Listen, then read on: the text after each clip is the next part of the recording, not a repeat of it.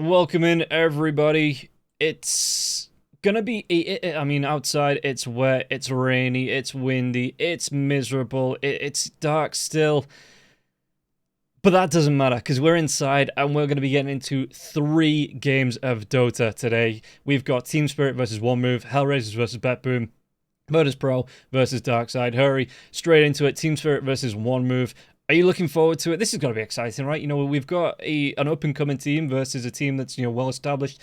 Lol taking over in the mid lane, but apart from that, they look like they've looked like a machine for years now.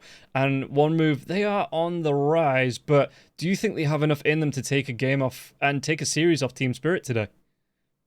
First of all, Rob, even when it's rainy outside, being outside is still beautiful. Of course, that's a valid point that being inside and watching Dota is definitely something that most of us would prefer. Well, But yeah.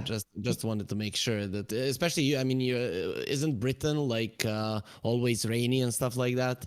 I was gonna say, yeah, you don't have to walk my dogs in this. My dogs that one of them, she's a home and beacon for mud, and I'm not joking. She will, if you take her off let her off the leash, let her run for a bit while you're throwing the ball. She finds and she's only a small dog, only like a tiny dog, but she finds the biggest mud puddle she can find and dives straight through it. Like the slip and slides kids look for. You're Kids having have. fun. Yeah, you're having fun, right? And that's the most important thing. And we're gonna have fun with this series as well. As you mentioned it. I mean, Team Spirit and One Move. I don't know. One Move seemed underwhelming to me against Hellraisers, so I'm skeptical. I don't know exactly what the problem was. I wasn't the biggest fan of their drafts, but I think their drafts were playable. But they as a team were, in my mind, slow to understand what they need to do in the first 15 minutes of the game. And that's something that cannot happen because it's very easy when you draft the heroes, if it's something similar to what you have been practicing, to establish, okay, this is our goals for the laning stage, this is where we would like to fight, this is how we would like to react, this is where we're gonna smoke to, and stuff like that. And for me, the 2 games that I watched, that just wasn't the case against Hellraisers. So I'm hoping that they talked a little bit about it. Maybe it was nerves, the first Division 1 game or something along those lines. But I think Team Spirit are an even greater beast than Hellraisers. So One Move, they're gonna have to up their game. Yeah, and we'll see if they've had any practice, any talks, anything to kind of get themselves a little bit better, because I know they can do it. We have seen them do it before. I have every confidence that One Move, that they'll have pulled back after that series. They'll have a discussion. They'll have gone and scrimmed a bit more, practice different stuff.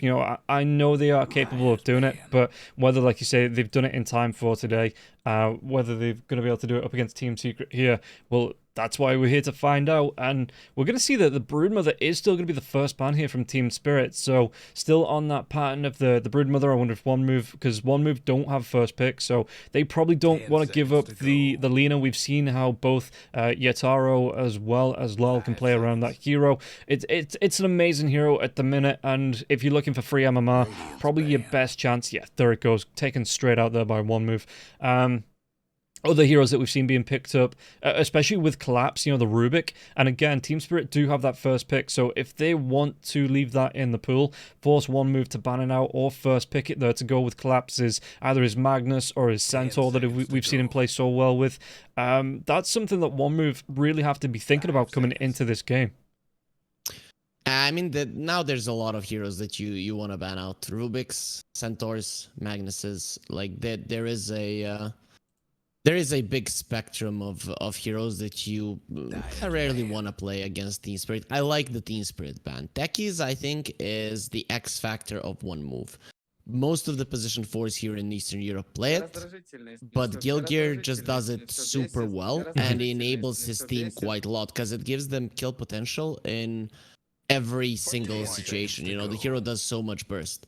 And I think it's actually smart just taking it away, because we saw that one move were struggling without that ability to just burst someone down. And yep, the Rubik does get left through. He gets picked up immediately. Team Spirit, we know both Mira and Miposhka can play this one at a high level, and it is, I think, the hero the Team Spirit want to first pick the most, given that their strategies. Of course, they would go for the Lina, most likely, but Rubik kind of enables them to do whatever they want because it's so flexible and anything can be played with this one.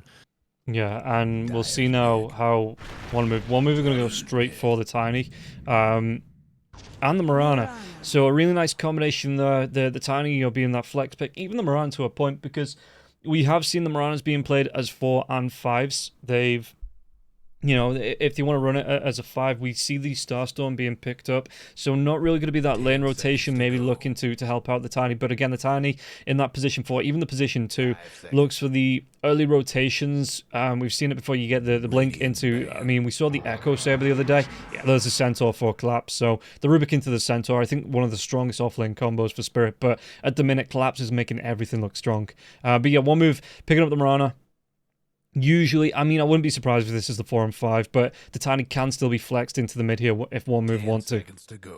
I'm okay with both situations. What one move did in their series against Hellraisers is that they emphasized the mid lane a lot when they shouldn't have. Maybe that's just the way they want to play Dota.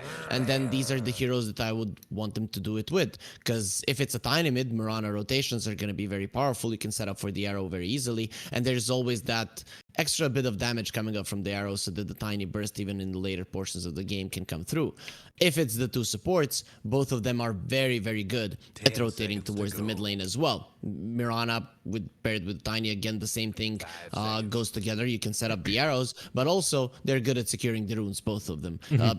Not really depending on which hero one move would pick for a mid laner. So I like this. I think that it is actually the right approach if their emphasis is constantly going to be on the mid lane, as it was in the series against HR. Yeah, and one move, I mean, they're taking the time. The Bloodseeker ban comes out from Team Spirit as well, so I kind of get that with the Centaur being there. You know, you want to throw that Stampede, and if the Bloodseeker's on the other side throws out a Rupture, that Stampede for at least one hero in the team fights, you know, Centaur warring it in the lane before everyone starts to rotate, that Stampede does get nullified by the Rupture, so Team Spirit thinking ahead, not wanting to pick up on the Bloodseeker. The Shrek gets banned out here by one move. Yeah, again, strong hero. I don't think it's one of LoL's strongest, but it's still a really strong hero for the meta at the minute, and teams just not wanting to play against it. But I'm surprised Chaos Knight goes out there as well from Spirit. But yeah, I'm surprised we're not seeing more. I know there's the answer, you know, the Skadi's coming out, the Drow Rangers coming out, even the Spirit Vessels to a point before, because, I mean, Leshrac doesn't really want to be building into the BKB. I'm surprised we're not seeing more Mage Slayer builders or anti-mages being picked up against the Leshrac, but at the minute, teams just don't want to play against it. I mean, the thing is, we talked about it. DPC, every single series counts. Yeah. No one is going to be experimenting too much. AM, a hero that is not being played a lot. That's I would be very surprised if a team picks it up. I'm not gonna scratch the idea of us might seeing it once or twice in the entire season, but it's very hard. I mean, only in Eastern Europe. If we were to count all of the other regions, I would assume we're gonna see him at least once. The heroes that Team Spirit are banning out are the cores that lane solidly well against the Centaur. Everything else they pretty much crush. You know, people used to pick a Slark into a Rubik Centaur. It happened twice against Team Spirit, and no one ever did it again because you're just gonna get trashed. Yeah. So they probably scrimmed with this a little bit, or Collapse played a ton of Centaur in pubs. He kind of understood which are the heroes that can stand their ground against him, and they're just taking it out. And the Bloodseeker and the CK do make sense because, one, they're tanky. Two, they have ways to sustain their HP. So that is, I think those are quite nice bans. You know, I'm not sure I would have thought of them particularly, but when you see them being banned out, it does make sense that they would do well against the Centaur. Yeah, the Terrorblade goes out there as well. Terrorblade, a hero that we've actually not seen a whole lot of during the DPC, but still one of those ever-present threats. It was looking good before New Year's during the Christmas show as well, that teams were picking it up. I suppose it's kind of the meta's evolved, but there is always the chance that the Terrorblade sneaks back in there. Like I say, it's still a strong hero, still a really nice hero, especially if you're going to be running any kind of right-click boosters coming out against. But then, I suppose, well, the End Spirit goes out there as well. I suppose that teams do have ways around that, and the Tusk coming through. Again, I don't think we've seen a lot of Tusk coming through, but do you think this is going to be the Tusk mid and the Tiny 4, or do you think it's going to be the other way around here for one move? I would rather put a Tusk in the mid lane. I'd rather do that. Just because it's easier to pair someone with the Tiny than it is to pair someone with the Tusk. Plus, it's easier to play with the Tusk as well because you do not need a Blink Dagger per se to make yourself useful around the map. So I'd rather see a Tusk in the mid lane. Just my personal preference, and considering what we've been seeing in the Eastern European region overall in the past couple of months, I think it's the safe one to assume. Again, it does go hand in hand with the idea of one move wanting to play around the mid lane, so I'm okay with it. Plus, Rubik and the Centaur aren't really strong armor heroes. Of course, as a Tusk in the mid lane, most of the Tusks, excluding Malrine, who just played it so many times that he changes his build every single game, most Tusks max out the first and the second spell. But when you look at the Rubik and the Centaur, I actually wouldn't mind early points in the tag team just because of how much damage can be done. But make no mistake, I mean, this could be a for Mirana offlane Tusk and a mid lane Tiny. You never know. Yeah, true. Okay, Snapfire coming out here from Team Spirit with the Dragon Knight as well. Now, Dragon Knight is a hero that he's creeping into the meta. You know, why are teams starting to pick him up? Because tower push, setup for stuns, heroes coming back into the meta. These tankier heroes that are in the front line are coming back because people are not playing like the super bursty type heroes, Queen of Pains, Lions, and stuff like that. So you can always just stand in front and create space by not being able to die, right? So the DK is immediately gonna make sense, right? Yeah. Of course, I mean, the standards of blink stuns and stuff like that, tower pushing potential, and so on. But people just aren't focusing all that much on finishing off that one hero. They do get some burst heroes like the Tiny, like the Tusk, but they're very good at bursting down the squishy ones, not really the big ones, because you use all of your spells and then you do nothing to them. Monkey King is actually a really, really solid pick here. The problem I have is that with the Centaur Stampede, you can run away. But there is a couple of things that you might have to think about. Avalanche, the ice shards are also a problem. I'm actually surprised that they didn't consider going for a Timber here. You pick a Timber, you play a, I don't know, 5 Tusk, 4 Mirana, mid Tiny, or other way around anyways, 4 Tiny, 5 Mirana, mid Tusk, and Timber would be amazing against 3 strength heroes, so kind of surprising with me. Maybe one move we're thinking about it. It would have actually been a pretty decent one. Yeah, I'm looking at one move's lineup here. I think they've got a lot of the control coming out for single target heroes, but I'm just looking at what they can actually do to keep heroes locked inside. You know, what's the complete anchor point here on the side of one move to come out to keep Team Spirit locked in? So I'm still looking at maybe the offlane Tusk here with the Mirana, maybe the position 5 Tiny, or position 5 Mirana, position 4 Tiny, and looking for something in the mid lane, something like a maybe the Puck to come out here for one move, just to get that Dream Call off, keep them inside the Wukong's command, you know, keep Team Spirit from being able to run away with the Stampede once the Wukong's command comes out from the Monkey King. I'm pretty sure they are waiting for an offlaner on one move, really. Yeah. I mean, because you pick the Monkey King so that your side lane is going to be strong, right? Your safe lane is going to be strong, and that the Mirana can rotate away. I think that's the idea. And then you're going to be playing around the mid lane. So Tiny and Mirana and the Tusk, very good playing around the mid lane. No matter how you lane them, I still think it might be Tusk mid. It would be the most obvious choice.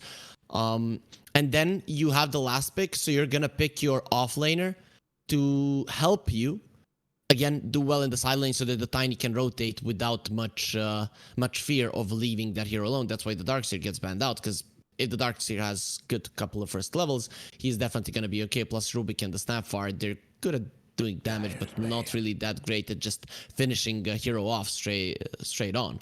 And Darkseer does have a decent amount of regen. So now they ban out the Lycan. That would be a problem for sure for Team Spirit, because Rubik and the Snapfire are just instantly dead once the Lycan form comes out. I like what one move have. Plus, I mean, Monkey King is Munkushi's one of his favorite heroes. I can't really say if it is his favorite hero, but he definitely does play it a lot. So I think one move, they definitely came prepared here today.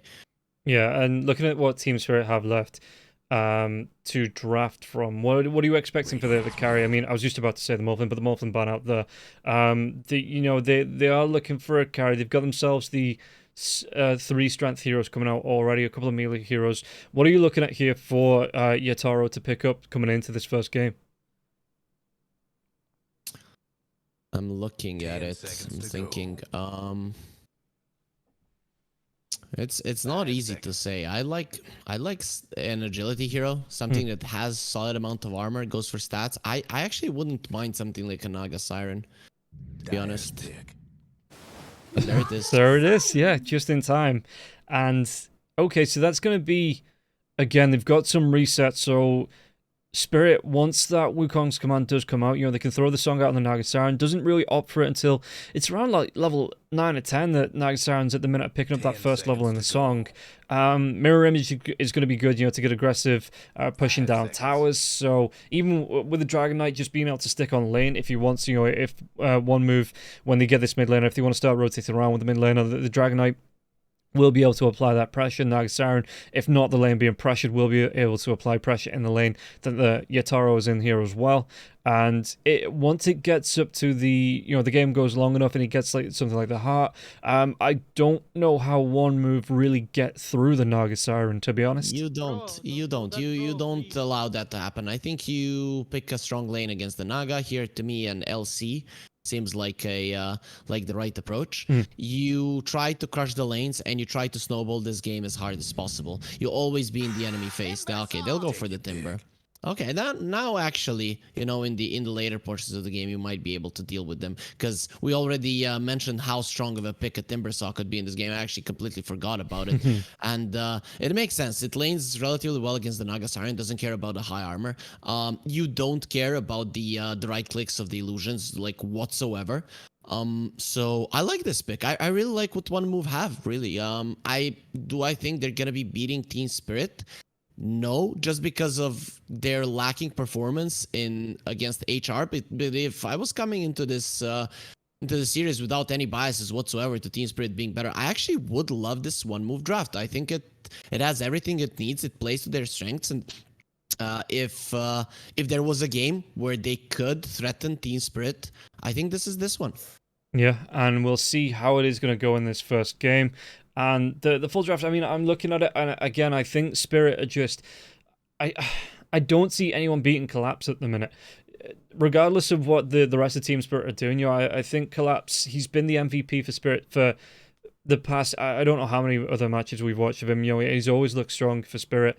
Lol, I'm looking forward to seeing how he's going to play on this Dragon Knight as well. Again, the tower push it comes out for the DK. If the mid lane, if the Tusk wants to start rotating around as well, Lol is just going to get that free lane. Yeah, applying that pressure.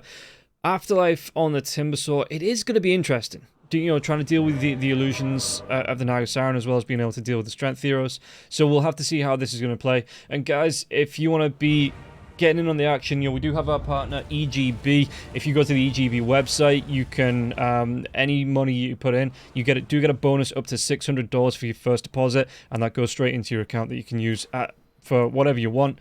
But that's the spirit. Getting into this first game, let's see how it is going to play here, as both teams looking to smoke out the base, get some maybe early wards down, sets up potentially... I mean, Team Spirit, I think they do have a really nice lineup here to go for a first blood, but it looks like the DK as well as the Naga Siren moving away from the rest of the team.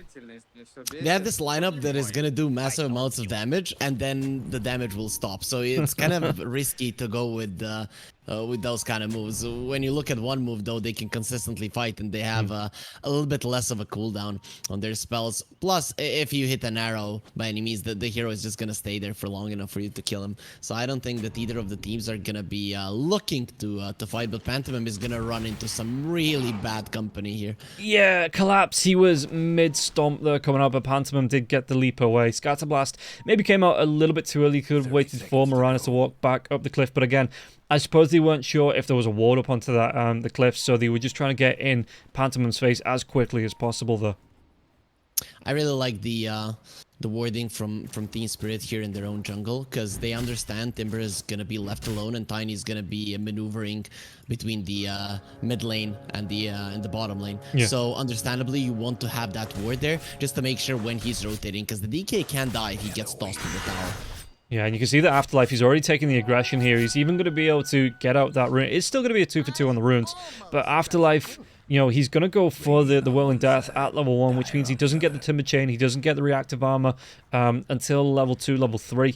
So, looking at it, how much, you know, Yutaro here forcing out the Whirling Death from that Timber Sword there, big deal, or is it just, you know, Afterlife hits level 2 and he just doesn't cure again?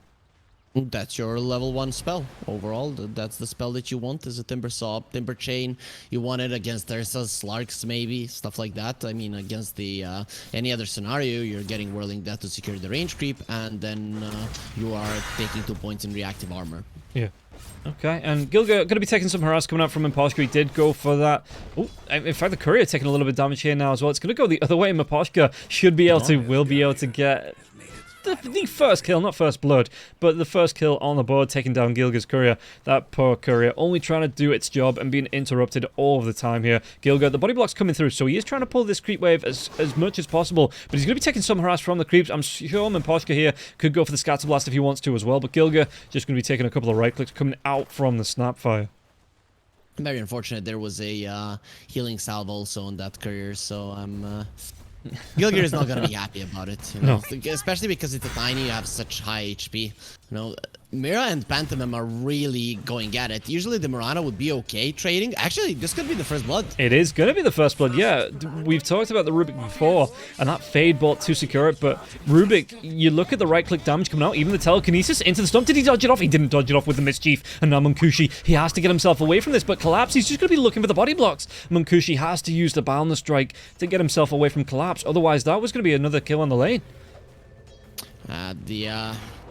That is a disastrous start for the top lane in particular, because Pantomime, first of all, he skilled up the leap, and then he dies. So you skill up your spell that allows you to not die, and you still go down, because you're getting annoyed that you cannot trade with Rubik, but it's normal because you just don't have the spells to do so. And suddenly this top lane is not looking the greatest. Of course, the Monkey King still, you hit level 3, you should be okay dealing with the Centaur and the Rubik, but there's always this possibility of you getting like 70% at like 70% of HP, you getting caught and being bursted down before you can get the Jingu Masteries also. So we'll see how this lane will develop, but right from the start, not ideal for one move.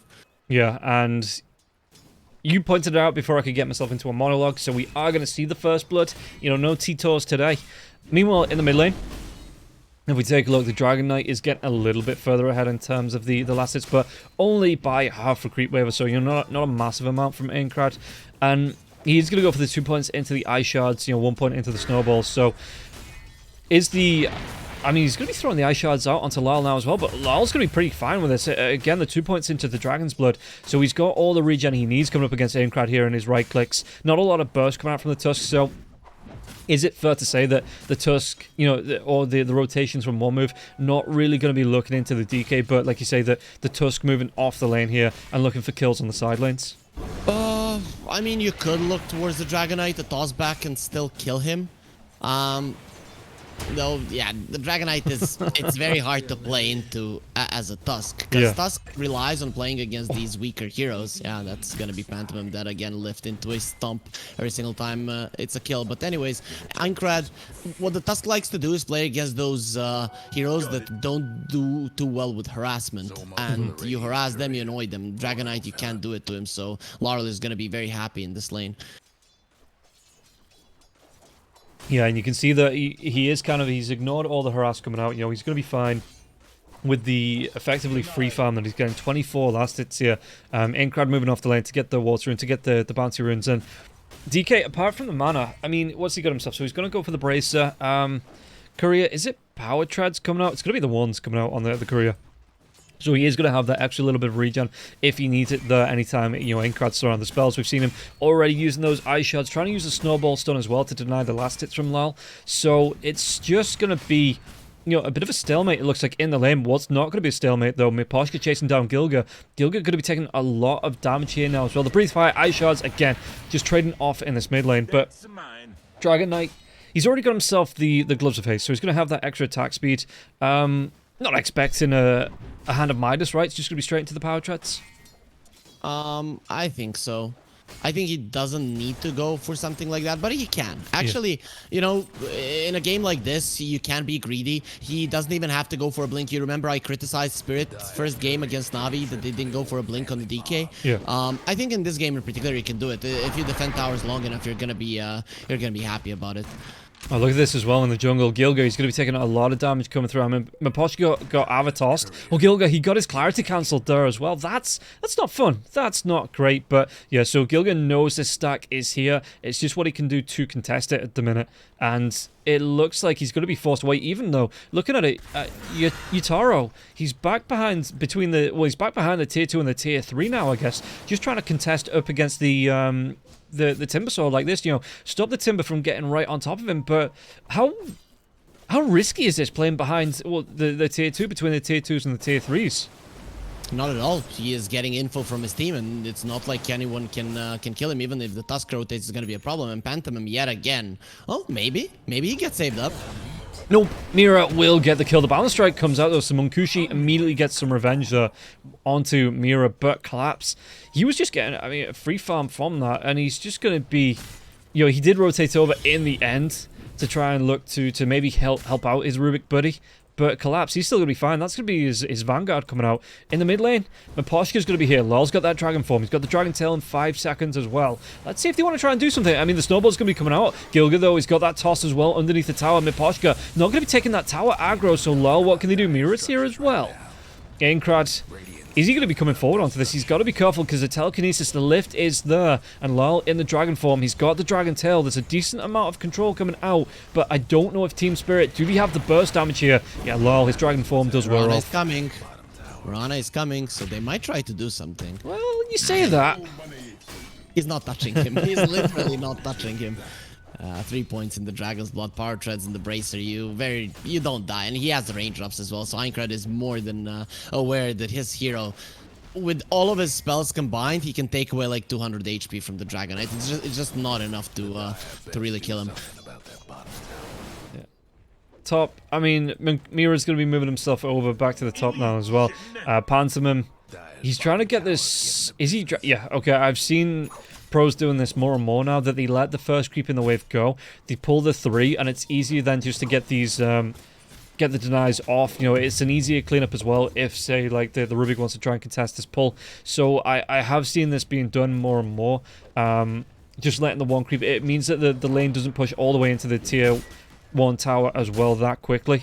So it's a little bit easier for the carry to manage here. There's Gilga in the bottom lane. He knows the stack's being taken, but Miposhka's around. The Timsaw is going to be rotating over now. Help is coming. Level 6, so he might be able to contest onto this. And even, in fact, Inkrad, he's going to be here with a Snowball, the Ice Shards. He's going to be taking this farm away from the Naga Siren. Nicely done. Really nicely done there. I like this. Playing around Afterlife is big, for sure. Yeah, and they might even be able to get Miposhka out of this now as well. Miposhka trying to get himself away with the cookie. Scatterblast comes out, but there's going to be the toss from the Afterlife, and with the Whirling Death, he's able to get the kill onto Miposhka. And this is it. One move with this kind of a lineup, you need to play pretty much like what Namiga does. Pantomim dies again. Really, Pantomim hasn't been having a great game. Though, then again, Team Spirit have only been killing the Morana, so other than that hero, they haven't taken anyone down. Still, I love what Yotaro is doing. He's not in his own jungle because he knows he's going to be chased there, and if he dies there or if he gets pushed back, it's a problem. From here, even if he gets pushed back, it's not that big of a deal. The one problem I have with him is he does not have a TP. I think that is something that needs to be delivered as fast as possible. Yeah, I mean, it's not even coming in on the courier. It's going to be a band of Elven skin on the courier there as well. So, Lyle in the mid lane. Do they have enough to take him down? There's going to be the Starstorm coming through. But again, Lyle, he's a big tanky boy here in this mid lane. And he's going to be fine. Yeah, he's a little bit of damage, but he just moves himself back. He's got that wand. You know, he's got the mana boots coming through from Mira here as well. Lyle, he's going to be fine. And he is actually going to go towards a Hand of Midas. It wasn't with the Glove of Haste that was originally there, but he might be listening in. You know, he's thinking, yeah, Hand of Midas, that's a good idea. So he is actually going to go back for that. Miposhka had a bad idea going towards the bottom lane again, because yeah, Snapfire versus the Timber. The position 5s are really struggling in this game. Both of them are only level 3. Yeah, on mid lane, the Ice Shards come out again. The arrow is going to connect the leap into the Starstorm. And this is going to be the TP in from Afterlife now as well. Are they going to be able to take down Lyle? No. The Stampede does come through, and Lyle, he's going to be able to beat those wings fast. Just fly himself all the way home, away from danger. And again, he just needs to wait for the regen. You look at the regen that he's got coming out here. He's underneath the tier 1, 18 health regen per second. He's going to be back at full health in no time. I think Yotaro is now on comms being like, these guys don't want to kill me. Like, look at this. They literally don't want to kill me. He has no TP. They should know he's there. They have a ward that they know he hasn't left the area. He has a ward, sure. But how is he going to get out if they start chasing him? He just has to accept his death. Yeah, I mean, he is going to see the tiny rotated in now because of this ward, so he just pulls himself. Oh, he's even going to see the courier. So that's another Gilga courier kill, because Gilga, he's got the toss. He's maybe just going to try and buy some time. Yeah, the snowball's going to come through as well. Yutaro's only level 7. He didn't hold that point for the song, and he's just going to be cleaned up there. So all good things come to an end, and Yutaro's farming streak there dealt with by the side of one move. I was just mocking them. Of course, he did create so much around the map because of it. The towers are dropping on the side of one move, and Team Spirit really aren't committing all that much. Yeah, Pantomim, he's going to go down again. Gilga gets the TP, and the Avalanche is going to be there, though. Collapse, he's already used that Stampede to try and help out his Naga Siren, so Collapse going to get himself away from this. Again, well, the Balance Strike's going to be there, but he's got that Vanguard. He might just be able to trot himself away from this. And now Mira's coming in. Do they want to try and turn this one around? Gilga was that telekinesis, but the tossback actually going to be onto Munkushi. Munkushi trying to dodge it off with the Mischief, but Collapse, he holds it.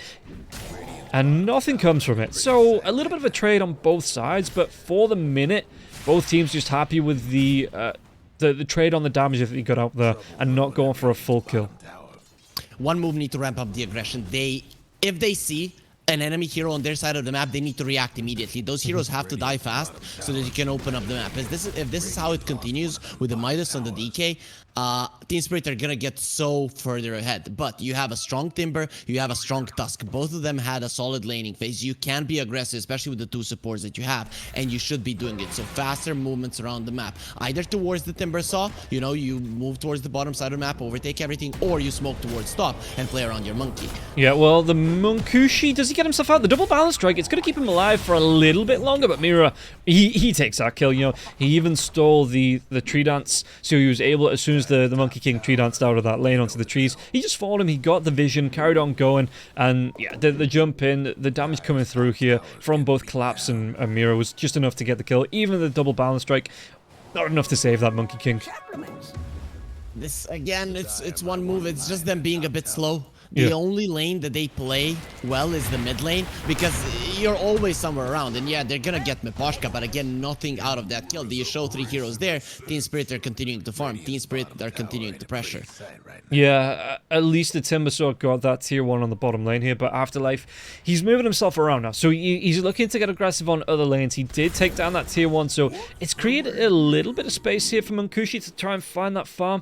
If anyone tries to go, you know, the TPs can't come in. The tier 1 tower isn't there any longer. But like you say, it seems that a lot of the aggression coming out from one move was onto Lal.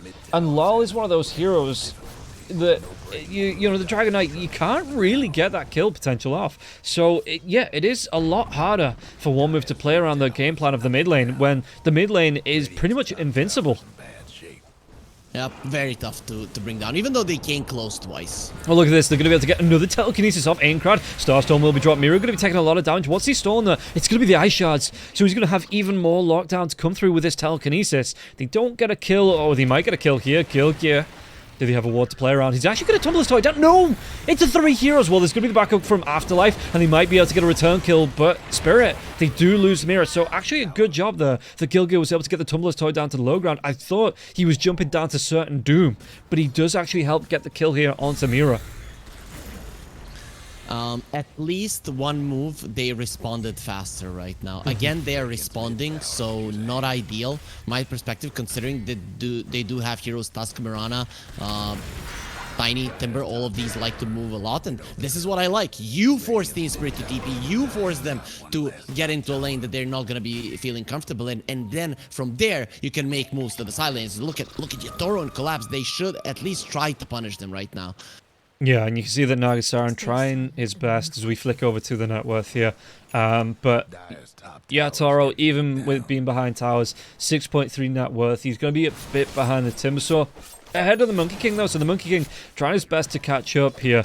Going towards the BKB after the Maelstrom, so that Maelstrom will boost up his farming speed, but he needs to, because he's being, he's keenly aware of the rotations from the Rubik, what the Centaur can do as well, so Monkey King just wants to be going straight into that BKB.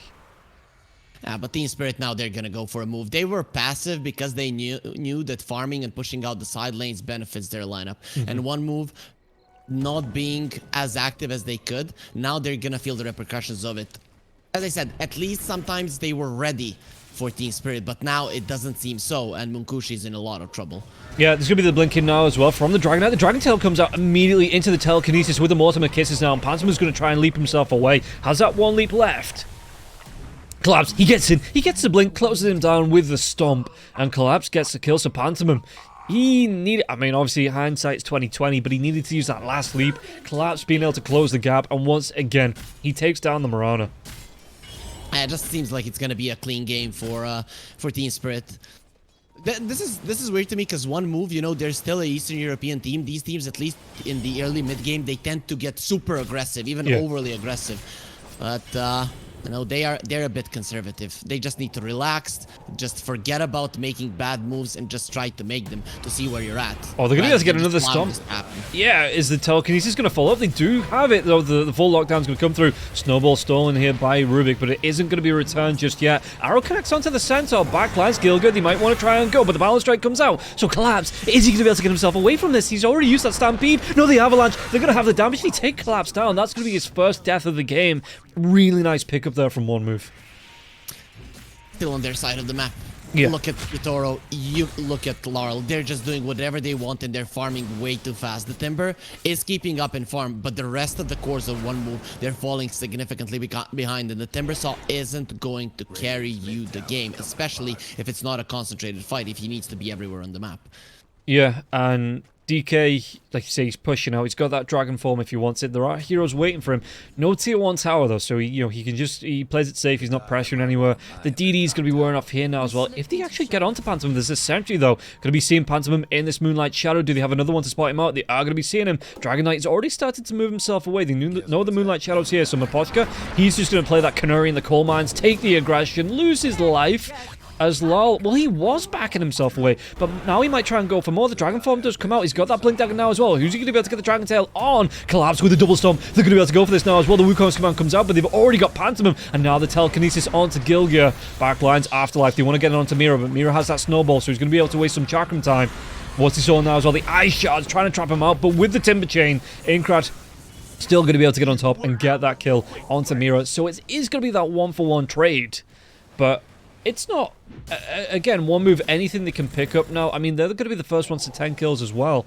So that's going to be quite nice for them. 4k net worth lead, though, for Spirit. So any trade, even or not here for one move, it's always going to be a good one. I really like the way the Team Spirit moved there, though.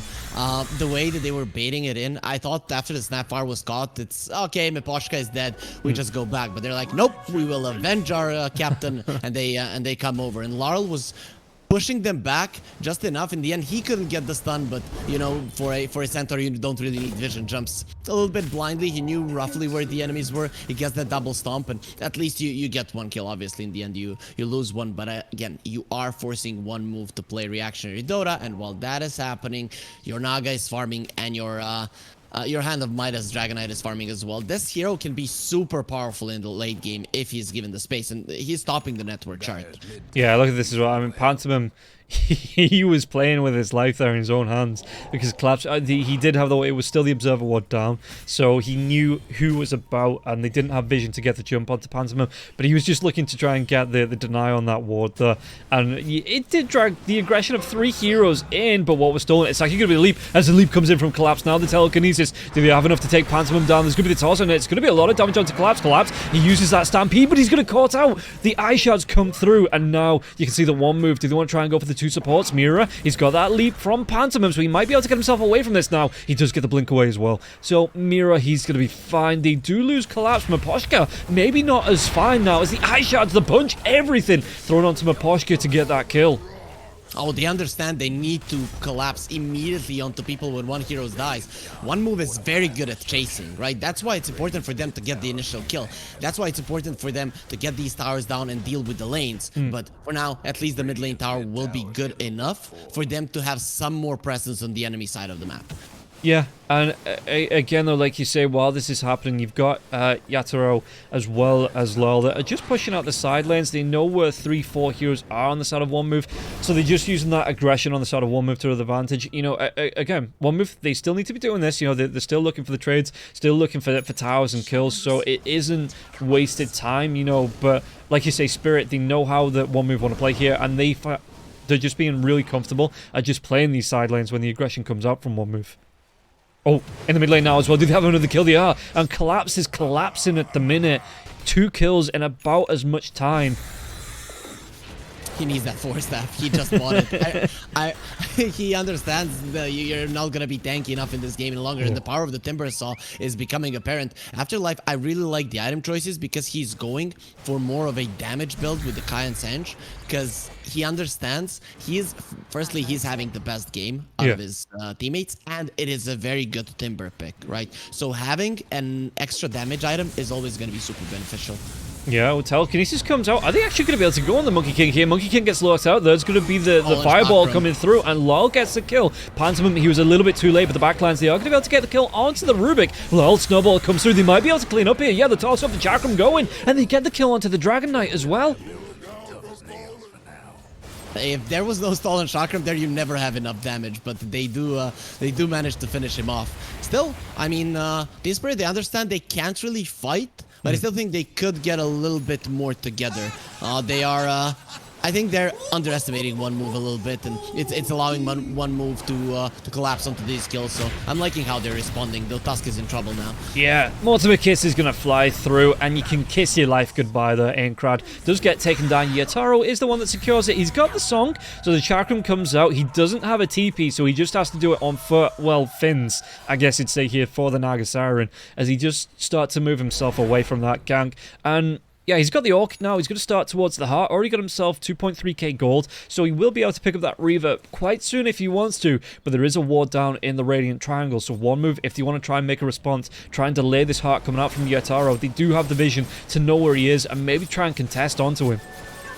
The greed from Spirit is real, man. They're just playing the laning phase for 22 minutes, and it's working out perfectly for them. They're getting the gold needed, and once they have the BKB on the Dragonite, I think that's the time where things are gonna change, because Larl with the BKB, he jumps in and he's untouchable. Even inside of the Wukong's command, there's not gonna be enough damage for him because you only have the Maelstrom and the Monkey King. So I think Team Spirit, there is gonna come now a time where they feel super confident. They might even just walk into the Roche pit, given how strong they're gonna be with the BKB on the Dragonite.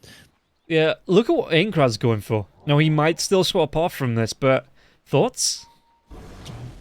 I mean, cool. I would maybe prefer to have a BKB first, but considering that it is a farming item, and considering that Spirit are playing greedily, it might actually be good, you know. So you see that the game isn't going well, even though you have kills, and you're like, we're not seeing this Naga Siren. We need more than just the Timber Saw to deal with it. So he's itemizing for it as well, and Radiance is the best item to help you play against the Naga. Yeah, they might be able to get something out of this now as well. It's going to be a 3-man smoke into the Moonlight Shadow, but Aincrad, the smoke's already broken. I don't know if they had vision there as well, but they're still going to be able to get the blink, the punch in, and that's going to be the death of the Snapfire there. Pantomime picking it up with the arrow. Yep. That's I mean, poor Miposhka. He has been a punching bag in this game for sure. Both him and the Morana has died 6 times and Phantom 7 times respectively there. But Team Spirit, they're continuing their ways. Larl now has a BKB. He's working towards the Aghanim Scepter. But to me, it seems like now is finally the time for Spirit to do something. They're also gonna have the heart on the Naga Siren, the 25-minute mark that I always emphasize with the Naga, where you have the Manta Orchid and the heart, and you become this beast that people can't deal with, especially your illusions. So I think the Team Spirit are gonna finally hit a timing now where there's no reason to just play the laning phase. They can finally get together and kind of show us the fruits of their labor. Yeah, and Inkrad, he was in trouble there, snowballing onto the creeps as the rotation comes through. Speaking about rotations, Song, though, from the Timbersaw, Mira going to be taking a lot of damage from Naga Siren. Just going to make sure his teammates are out. No, no! Oh, that was so close!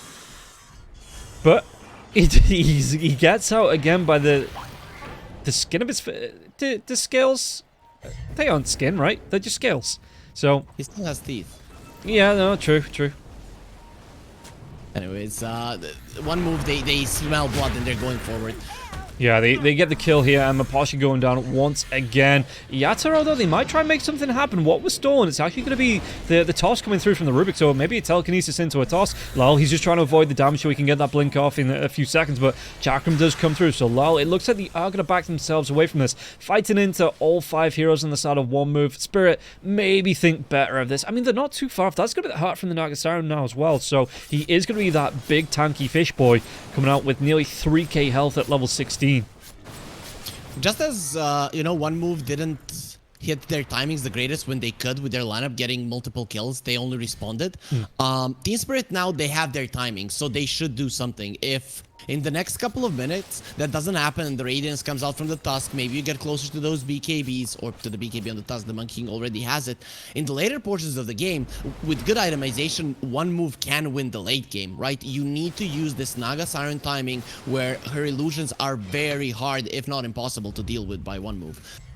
Yeah, and another smoke coming out, so one move, they want to try and get aggressive again. Who are they going to be able to find out? I mean, Miposhka, there's going to be the Moonlight Shadow as well to try and chase them down, but Miposhka already saw it coming forward. He gets that Force Staff away from the Timbersaw, and it looks like Lal, I mean, he's going to be moving himself away too.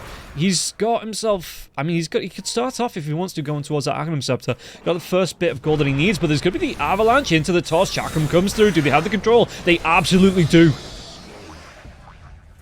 He doesn't get the BKB off. That's the problem. And Team Spirit, they were playing around with the Tusk a little bit, so Rubik and the Centaur were never going to be able to help him.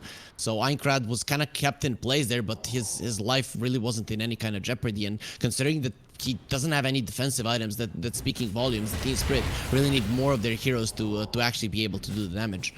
Yeah, and Einkrad, I mean, he's not going to be too far off this Radiance now, like you say. It's really nice at dealing with the Naga illusions. Not only burning them down, but, the mischance as well coming out. And there it is. So he is going to be able to get that off. Then go into the BKB. And really, you look at him 5-1 and 7. He might feel comfortable enough, like you say, to go for this Radiance before the BKB, because he's not really being killed off in this game so far. And the problem I see, though, is Yatoro. He is getting super powerful with the Bloodthorn. All of these damage issues that we see, they're not going to be there any longer. Yeah, you can see, well, Pantomime, he's going to be able to back himself away. He gets the leaps, but Afterlife was coming through. Pantomime's still going to be taking a lot of damage from the illusions here as well. So and that was just the Naga Siren illusions doing the most of the damage with the Orchid. So, like you say, yeah, Yatoro, these supports, or at least Pantomime, has to be careful about being face-to-face with the Naga Siren. Yep, but again, itemization from one move, that is one thing that they have been impeccable on in this game, I think. Monkey King has the BKB, will have a Lincoln Sphere. Immediately, he's not going to be in that much trouble. And you can see there's going to be Guardian Greaves, though. The poor Mirana, speaking about her, she's not going to be living too long. But she's going to have the Guardian Greaves. The Yules will be there on Gilgear. There is a Lotus Orb. There is going to be a BKB on the Tusk. So it's going to be actually very hard for the Naga Siren to utilize this Bloodthorn. But I guess they're going to be banging on the fact that people are going to be spread out. And then if you get that one onto someone for just 2-3 seconds, they're going to die. Yeah, Timbersaw as well. He's going to have that second chakram coming through as well. Going towards the Ag Scepter here for Afterlife. I'm surprised. Oh, Collapse. He's going to be able to get the blink off now as well. Do they want to try and engage? The arrow comes through Collapse. He has to back himself away from it. They get the silence off. There's going to be Law with his BKB. Might be able to get the kill, but Maposhka's already going to go down. And Gilga, he's going to follow Gilga. Well, Maposhka buys back. Pantomim's still dead for the next couple of seconds now as well. They're going to snowball in, but it's only going to be onto Illusions. Now Collapse, he's looking for that blink. He does have it, but the Moonlight Shadow is going to be there, and they're moving themselves away here. One move. The buyback still coming through. Do they want to try and reaggress here on the side of one move? They do have a decent amount of spells, but no. It's going to be the blink in the stomp. No, the snowball though. Stampede going to be using Collapse. He just drags them further and further in. The Wukong's command comes out, but immediately everyone's out. And that's going to be the Mortimer Kiss is being dropped. Yeah, Tiny, he's still going to be alive, but now he gets taken down. The dieback for the Tiny. Can they go on to Mira here now as well? The tree, it gets caught. No, his own teammate, he cuts the tree. And Munkushi is going to be stunned even through the BKB. Munkushi locked down by the net. And they can go on, and the fireball is going to be dropped by the Dragon Knight now as well. Munkushi, can he get himself away from this? Yutaro's going to be chasing. But now there's going to be the blinking mirror. Do they have the damage even through the Mischief to take him down? The stun, the damage though, it's still going to be enough to get the kill into Munkushi. Snowball comes through. They take down Mira in revenge. And but Maposhka comes in with the cookie to get the kill onto Pantomim. And Yutaro with the song. He's going to try and reset. Lul's going to be here now as well with the Dragon Tail. They can go onto this Timbersaw, and the Timbersaw not going to have a lot of mana left. He's stunned with the Chakram still going, so it's mana. It's burning down. They're going to be able to get the kill onto Aincrad, and now just chasing onto Afterlife. Afterlife can get himself away. Lul with the blinking once that Dragon Tail 1 second away, so they are going to be able to do the damage, get that stun lock, enough to get the kill onto the Timbersaw. Lol, he might pay with his life. No, he's not going to go down. And now the silencer comes out. Tusk, he goes too far. He's dead. Oh no, why did he do it? There was no way even if you get the kill, but there was no way you're getting the kill. You're just gonna go down to the Bloodthorn. You have nothing to remove it, even with the mischance Bloodthorn that he doesn't care about it. And that is, in the end, just a beautiful fight for Team Spirit, just a very long one, and you could see the emphasis there from both teams, saving their buybacks and coming back into it, because they know whoever wins this fight is taking the Roche, is breaking the game towards their favor. Unfortunately for one move, it was Team Spirit that win it in the end. It was a very long one, but you know, that is how you want it, that is how you like it. And now they're gonna be taking the Roche, putting one move in a very bad position. All of this farming for Team Spirit finally, you know, gets rounded up by a beautiful fight, and now the game is really in their favor. Up until now, they were just doing what their lineup was supposed to do, but never really taking it over completely. Now it's in their favor because, one, they can still split push and go for the type of plays they did so well during the entirety of the game, but also now they're definitely stronger even in a 5 versus 5. Yeah, and you can see now that Yutaro, he has no reservations. Even with the team coming back alive on the side of one move, pushing right up. They're going to have the reset on the ultimates now as well. They might even find out Gilga. Gilga, the blink comes in, the stomp comes out, and Gilga, he's going to be going down there. I like the spot that he was in. He knows that he needs to protect the triangle, but that's it. One move now with the lives of their supports, they can give away. They're just giving them away for scraps of farm. And, you know, we were praising the itemization of one move, but now after all of those buybacks being used, you do need that one item being the BKB on the Tusk, without which you just cannot fight. Yeah, and oh, the Force Staff away. Mira, is he going to survive through this? He's being pushed away like a pinball there, with all those Force Staffs just being bounced around. You know, the Leaper, I mean, do you expect the Rubik to go for the shard as well? You know, get that telekinesis upgrade, help drag his teammates out of things like the Chakram? I mean, yes, it's most likely gonna be his next item, unless he wants the Ether Lens. Considering that he just got the Psychic Headband, he might not need it. Yeah. Shard is always very nice, and considering who you're playing against, you know, there's shards, there's a Chakram, there's a Wukong's command. The shard does make a lot of sense. Okay. Yeah, I'll keep an eye. Just thinking, like I say, the Rubik likes to go for it anyway, but with things like the Ice Shards coming through, the Avalanche Chakrams, even the Wukong's command that you want to get out of, you know, having that extra mobility there on the Rubik, it's just it's a really nice spell to have as defensive, but it actually looks like it is going to be the Aether Lens to come out first here for the Rubik.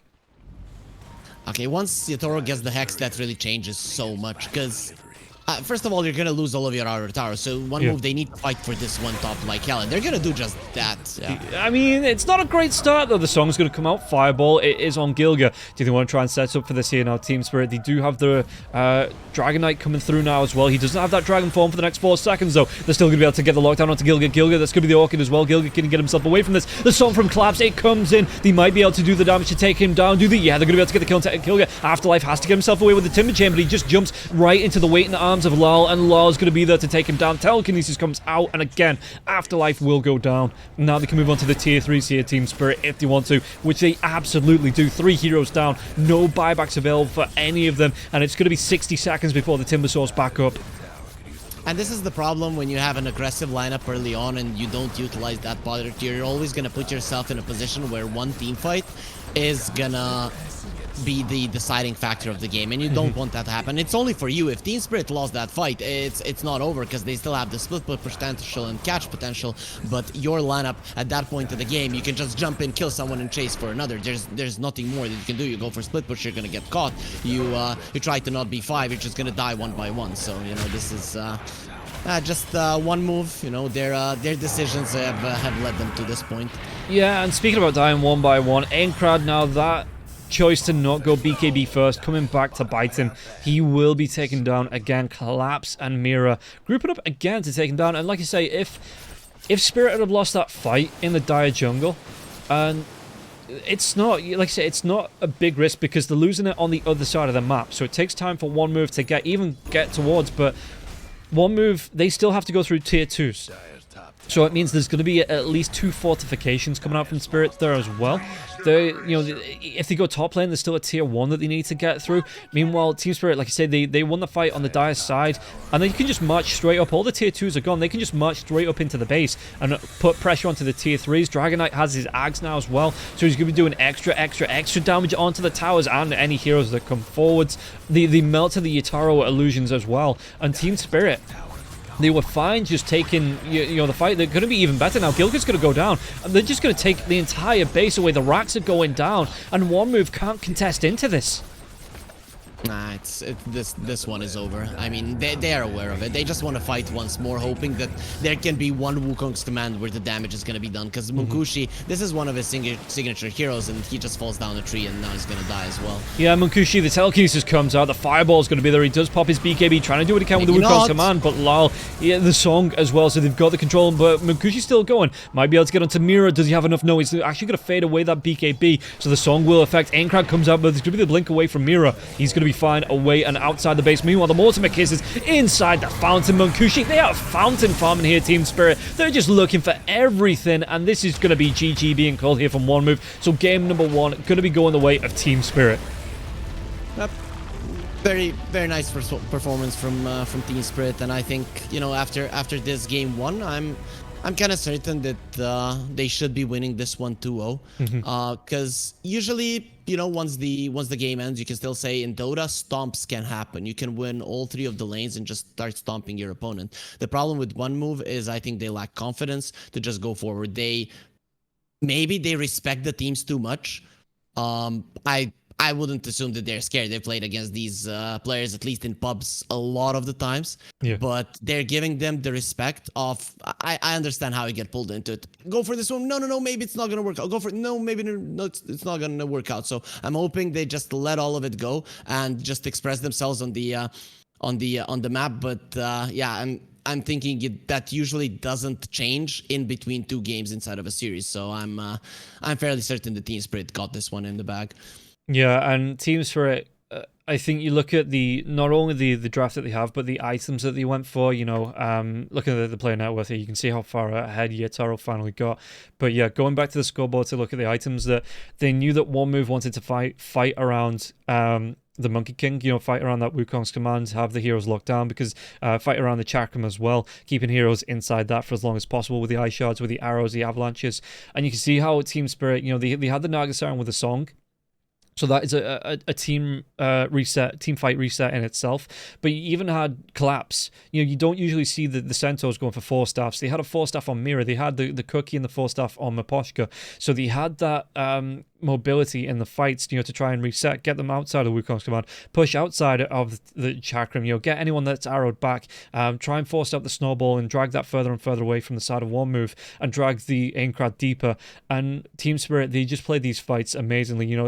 They had the items, they had the heroes to do it, and one move weren't able to keep themselves going in this. Not to take anything away from one move, because he did have a great start. They were forcing Yutaro to the side lanes, they were forcing Loyal to the side lanes, and they were taking fights 3v4, 3v5 and winning them.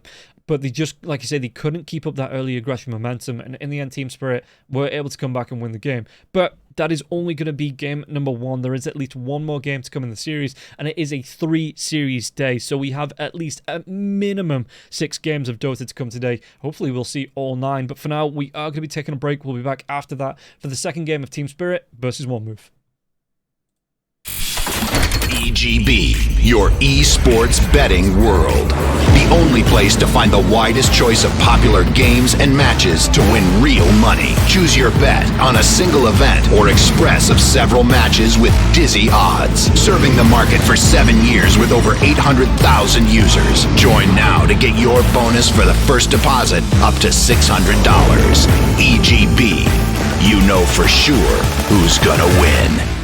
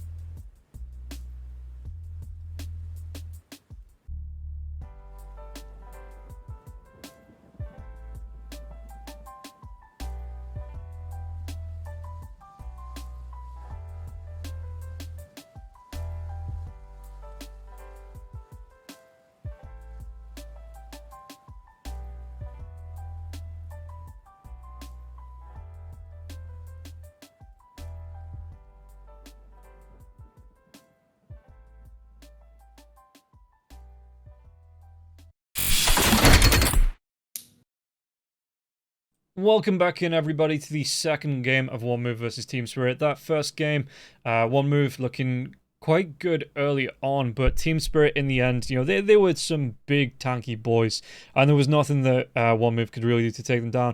I don't actually know if Yutaro only died the once. Yeah, he only died the once when he was playing between the tier 2s and the tier 3s and got chased down. But apart from that, he wasn't really touched. Do you think, One Move, do they need to try and focus down Yutaro a little bit more in the second game here, Harry?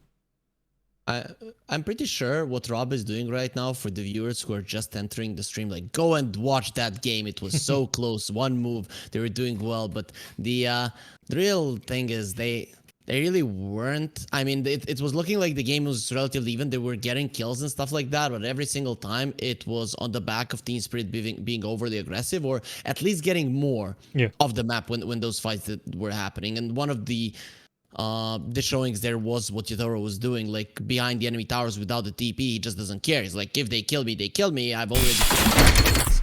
And then he kills 12 waves or 15 waves, and only then he dies. So, well worth death in the end. I think the second you see him doing that, you are either chasing him down or you're chasing down his teammates. There is no way you're letting that happen and being like, okay, we're gonna farm. No, you're not, because he's gonna out-farm you. He's getting wave and the jungle with an ancients, your ancients as well. So wave ancients, and you're not gonna out-farm that unless you're killing all of his teammates and you're like, okay, Yutaro is getting strong, but the rest of them are suffering. That is fine. So I think One Move, again, what they're lacking is speed. What they're lacking is confidence. What they're lacking is the ability to be like, we are going for this one. We are not stopping. We are either forcing out TPs, or we're killing them, or we're making a mistake and overextending and dying, but it doesn't matter because at least it's on the opponent's side of the map. And when that happens, then we go for a move again. So move after move after move after move, not just one move as in their name. I'm pretty sure that their sponsors don't require them to rely only on one move like per 5 minutes. They can do it faster for sure. 10 seconds. Yeah, Team Spirit, they don't get the Rubik, but they do get the listen, English is hard, okay? You were born and bred at the place where it all started, and don't. Dude, I guess you can. To be fair, and right, okay, so people always go on about this. I see it in chat all the time, like, oh, we've got an Irish caster, oh, we've got a Scottish caster. No, I'm just from the north. This is how Northerners sound. But to be fair, in parts of Scotland, I'm pretty sure don't is how they say don't. So it is in some parts of the country correct. Okay. The north was my favorite one in the Game of Thrones, so I'll let you go off the hook because of that one. Anyways, though, cool. Marana, the other side there's a Snapfire and the Tiny. So One Move did ban out the Rubik. We're not gonna be seeing the Lina and the Brood. Yeah. It's what was banned out last time where when the Rubik was picked. It was, and I'm going to do this off the top of my head. I'm not checking Liquipedia at all. Nobody can prove this. It is definitely me being great at recalling what the bans were from that last game. And I think it was, off the top of my head, stolen for a little bit longer, the Treant. No, Treant is still banned. Was it? I'm looking at the wrong. It was the Techies. Okay, yeah. Okay. I mean, the Treant was banned, but shush. Okay. Yeah, that was. Thank you, Rob. That was a great laugh for sure. Like what was banned out other than the heroes that are still banned out, and then he looks at it and says Treant. Okay. Anyways, but One Move they're still going for the same type of lineup. Heroes that can rotate towards the mid lane or good in the mid lane to be fighting around there. This time around, though, they have a little bit more in terms of magical damage once they hit level 6. So they would be able to kill a Dragon Knight, but that doesn't mean that Team Spirit won't find another hero that can stay in the mid lane pretty much safe and just force them to be there if they want to play the side lanes. Team Spirit could respond to this with numbers, get something that can fight around the mid lane from the early stages of it, and then before the Snapfire gets level 6, you get to that big of an advantage that the level 6 won't matter. But On the other side, they're just gonna go for the Magnus, which is not that unexpected for them. Yeah, and I think without the Rubik, Team Spirit prefer the Magnus to the Centaur, being able to get the Yes. blink into the RP. You followed up with the Marana Leap in, the Starstorm to come through as well. The Marana Magnus, if you want to run this as the offlane combination, is still really strong because you get the Shockwave into the Skewer, into the Arrow. You're not relying on the Rubik to set up for the Stomp from the Centaur. So, Magnus being able to, even if he, the pullback onto the Shockwave is enough just to set up a Skewer for itself. Still doesn't have to be a Marana position 4. Miposhka has played a lot of Marana, so Yeah, it's not uncommon that he's gonna be doing it. We'll see how Team Spirit wanna lane it here.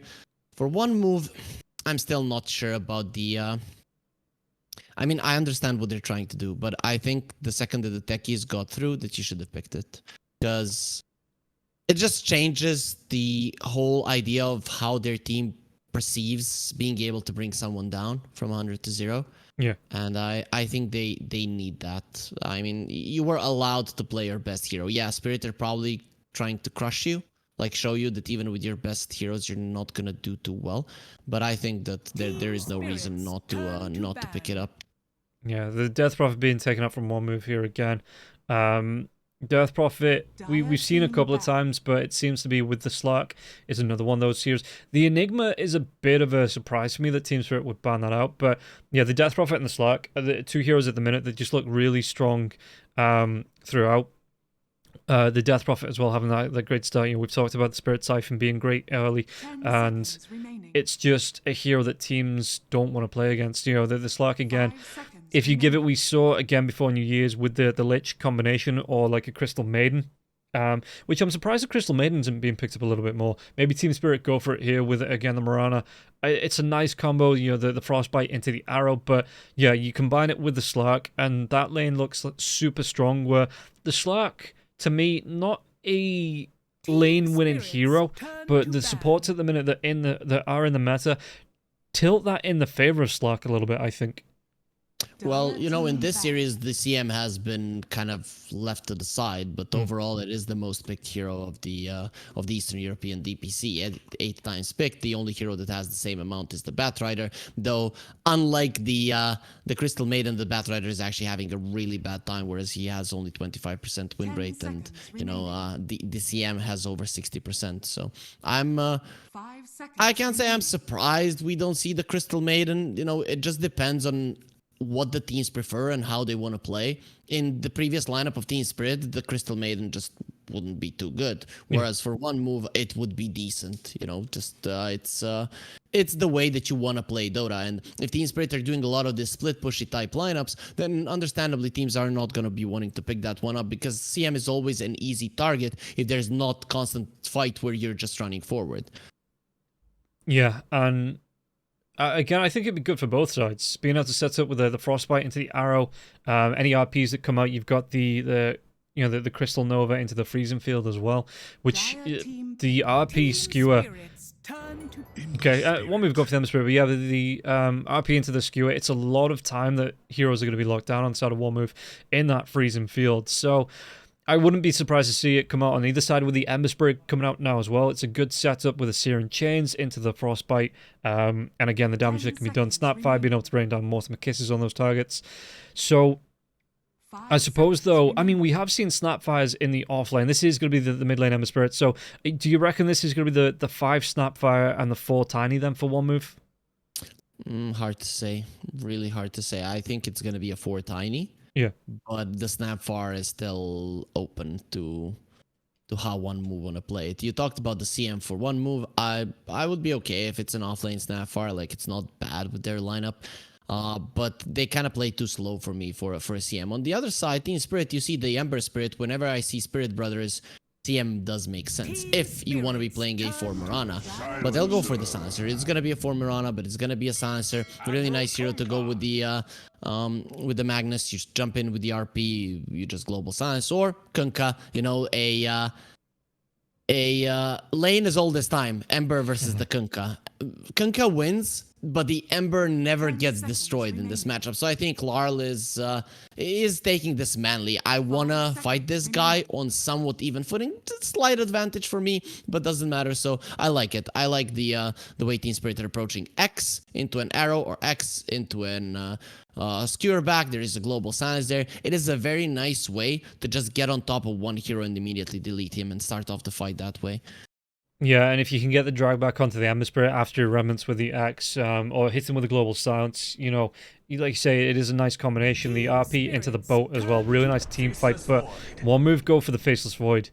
So this could be something now, though, yeah, when you've got the Magnus and the Kunkka and the Silencer, it's still a lot to try and get around with the Faceless Void. You know, if you try and Time Walk away and you get X marked back, or you get Skewer RP'd into a fight, you know, it's a lot of lockdown coming through. The Global Silence comes out, stops that Chronosphere. So Faceless Void, I still like it with the Snapfire being able to throw out the Chronosphere with the Mortimer Kisses, Avalanche from the side as well, from the Tiny. I just think there's a lot of control coming out from the side of Team Spirit. So I think Faceless Void here, he needs that quick BKB, I think, you know, to be active, and he does need to be active in these fights earlier on. Very important for one move in this game that they're the ones starting off the fights. If they're not starting off the fights, they're losing a hero immediately, and it's a problem. Yeah. Or if they are just jumping in with the chrono, you know, there's going to be a global silence and the damage isn't going to be coming through from the Mortimer's Kisses. So I would like one move, you know, Tiny, Ember Spirit, Gilgir, and Dinecraft to just play this game consistently aggressive in the enemy's faces, try to force out those TPs, make fights be long, time dilation kicks in, Silencer forced to use the global, and then you can get the chrono out. And that is the way that one move want to fight. They need to be on the aggressive. If they're the ones being caught, if Team Spirit have time to kind of set up the fight the way they want, one move are just gonna get deleted every single time. And I think, you know, again, biased towards Team Spirit because of what we've seen in the DPC, what we've seen from one move so far. I don't think that they're going to be able to pull it off, but this lineup of theirs, the thought behind it makes a lot of sense against what Team Spirit has, because you can force out these spells from Team Spirit, you can force out the TPs from Team Spirit, and you can play the fight long enough until the Faceless Void gets out the Chronosphere. It doesn't have to be at the start of the fight. Yeah, I think though the Faceless Void, he needs to catch the Silencer. Like, the one target you need in that Chronosphere needs to be the Silencer, because we've seen Silencers before, specifically up against the Snapfire. They wait for those Mortimer Kisses to start raining down, and then they immediately just press for the Global Silence. Doesn't matter what else is going on, they just wait for that Snapfire, because it is so much damage coming through from the side of one move. You know, that Snapfire, especially if anyone gets caught in the Chronosphere and you start raining those down. I don't like the Troll. And that's just, I don't think the hero's any good at the minute. I just don't like this hero. I know Team Spirit, okay, they might have a plan, they might be able to play around it. I just don't think the hero is garbage. And this is me sugarcoating it. I don't agree. I think that a hero is hard to play. I'm not sure that I love the Team Spirit lineup around the Troll. I usually like more stuns. But there's two ways to play the Troll. One is to just have a lot of stuns so that he can always hit. Or two is to have a lineup that enables him to farm so much that he gets to a point where you have Satanic, SNY, all of those items, and then you can just stand your ground and be that frontliner that if they get close to, they just get beat up. So I'm not a hater of the Troll. But if Team Spirit loses this one, I'm gonna agree with you that Troll is complete garbage, but I don't think he is. I just think that the hero is hard to play. It's hard to learn to play with for most of the teams. Team Spirit, for me, they're a very versatile team, and any kind of lineup they can probably pull off. I don't think this is the real test of a Troll Warlord, just how good it is, because I think Team Spirit would win most of the times against one move, even with the inferior draft. But I don't think this is one. I think the Troll can work out. I think the Troll can be strong if you just play it properly. And Team Spirit with the Troll pick, I think he's gonna be going for the farming build. You know, just what he did with the Naga Sign. He's not gonna be joining the fights too much. Maybe come over to defend the tower and to claim an enemy tower. But other than that, he's not gonna be looking to fight. He's gonna be looking to farm. He's gonna be looking to get towards those items. Pretty much what Yutaro did in the previous game.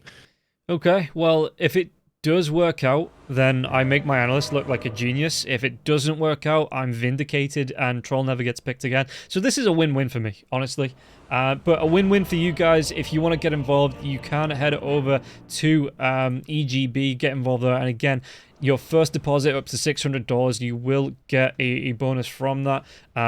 So don't forget to get yourselves over to EGB as we get ourselves into this first game. And yeah, Troll Warlord, not impressed. Not impressed whatsoever. Yeah, I like that they picked up a Timber, so I want to see what Yotaro wants to get. Okay, it seems like I see a Blade of Alacrity in his quick buy. I don't know if that's a Dragon Lance or if that's a Diffusal Blade, but sometimes against the Timber, people on a Troll would rush a Javelin. So it would be cool to see something like that, but from his quick buy, it doesn't seem very likely that he's gonna be going that route. But Trolls usually do okay against the Timber up until level 6, because you get so many sticks for the Timber, and Troll loves spamming the Whirling Axes. Yeah. Okay, well, we'll see how that's gonna play in the lane here. And Afterlife, he's even looking for the early high fives. He's pumping his team up. He's getting ready. He's like, come on, we can do this. It's a Troll. Everyone knows Troll's bad. And they're getting ready to get themselves. I mean, they're going to be spotted by the Observer Ward, so he does have to be careful coming in for this with... Okay, the Mirana's moving away now towards that top. It looks like one move they want to try and contest these. They've got themselves another ward down here as well. Just try and contest onto these runes. Mira, he's not skilled anything up just yet, so it looks like it's just going to be another 2 for 2, which... Yeah, okay. Yeah, that's what everybody expects. Miposhka could move back. I mean, Gilga's going to be here. He might be able to sneak this one in. Does he have the timing on it now as well? Miposhka going to go for the right clicks, but it is going to be that 2 for 2.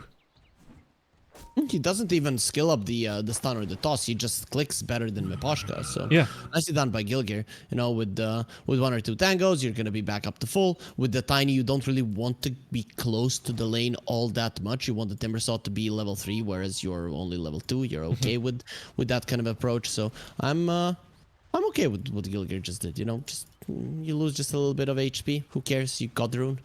Yeah, and he's got tangos, you know, he's going to be able to regen through this as well. It's not going to be awful. Afterlife this time, not starting off with the Chakrams. It's actually going to be the Timber Chain that comes out here for him first.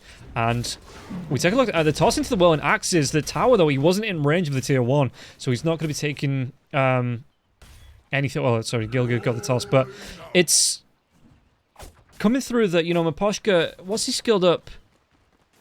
Yeah, he's just going to go for the glaives at level 1. So yeah, Gilgir not rotating in, not getting close enough to the tier 1, not taking anything, any major damage from the Troll as well. Just going to be chased back from Miposhka.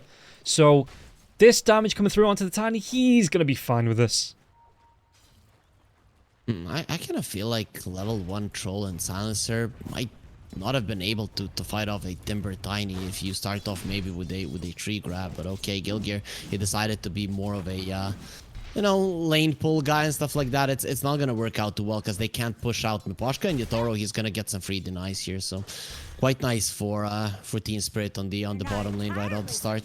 Yeah, just flicking between the 2 lanes as well, because both Mira and Pantomim taking a lot of damage here in this top lane, and Collapse, he's just taking it to Munkushi. Munkushi's going to try and come in with the time walk. The Cookie's going to be there now as well. Gets the stun off onto the Mirana. The Mirana, though, going to try and use that stick to keep himself alive. The body blocks. He's only level 1, so he's not going to be able to go for the leap. And Mira even using the Fairy Fire, but one more right click, and Pantomim will pick up the first blood. Revenge from that first game and being taken down first there. But bottom lane, Yotaro does get an immediate response, taking down Gilgir. Okay.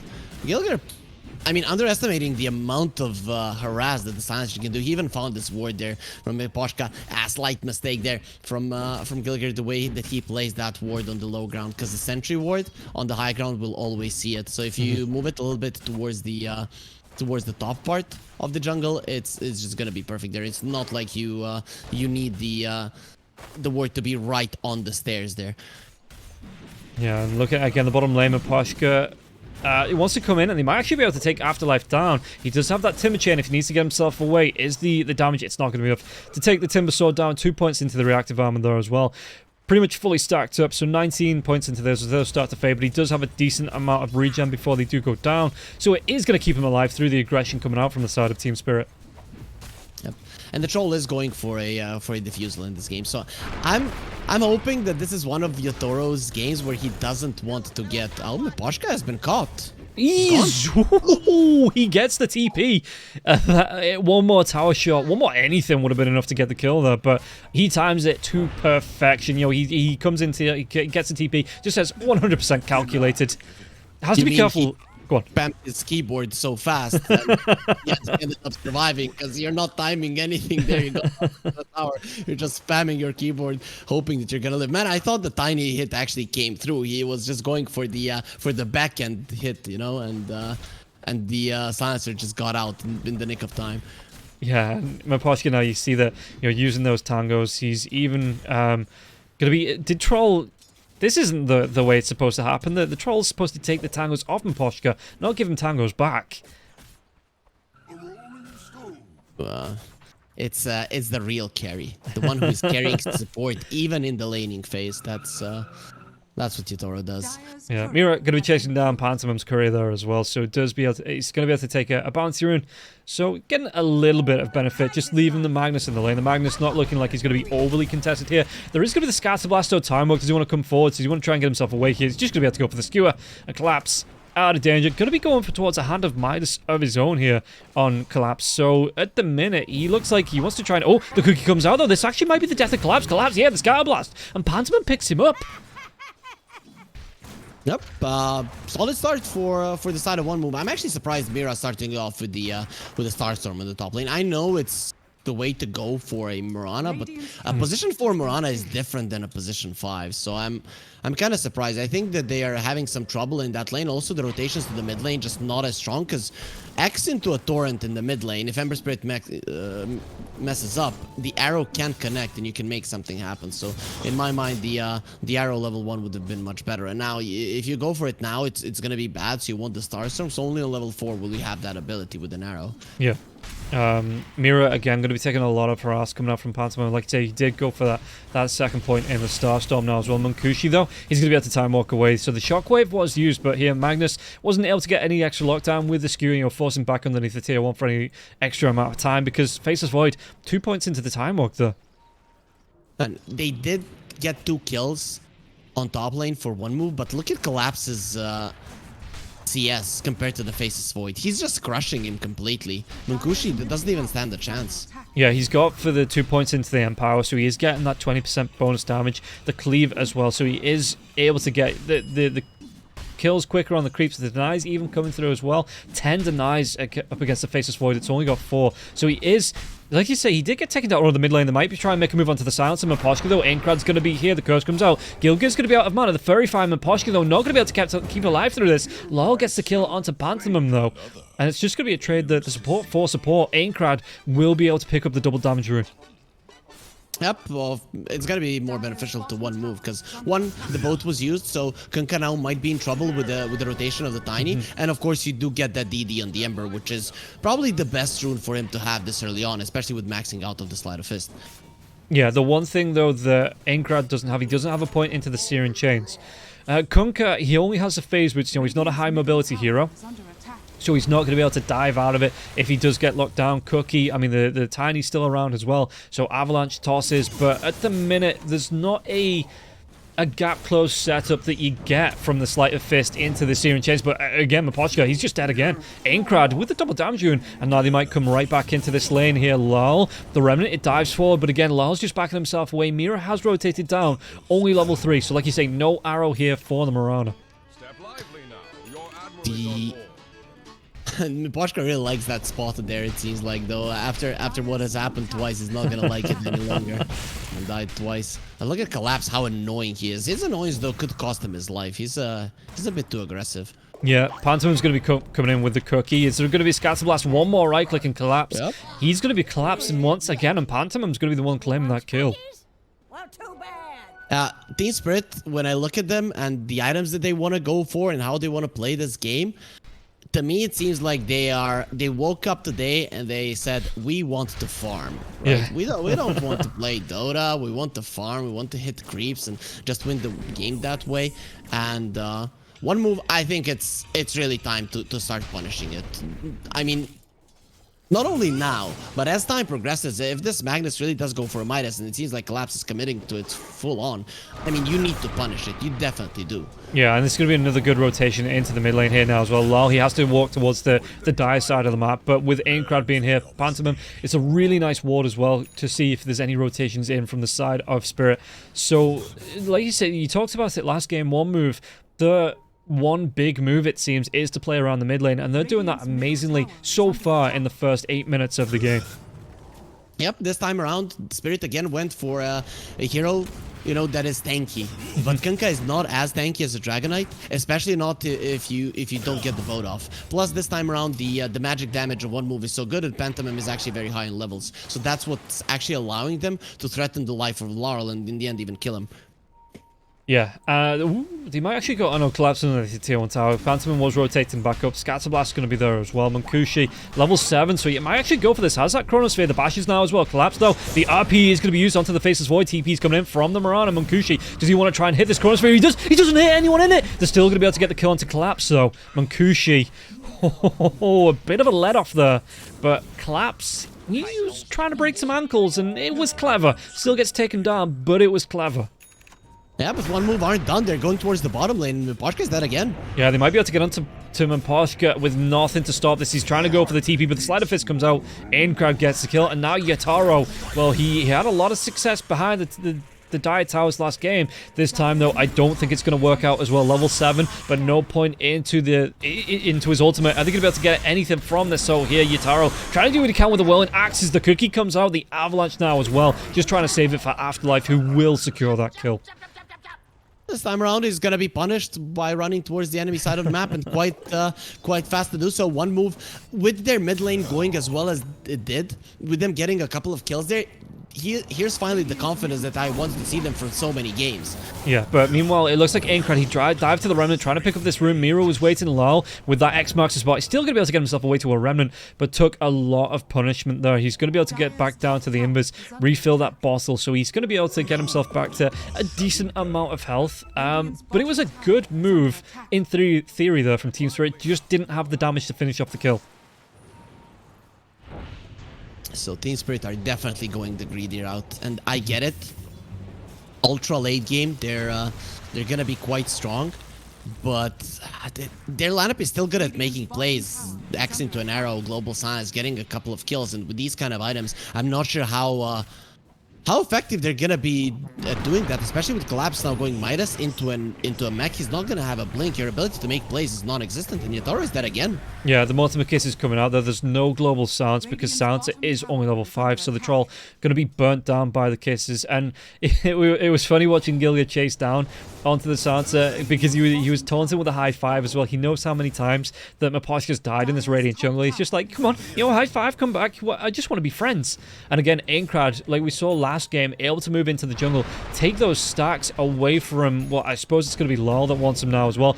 But RP comes out, catches onto 2. There's going to be a leap into the Starstorm. Did he get the kill onto the Faceless Void? Faceless, no. He gets that time walk off. He's going to be fine. Mira messed up. He used the arrow after the leap. If he used the arrow and then the leap, the damage of the arrow plus the extra stun would have definitely been enough to bring down the Faceless Void. So slight mistake there coming out from Mira. Even though Collapse, he baited it out perfectly. Yeah, and Munkushi, I mean, this tier 1 tower isn't going to last for much longer, but how is he looking here? He's got a Hand of Midas of his own. It looks like anything coming out on the courier.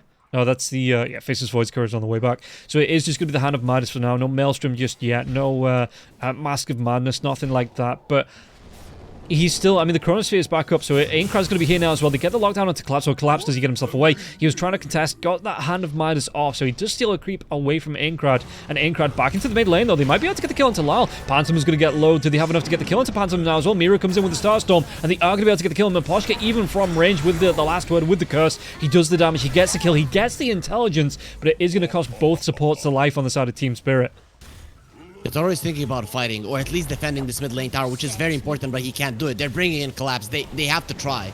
Yeah, there's no RP though for the next 48 seconds. The dive onto Lol. Lol, does he survive through this now? They might have the damage to Chakram. It's not going to connect. Aincrad though is going to be able to get there with a sleight of fist. The double damage doing now as well. Afterlife. The damage stacking up from Yatoro, but the Timber Chain away. Nothing. Yatoro wasn't in that melee form. You might try and chase down now as well. The Whirling Axes come through. He pops the ultimate. He's going to change targets, and now the melee form on the Whirling Axes. Does he get a kill? Global Stance. He's going to be using Yatoro. He wants to kill at least onto the Snapfire. Back though behind that tier 1 tower. Sleight of fist comes out. Collapse. He's going to survive on 20 health. Maposhka might be in trouble. The Remnant going to be dropped here now by the Ember Spirit. Did he get the kill onto Yatoro? Yatoro way too far forward, and he'd already used that ultimate. Again, the cooldown onto the Battle Trance, it was way too long, and he was just caught out in no man's land, and he get the kill onto the Troll. Okay, that's I think Yatoro got tilted there, because what he was doing constantly is he was trying to attack from range form and then turn into melee form, and he can still get the ensnare off by doing that, and he did it like 5-6 times. No ensnare comes out on the Timbersaw, and then he's like, yeah, screw this, I'm popping the ulti just so that I have vision on him. And in the end, it ended up costing his life. I was really not a big fan of him popping his ulti, but if the Timber had died, we would have seen a completely different outcome. In the end, what we see is that Team Spirit are losing heroes left and right. They're losing the towers, and the Faceless Void is farming all this time without any contest. Yeah, and it is actually going to be the Maelstrom to be picked up here. He's already got one Mithril Hammer, you know, about 1,000 gold from picking up the Maelstrom itself, but with the Hand of Midas, that's going to be no time at all here for Munkushi. And Munkushi, like you say, he's finding the farm, he's finding that space, and level 10, the smoke comes up, he's got the Chronosphere, so this is what I wanted to see. Every time this Chronosphere is up for the first 15-20 minutes, just try, well, after the first 7, you know, when you are able to go for the ganks, just look for the rotations, because the Snapfire is going to have the Mortimer Kisses like this, and it is more than often than not a guaranteed kill, and you get collapsed again. Every single time that they have a chrono, they should go for a play like that, as you mentioned it. Really no reason not to do so. And look at the Ember is even stealing their Ancients. He's not going to be getting the big ones, but he did at least get some gold away from Yatoro. And, you know, Team Spirit, they're putting a lot of emphasis on this Troll because they know he's going to be the hero to rely on later on. I like the Manta, but I'm just not sure about the Basha. I still think it might not be the best item on the Troll. It gives you some nice damage, but instead it does go through BKB. I do like the idea that he wants the Satanic later on. I think that's the right move. It's all about survival on the Troll, especially when you have a Magnus on your side. Yeah, and you can see here Troll Warlord. How is he looking in terms of net worth? He's not too far off the Faceless, so it's not as pun intended dire, you know, as I'm making it out for the Troll, but he does need that time and space here, Yatoro, to catch up, to find the extra farm, and it looks like one move, they've already taken down this tier 1 tower, so that will give them access to both sides of the map on the side of the Radiant, and Aincrad with the X mark, does he try and dodge it off though? He's still going to be caught out in the Torrent. There's going to be the Global Sounds coming through now as well, so they should be able to get the kill, and they take down the Ember Spirit here. Meanwhile, that's going on in the top part of the map. They're going to try and go into Yatoro. The Battle Trance is popped, but there's going to be 3 heroes. They have the control, they have the reveal through the Moonlight Shadow, and Yatoro, do they have the kill on the Troll? They do. Pantomime, he secures that. For me, sometimes in this series, it's feeling like Yatoro doesn't care. Like, I don't know, but the Global Silence came out there in the mid lane. He could have TP'd. Oh no, actually he couldn't have. He is up against the Yule Scepter. Okay, scratch that. That is not the case. In this case in particular, Yatoro did everything right, because Timber, as we saw, he had the Yule Scepter, so even if he would start TPing away, there would be a Yules. But I still think a TP attempt would have been good there, because if the Yules gets used to cancel his TP, they can't use it during his Battle Trance, so maybe, just maybe, Team Spirit come over in time. Yeah, this is going to be the toss back now in the mid lane, though, the leap away from the Mirana. Is he going to be able to get himself away? The RP comes out. It's actually all going to be onto the Tiny. They're still going to be able to take the Tiny down, though. So they could have got more out of that with the RP. You know, they were hoping for more, but a kill is still a kill, and a kill is good here for Team Spirit. Look at the wards coming through, though. They've got 2 sentries, 3 sentries, and an Observer around this triangle. Lol, he pops his BKB. The Mortimer Kiss is still flying through. There isn't a Global Silence, but this time they're not going to be able to get a kill from it. And Yatoro was chasing Munkushi. Again, only one in snare. I think he's getting a little bit frustrated with it, and now one move are coming. They're coming to punish this. Yeah, and they're going to be able to get the kill into the silence. Maposhka, the furthest one back. It's going to be a matter of time. Scatterblast comes through, tries to keep himself alive, but he will still be taken down, and Aincrad's the one that claims that one. Ember Spirit looking towards his BKB now as well. He's still going to be about 18... No, what's that?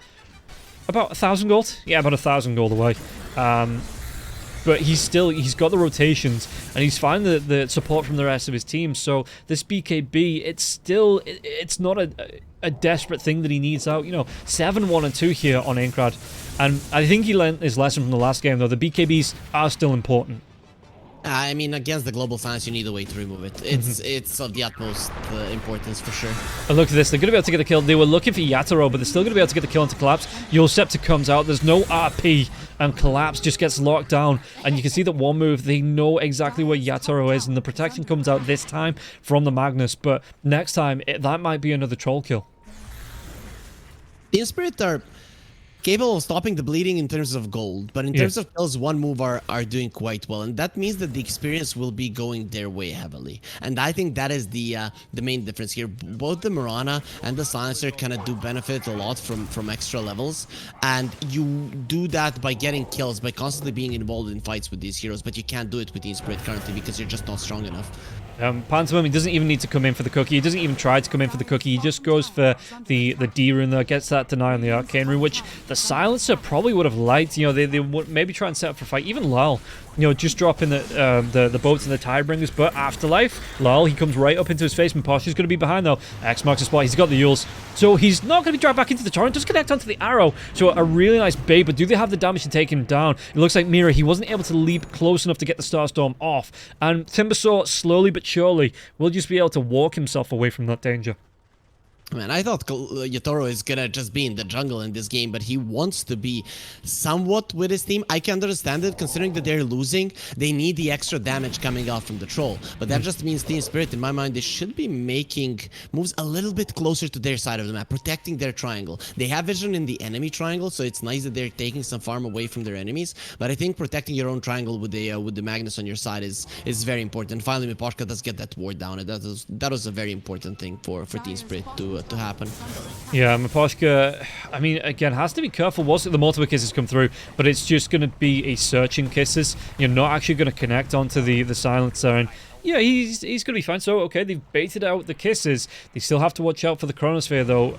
Team Spirit, bottom lane, Mira, Lyle hanging around, making sure Yatoro doesn't get ganked or feared. He might actually be able to go into Afterlife. Does he try and go? It's just going to be connected through. There's going to be the leap in.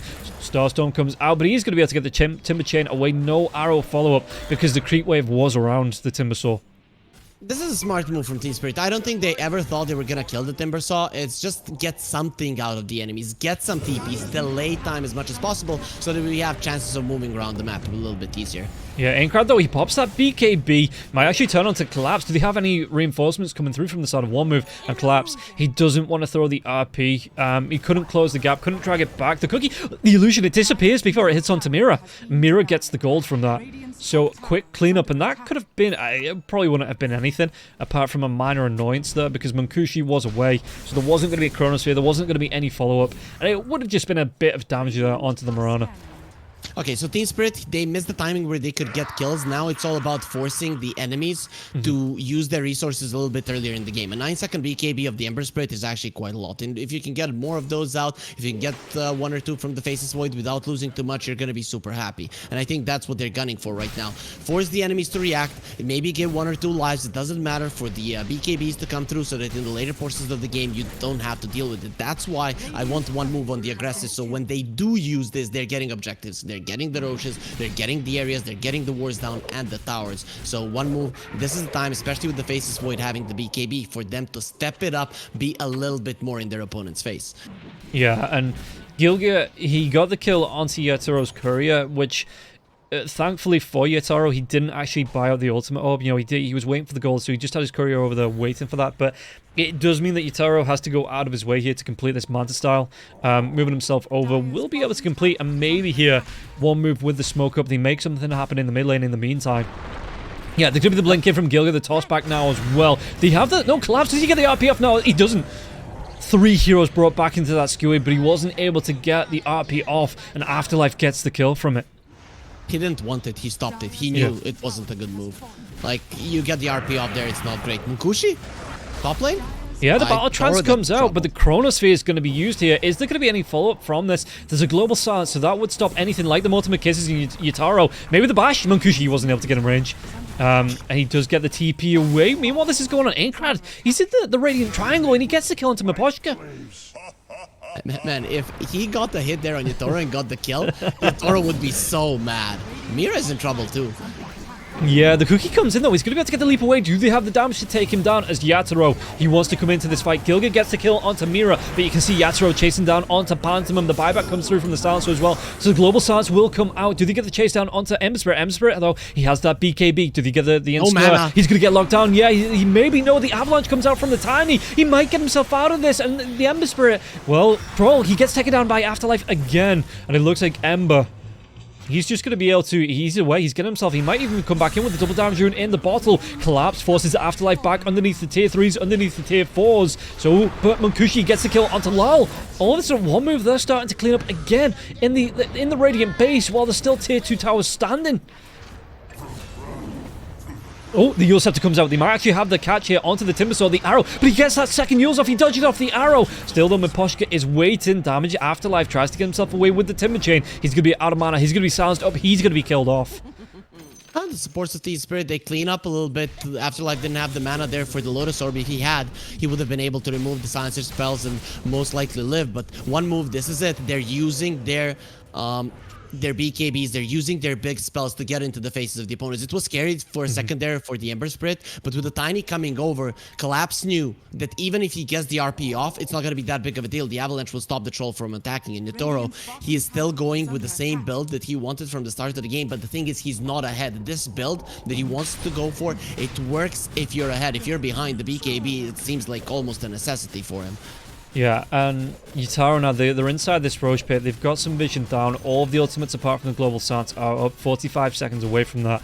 But one move, do they want to try and contest Lal? Gets himself a haste. There's going to be the blink in the Multimate Kisses start to fly through. And again, no Global Silence, so Yatoro just has to get himself away from the Multimate Kisses. They might be able to get the kill onto the Tiny, but Gilga's a big tanky rock. And in fact, Mira's going to go down, so they trade off again to support. Lal has to get himself away the haste rune. He's still going to be revealed by the dust, but he has that haste rune, so he's going to be able to move himself away from this. And Gilga, he's playing bodyguard. And you look at how low Roshan got, thanks to Yatoro getting in there, doing the damage, thanks to the Multimate Kisses flying through. And now one move, they're just going to be able to get themselves in the pit. Yep, there it is. Troll without the BKB when you're behind, when you don't have a Satanic, when the enemies can't do enough damage, especially because they're higher levels than you. You just can't play the game. You can't play the game. And yeah, I mean, I wouldn't necessarily point fingers towards Yutaro and his hero pick in this game, but yeah, I guess you're proving your point. Drop here. Troll cannot be played. Garbage hero. Awful hero. Just throw it in the bin. Poor guy. Yeah, I probably have some Troll PTSD from my pubs. You know, again, playing the 2K level. The Trolls, it just doesn't work. And, you know, they get kited around, they get controlled. And Yatoro here, I'm not saying he's, you know, playing at a 2K level at all, but it's just the Troll doesn't seem to be having the effect that maybe he is playing at a 2K level. Who am I to say, though? Yeah, it just doesn't seem to be having the effect that Team Spirit wanted. Until you said that, I didn't even consider it as a possibility that you said something like it, but now I'm gonna be I'm gonna be looking towards you as you being definitely capable of expressing a thought like it. But anyways, one move, they're still ahead. They have the Aegis.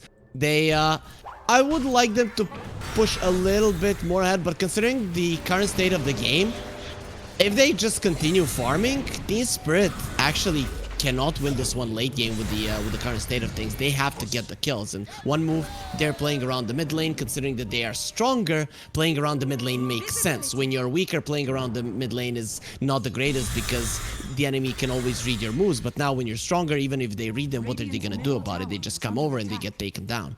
Yeah, and do you think if Team Spirit lose this match, do we have to go and replay TI10, you know, in case it was a fluke?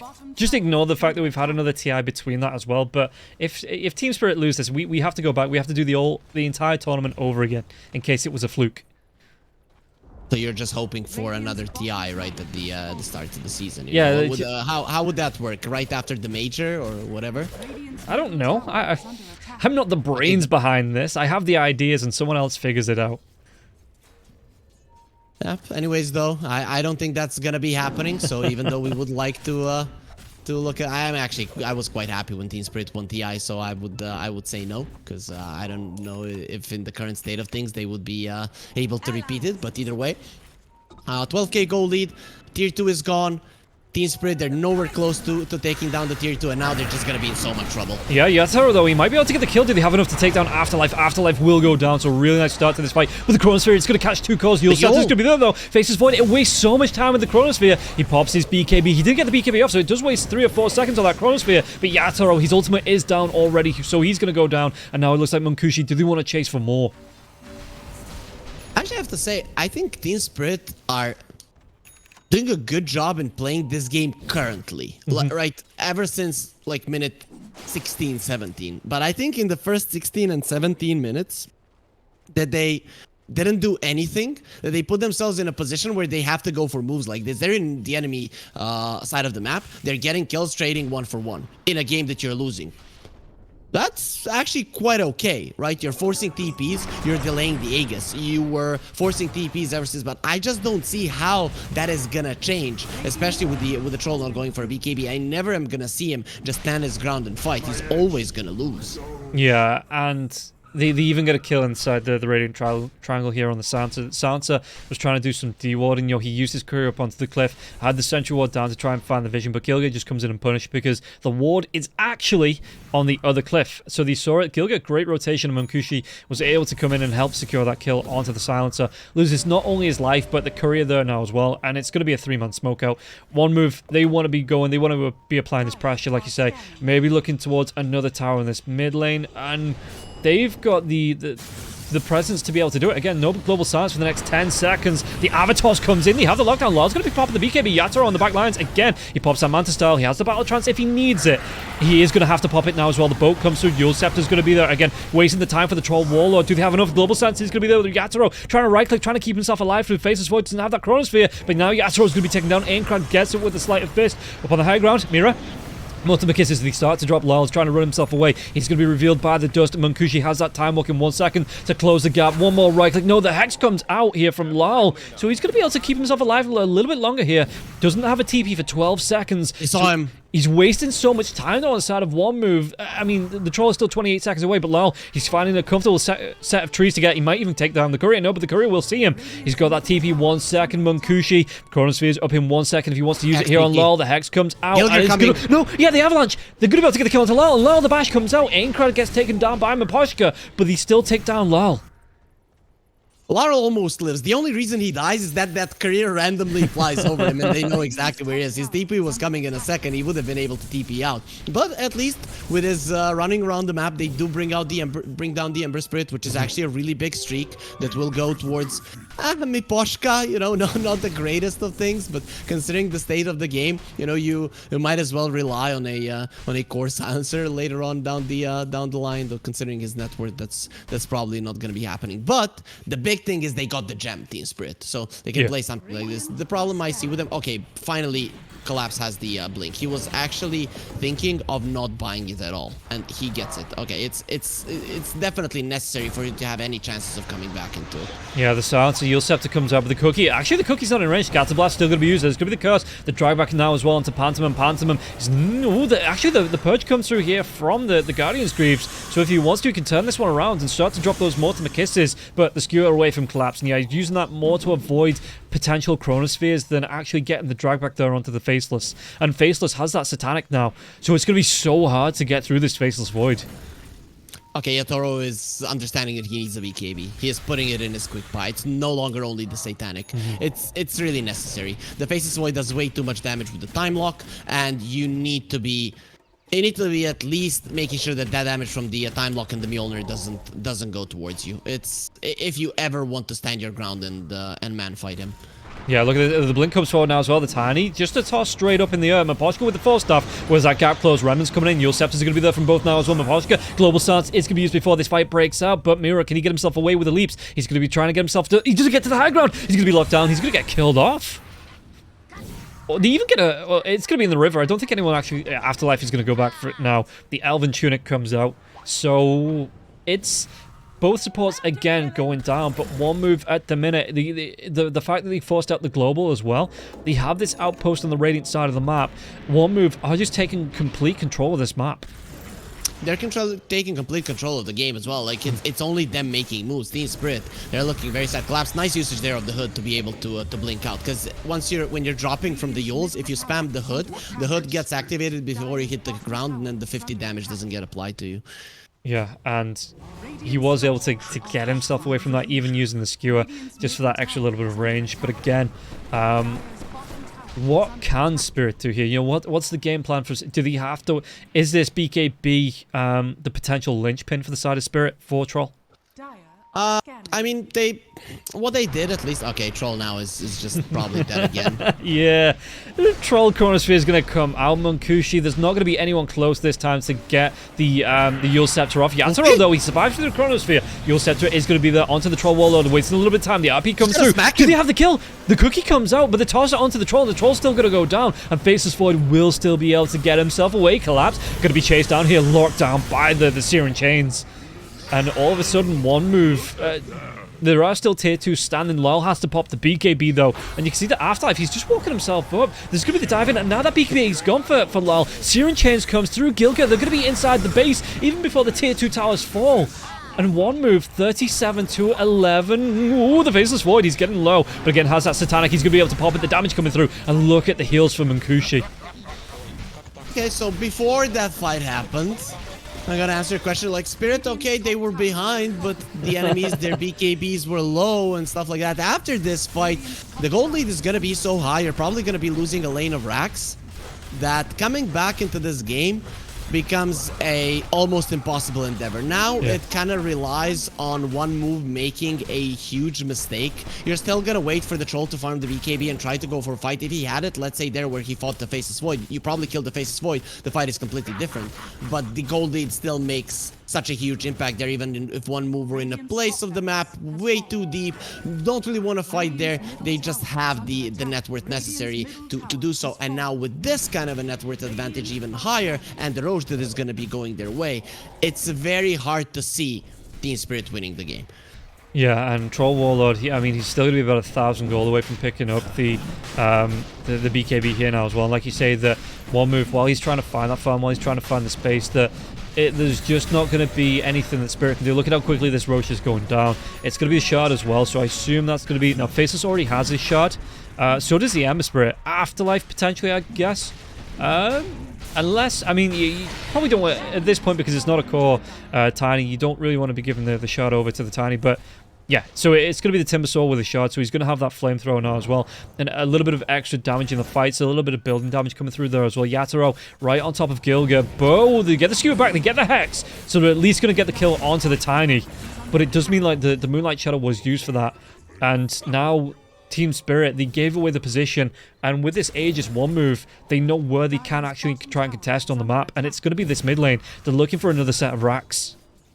What Team Spirit do really well when they're up against some teams is when that team takes Roche, they do a really good job at setting up the fight right after the Roche. So I'm really glad that one move didn't take the bait there, despite losing their Tiny. No, we're not gonna go to where Team Spirit is because they want us to do this, and you just go beeline towards the mid lane. Still, Team Spirit doing a good job at pushing out the waves, but at least one move didn't take the bait, and now they can go and pick them off one by one, which is what they're gonna do to Laurel. Yeah, I'm just looking Collapse. He's just pushing out again with the illusions, but Lal, he can't get himself away. He doesn't have the BKB, he doesn't have his life even. And you can see that the cores from the side of one move, the difference between, it's 10k difference between the Faceless Void and the Troll Warlord here. It's nearly a third of the net worth just between the two carries. That's an empowered troll, mind you, so it's even worse, literally, because the troll should have had an innate farming ability just because of his Magnus wasn't the case. But at least you can see now, Team Spirit, we talked about at the start of the draft, 2 points how you play the troll. One is overwhelming amount of lockdown with the hero. The other one is you get him so farmed that he can be this frontliner. Team Spirit messed up with him being so farmed that he's the frontliner, and now they're just making 10 hexes because they're like, okay, we're gonna have the overwhelming amount of lockdown, so maybe we can play this one. I think it's too late, but you know, they're at least trying things to make them work here, even though the game is 99% over. Yeah, I mean, Collapse, he could still get that really big 5-man dive into never mind, the dive's actually going to come from Gilga. Your Scepter's going to be there now as well. Collapse trying to keep himself alive. The global stance is going to be used. He has to use the Guardian Screams there as well on Collapse just to try and keep him alive. And Munkushi, he's backing him, so he's going to be in, out, shaking it all about here in front of this tier 3 tower as he looks to take it down. Now the global silence, they've outlasted the globals. And they can just carry on pushing through. They still have one. There's going to be the skewer back, but he has that Aegis. In fact, if he gets the BKB, no, do they have enough lockdown to take him down? The once he's going to go down into the Aegis, so that's going to be him coming back alive. Afterlife, though, the cookie comes through. He might be able to set up for a really good Chronosphere. He doesn't actually throw it out. Time dilation is going to be used, so they get the kill onto Maposhka, and it looks like Team Spirit, they're going to have to, it's last chance to Luna here. They get the kill onto the Timber Sword, though. Aincrad, he wants to dive in. Skewer back. He's going to be hexed. They're going to be having him into Fountain. It's going to be the Emissary. He goes down. He goes way too far. Yep, Team Spirit, they can fountain farm you, but you cannot fountain farm them. I like that one from Team Spirit. I mean, it's the best you can hope for. One move, the reason they went for the mid lane is the hardest one to push against heroes like Tiny, Magnus. In most scenarios, it's the hardest one to push, right? Because of positioning. But against a Magnus or a Tiny, which both teams have, it's not easy because you get skewered into tier 4s. Skewered into tier 4s, Hex comes out, they kill him once. Troll, we saw just how powerful he can be. Of course, he did buy out because of the because he needed the BKB to fight. Yeah. But that's the scary part of the Troll. If he gets to attack someone, he's gonna rip them apart. He did that to both the Void and the Timbersaw in that fight. Yeah, and now we can see that the Tiny, I mean, Munkushi as well, he's got that butterfly up, which is going to make it a little bit harder, which is why we see the Troll going towards the MKB.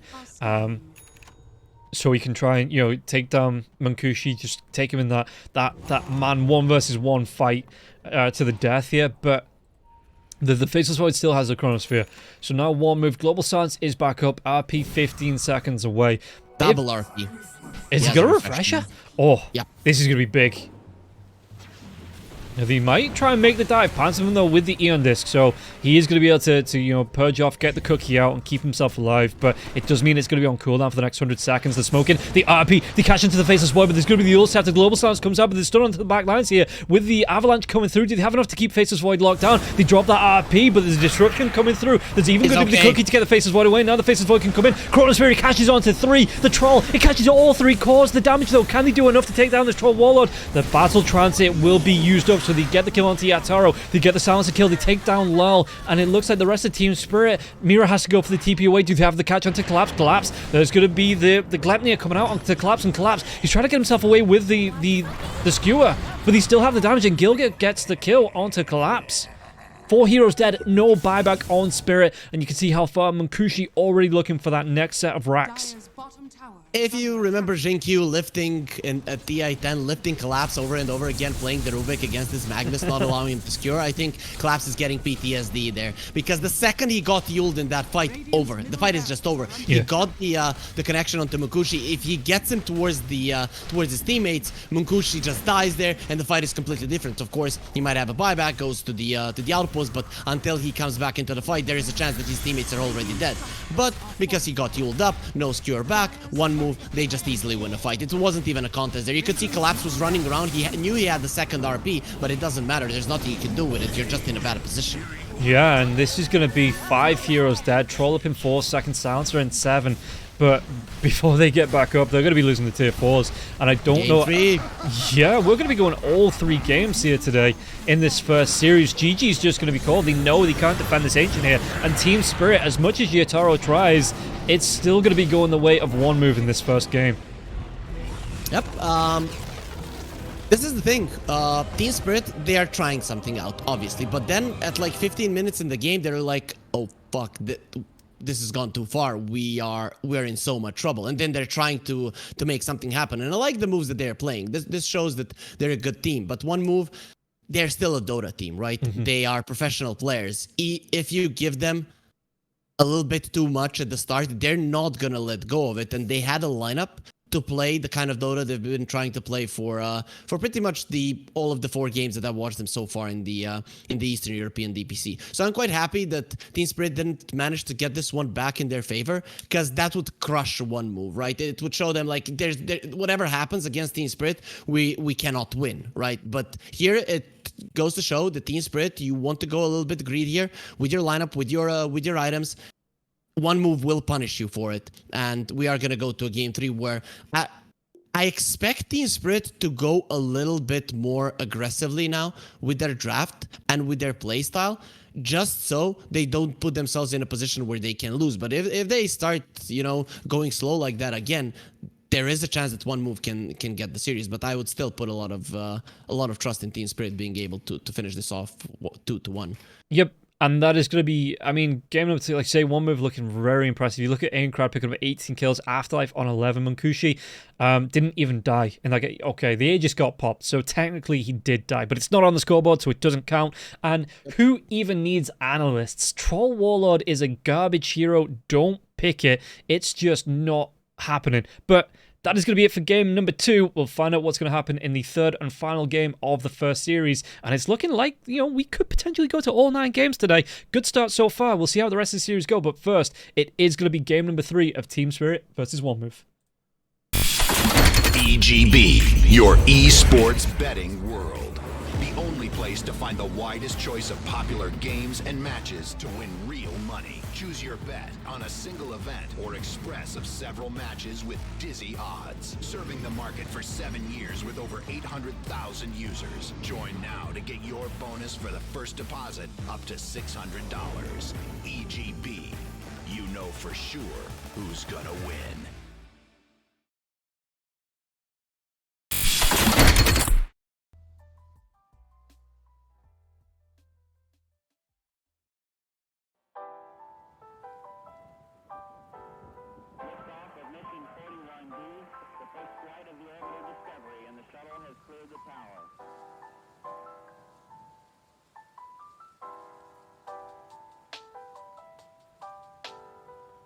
Four computers now have primary control of critical vehicle functions.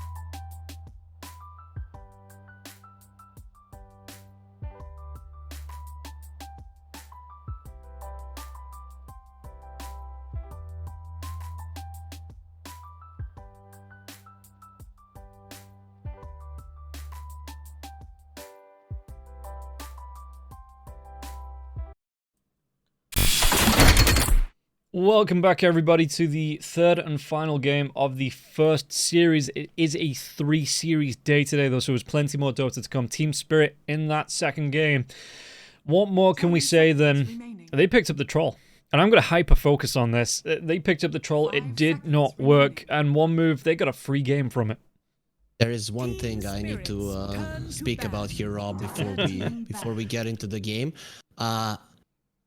I hate one guy in chat. It's called Moobot. I was trying to hype up the chat and with the caps lock, right? Game 3 starting, let's go. And he told me, like, stop shouting because I am not a NVIP. I'm gonna be asking for that one. So I'm really salty right now. But yeah, you kind of. I don't think the troll in particular was the main problem there for Team Spirit, but they take a little bit longer in the lobby to get ready. I'm hoping they went out and washed their face, right? Because that really, didn't look like they were super concentrated on what was happening in the game, especially in the first 15 minutes.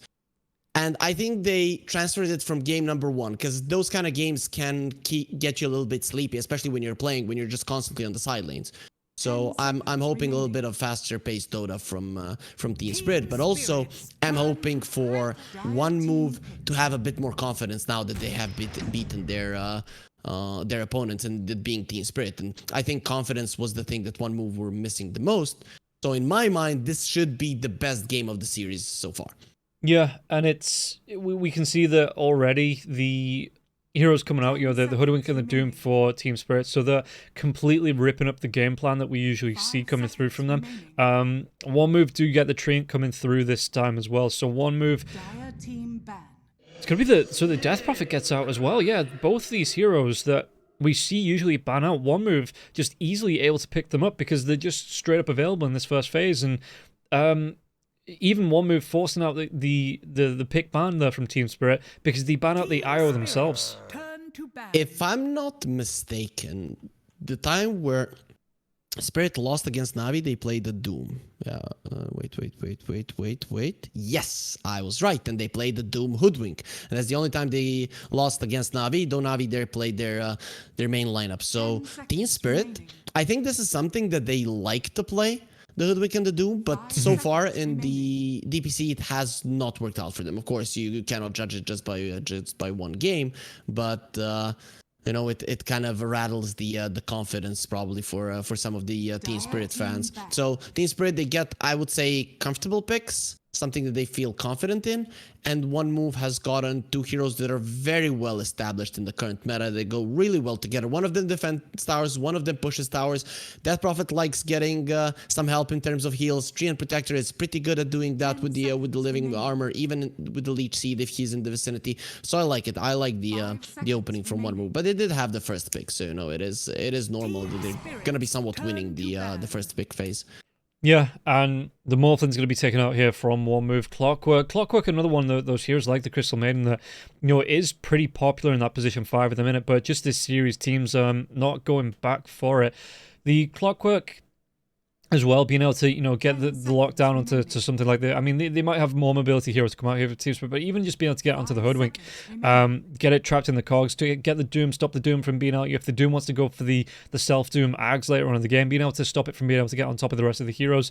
Clockwork throwing them in big sacrificial lamb that the rest of the team celebrates, but a lot of damage comes through from the Clockwork as well, from the Battery Assault in the early game. The control that hero offers, the teams were just like, if it does lane with something like the Death Prophet, the Death Prophet could potentially Spirit Siphon someone to death with that coming out.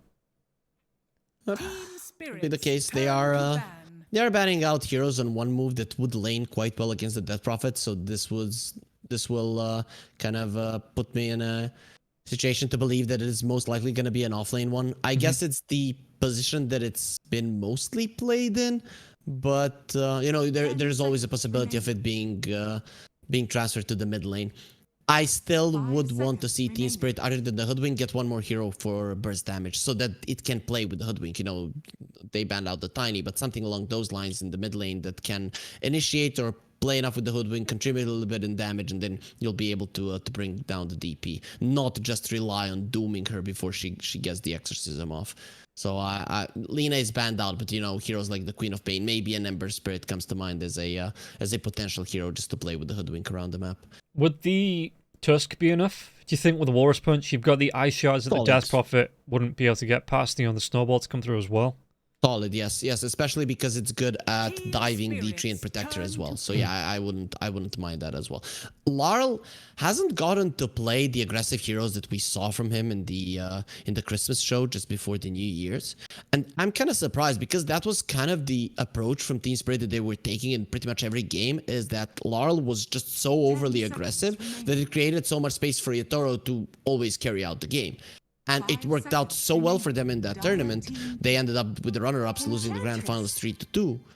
And they're just completely disregarding that as a possibility to play Dota that way. They're just picking up some Dragon Knights and Kunkas for Larl instead of he was playing aggressively even with the Zeus. So I'm kind of surprised that they're not taking that route. Don't really know what changed. Sniper. Oh boy. Okay. So we see the Sniper come out, and again, it is being played more in that safe lane position that is the mid lane at the minute.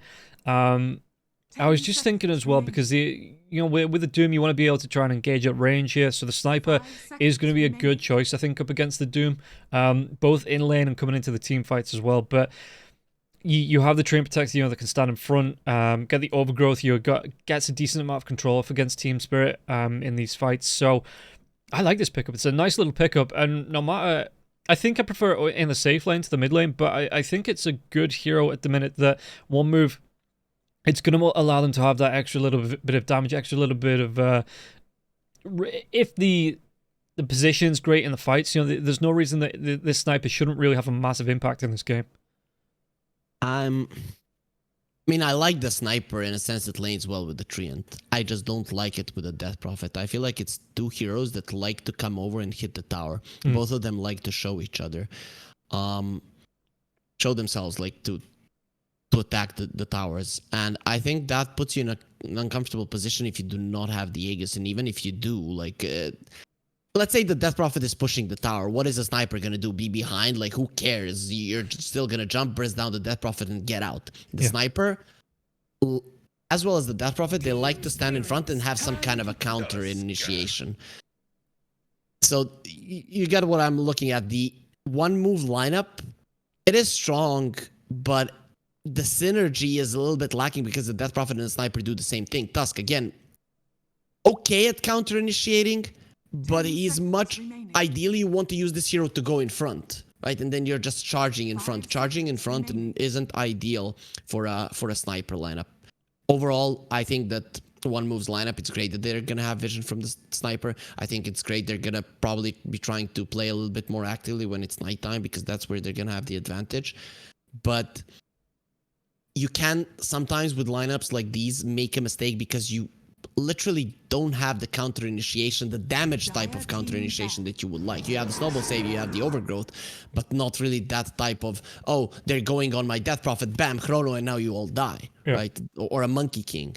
So that's the thing that's scaring me a little bit regarding their lineup. Whereas the Ursa, he's pretty much okay against all of these. He has burst damage, so he can jump in and blow someone up. He has a way to remove the overgrowth, and builds. If he sees the Sniper is just gone. So what for me Team Spirits are lacking now is a hero that is gonna get in and create chaos, so that this lineup of one move has to separate, and then the Ursa hunts them. That's why hence the Ember Spirit ban, because it would be so good here. Yeah, okay, well, let's see. I mean, how do you feel about this Ursa pick? I've spoken about the Ursas versus Snipers. I think the kite potential, especially with the Tusk and the Train being here as well. the Ursa has to do so much not to be kited in a game like this. You know, how does the Ursa try and deal with that? Do you expect it to still be a Battle Fury build, or maybe do you think maybe a Diffusal Blade to chase down, because he still has the Enchantress, so the Enchant's going to hero slow there as well. I just don't think that Team Spirit have the mass team control that I'd expect to go along with them here for that Ursa pick to be super effective. True. You're completely right. But I think it's going to be a Battle Fury because you need the Ursa to be incredibly powerful. And again, it's all about having that one hero that is going to jump in first, that is going to break the formation of one move. One move don't have particularly any great burst on their side. And then the Ursa hunts. You know, he's hiding, he's looking, he's prowling, and then he sees the right target, bam, the hero dies. So that's why the Ursa needs to be ahead. Hence, you need the Battle Fury, and I like the bans coming out from one move. But you know, Team Spirit, I would actually be okay with Team Spirit getting a Zeus here. I think it actually makes a lot of sense because with your ulti, you can reveal where everybody is. Larl has been known to buy a Bloodstone and jump in, so you can kind of get the hate onto yourself to allow the Ursa to hunt whoever he wants.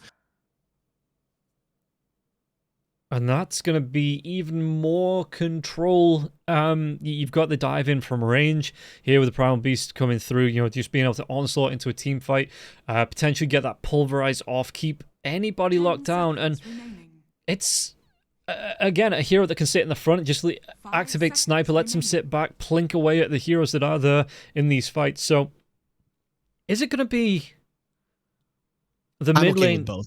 I'm okay with both. I don't know. I just don't know. I think that Gilgear hasn't played the Primal Beast. I haven't seen him. I think Aincrad has. So, but overall, I'm okay with both of them because both heroes are good at diving and good at bringing down the squishy support. So and both of them are relatively good at laning with the Death Prophet as well. Okay, well, we'll see which way around it will be here on One Move's lineup. And 10 seconds or so left on Team Spirit. They've got to be looking for this mid laner here. It's going to be the Zeus. Yeah. Okay. That makes sense. It's a Laurel hero. This is a Team Spirit lineup, I think. So it is going to be Aincrad in the mid Primal Beast. Yeah, but as I said, I never saw Gilgear play it. I like both lineups. I really do. I think the one bad thing for one move is that they don't have, or now they do really have the counter initiating core, but ideally for one move you want to be running in, and I think the sniper is always gonna be lacking in terms of coming over. So I'm gonna go for Team Spirit. I'm pretty sure that with this kind of a lineup that they're gonna be playing aggressively enough. They have strong lanes as well. One thing that I think one move have to do in this game if they are to win, kill Miposhka. Miposhka is gonna be in there on their side of the map giving vision. The second he's there, he needs to die. You have the ability to do it. Primal Beast, Tusk.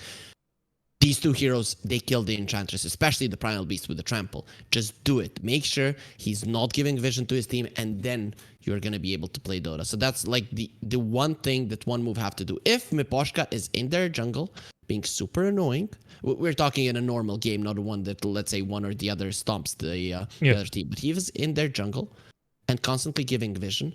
One move are going to have a bad time because Yatoro will get too strong. Lar later on pops the ulti. Yatoro sees a perfect target. He kills it. And that's not something you can allow to happen.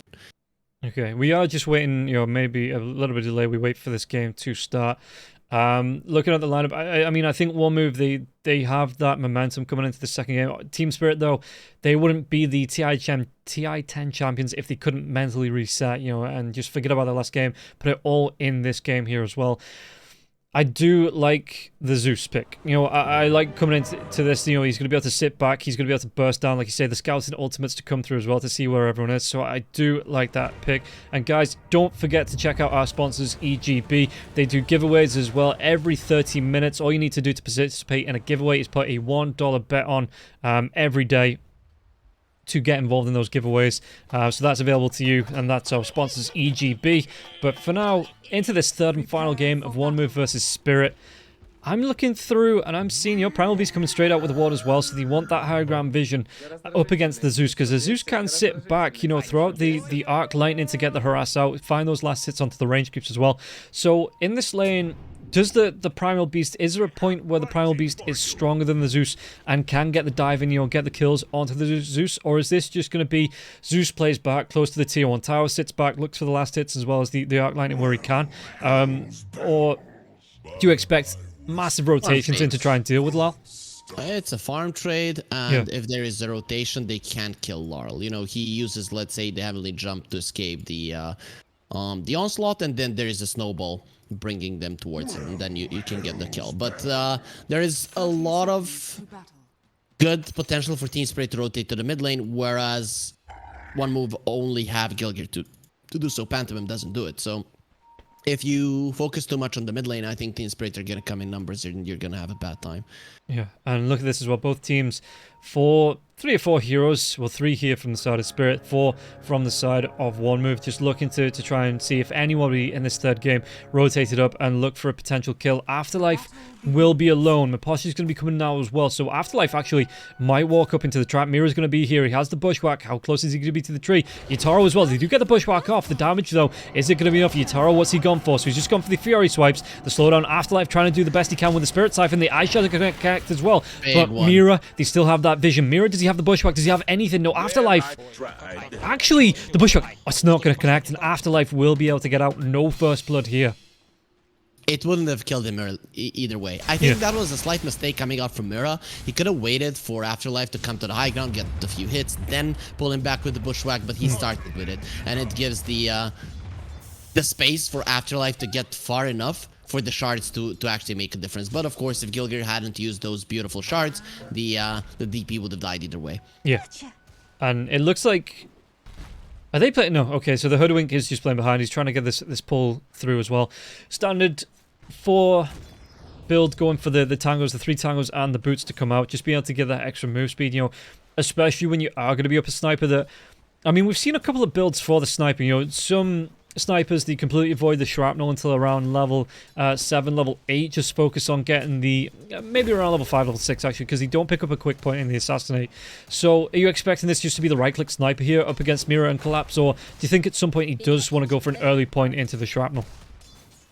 I think... I always like 2 points in shrapnel. That's just the case. And Yatoro gets the first blood. Yeah, I mean, Afterlife returned to the lane and he was just having a bad time because Yatoro got level 2 while he was away. And then they were just running him down. And now he doesn't even have a TP. So in the end, them not getting the kill initially on the DP, it actually might have hurt him even more.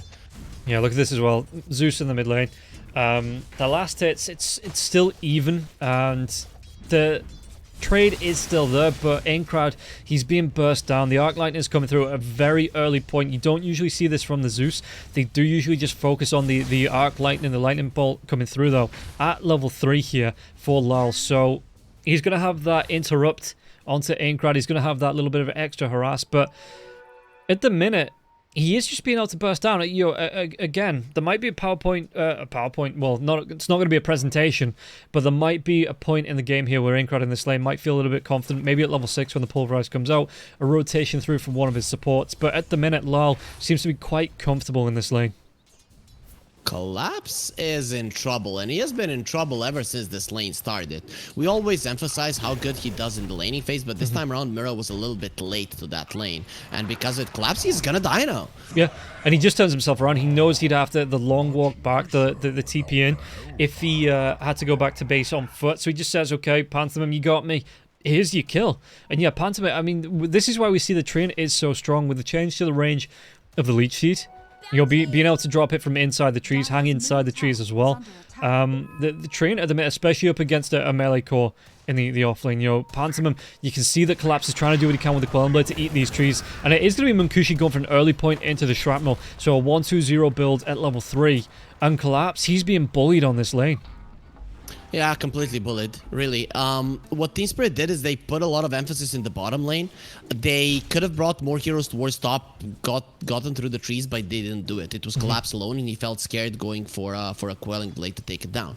So with those trees being there, and with Mira being late to the lane, obviously the Doom is gonna suffer heavily against the tree and sniper lane. This is not gonna change, really. It's very tough for Doom to get on top of the sniper. I mean, Mira can be annoying, but he cannot kill the sniper. Yeah, and you can see again the lead sheet coming out. Collapse is going to be suffering again. He's not going to... Oh, so far, he's not taking a creep. Oh, Collapse, he's going to go down here. Pantomime gets up another kill. Mira now as well, being able to run himself away because Pantomime is out of mana. Obviously only level 3, so no overgrowth. You know, the Nature's Grasp as well doesn't have the mana for that. And Hoodwink could set up with a nut shot into the Bushwhack if he really needs to get away. But for now... The Treant, he's just going to be fine. He's just going to be walking himself away. Gets that clarity as well, so as soon as Collapse gets back... Oh no, it gets cancelled. Okay, Mira, getting something from Pantomime there, I guess. So the offlaners are struggling. Good thing that both of the offlaners, Doom has a way to come back in with the net worth, with the Devour, and of course the Midas later on.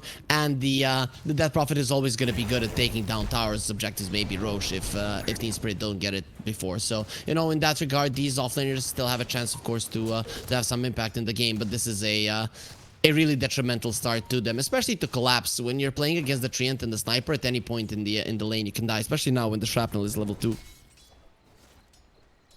Yeah, and we'll see. I mean, look at Ench as well. He's so... Are the wards up in this? No, it's not. In fact, there is a dire sentry ward here on this camp, so Miposhka has to go into the dire triangle to try and find the Centaur. Gilga's moved forward, but the Centaur might be a little bit too far out. In fact, maybe not. The creeps might see this now as well. Gilga going to slow down, and they're going to go for Afterlife instead, but the snowball immediately comes out, stops that Centaur stomp in its tracks. And Yatoro, he'd already moved himself away to the creeps. You know, he said, I've wasted too much time not finding farm here, and he was already back trying to get those creeps last hits there as well. Big thing that is coming up is the Zeus level 6. You can see that he has the mana. He has been keeping it here. Yeah. So he wants to be able to use that one. This now comes a point where the Sniper can die, even with the lane going so well for him. If Doom had 2 points in Scorched Earth, I actually think they would just run towards Munkushi. And even with only 1 level in it, the Sniper has to be increasingly careful now with the Zeus. I think a lot of heroes on the side of one move, if they want to live, they're going to be needing the raindrops. Yeah, and you can see that Panther again up against Collapse. He's just happy to try and bully Collapse away from the last hit, so he isn't going to be able to find that quick level 4. He might be able to get it, but it looks like this... No, I wasn't denied it. Okay, the catapult on the Radiant side took down the other catapult, so that will be the level 4 here for the Doom. So let's see if they do want to get involved. Meanwhile, in the bottom lane, Miposhka going to be run down. There's going to be the Spirit Siphon coming out from Afterlife, but the enchant slows him down. Now Yatoro going to be able to get right on top of Afterlife. Afterlife not with a lot of mana left, and even with the raindrop here, it's still going to be one more right-click. The snowball comes out. Yatoro going to be stunned. Do they have enough? It's going to be the Thunder Gods. It does come through to secure the kill. Always secure your kills here, as the Primal Beast trying to come in, and he will be able to get the kill onto Miposhka at least. Even with the raindrop, it's going to be enough damage. I mean, 300 damage, he had 100 HP, so obviously it's going to be taking down only 120 damage is being blocked. Plus, Aincrad, he got forced to the bottom lane, he used his Arcane Rune. Laurel, actually, okay, he was respecting it enough, it seems like, with the heavily jump, he can always get away. And he's going to get himself here, the one coming out for the Zeus as well. So if the Primal Beast wants to be using the tramples, wants to be using the onslaughts in the middle of the river, Zeus, he's always going to have that mana to sustain. He's got his mana boots as well. Do you think he goes for the quick shard, or is it a Kaya, or is it even into the Ags that Law wants here in this lane? He usually goes for a Kaya. Yeah. That's what I've seen from him. He goes for a Kaya Bloodstone, or sometimes just straight into a Bloodstone, depending on how he feels. Considering that his game is going super well, I wouldn't even mind a straight up Bloodstone. Okay, now he says Kaya is the one. It's usually that he gets. He goes Kaya Bloodstone Shard or Kaya Shard Bloodstone. Okay, and how's he? I mean, last hits, you know, he is top of them, but net worth, he's a little bit behind, only by about 200 gold, and it is his own Ursa here on Yatoro that he's going to be behind as Snowball. Oh, they found the Enchantress. Does the Enchantress have enough? I don't think he has any points in the Nature's Attendant, so he's not going to be able to regen through that. Yeah, he just gets killed off, and Gilga gets a kill, but meanwhile, Lal, he's going to be able to take down Pantomime with a really nice rotation. Even gets a D-Ward and gets the gold because of the Lightning Bolt from that there as well. Both teams get a position 5, though I like that one move are putting the emphasis onto the Enchantress. Don't allow him to be on your side of the map. This is a good start. This is a good showing that they're putting their priorities straight. Also, even very nice play there with the Hurricane. He pushed himself out of the shards, but just you know, not enough to survive.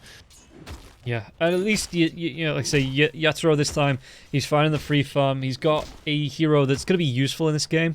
I'm never going to let that go, by the way.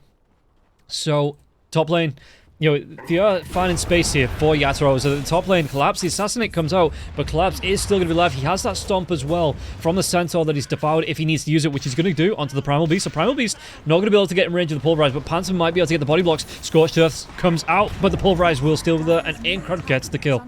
And a passive Midas, it just got delivered. There was a creep right next to him.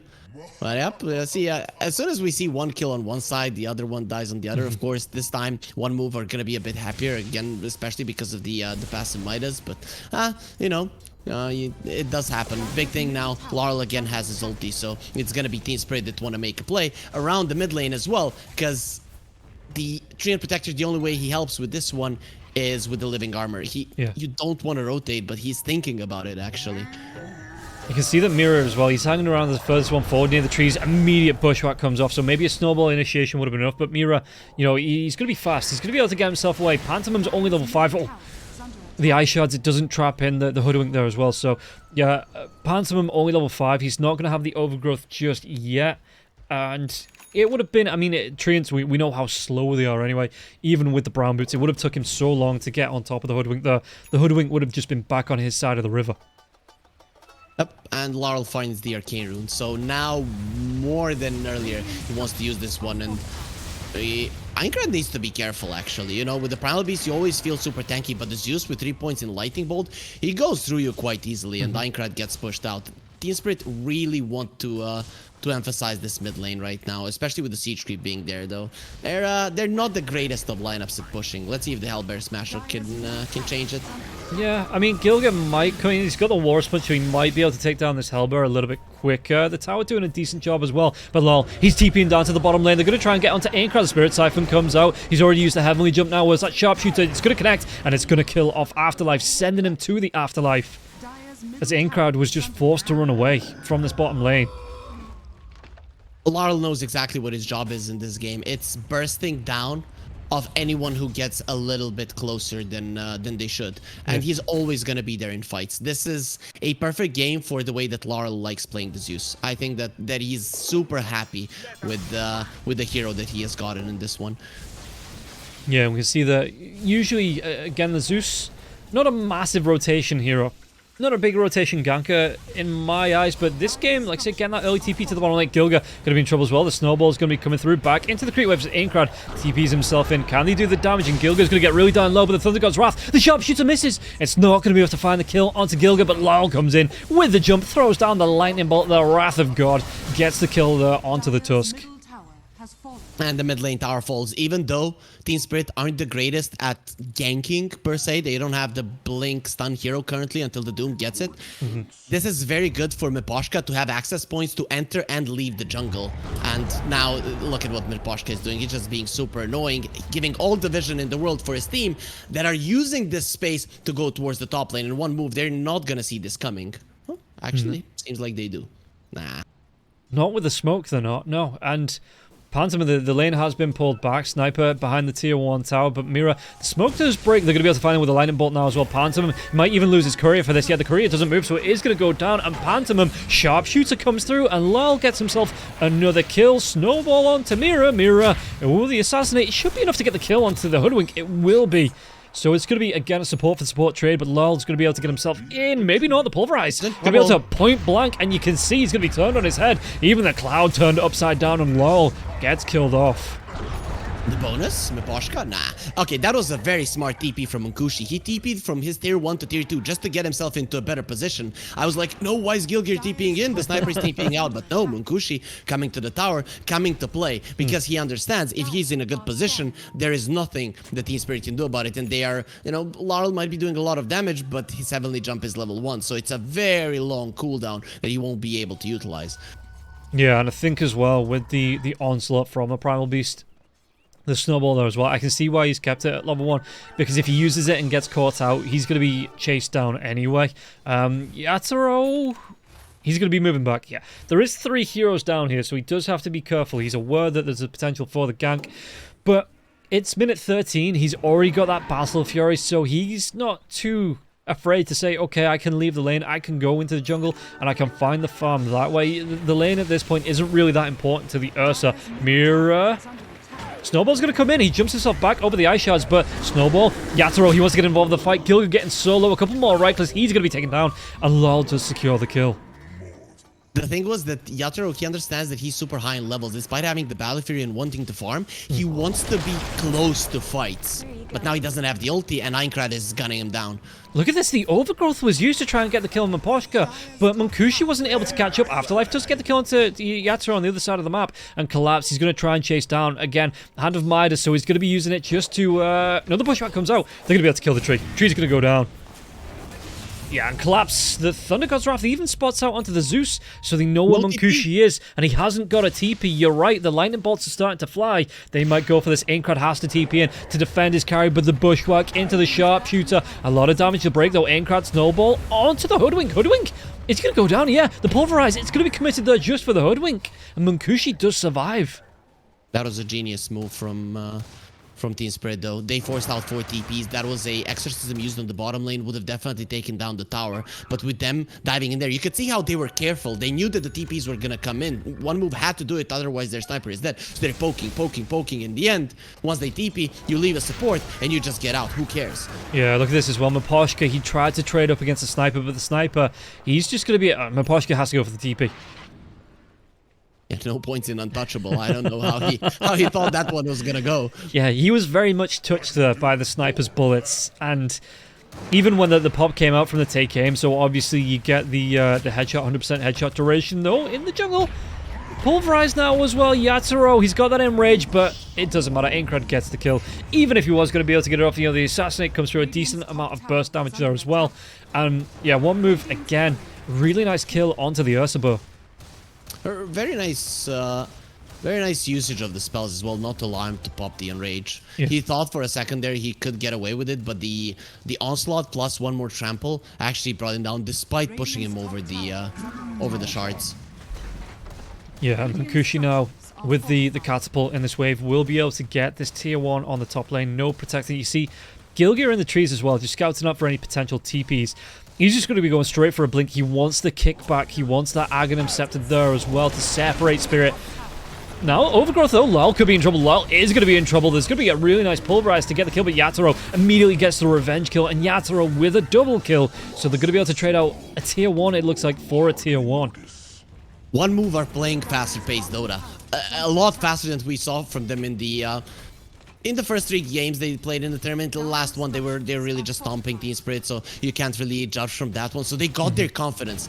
Thing is, Spirit are also playing fast, even faster than them. So they're making sure that they're always bringing in the numbers. Larl dies, but Yatoro is always there to help, and I like this. You know, usually when you get the battlefield, you don't want to be involved in fights, but Ursa, when he has such a good start to the game and is so high in levels, you can always contribute so much into fights, especially in against this kind of an lineup that has no hard lockdown really for you. On top lane as well, we get a repeat of Bambi here. The Hunter taking down Bambi's mum. Enchantress goes down. Munkushi claims the kill. And Sniper, let's take a look. I mean, 8.6k net worth, so he is keeping up with this Battle Fury Ursa. Like I say, the Ursa isn't just dedicated to farming. He is getting involved in these fights, but the fact that the Sniper is keeping up as well. What's he? 2-0-6 in terms of kills, deaths, and assists. And he didn't even go for the Maelstrom. He's gone for the Dragonlance into the BKB. Straight Hurricane Pike here for Munkushi. Big problem for one move lineup. Their offlaner got destroyed just as Collapse did, but their offlaner didn't get the towers down, and Collapse farmed his ass off. And now Collapse is stopping the network chart, whereas your DP is just someone to get absolutely demolished. Yeah, the Assassinate once again, they get the kill into Maposhka. Collapse gets the Doom. There's going to be the Thunder God's Wrath. That should be the death of the Assassinate. The Sharpshooter's going to miss. Lal gets the kill onto Gilga. Now Collapse will take down Pantomim, and Lal gets killed off by Munkushi. Afterlife, trying to do what he can with the Spirit Siphon. It actually looks like Aincrad, he's surviving through the Doom. He wants to get himself back in this fight. He has a bottle charge. He's going to try and dive in now as well. They see out Yatoro with that Assassinate, and Collapse, even with the double damage. He has to get himself out of this. He can't come back into the fight. So the Doom, with the Doom, didn't take down Aincrad. He was able to turn around. They didn't secure the kill, and he comes right back in.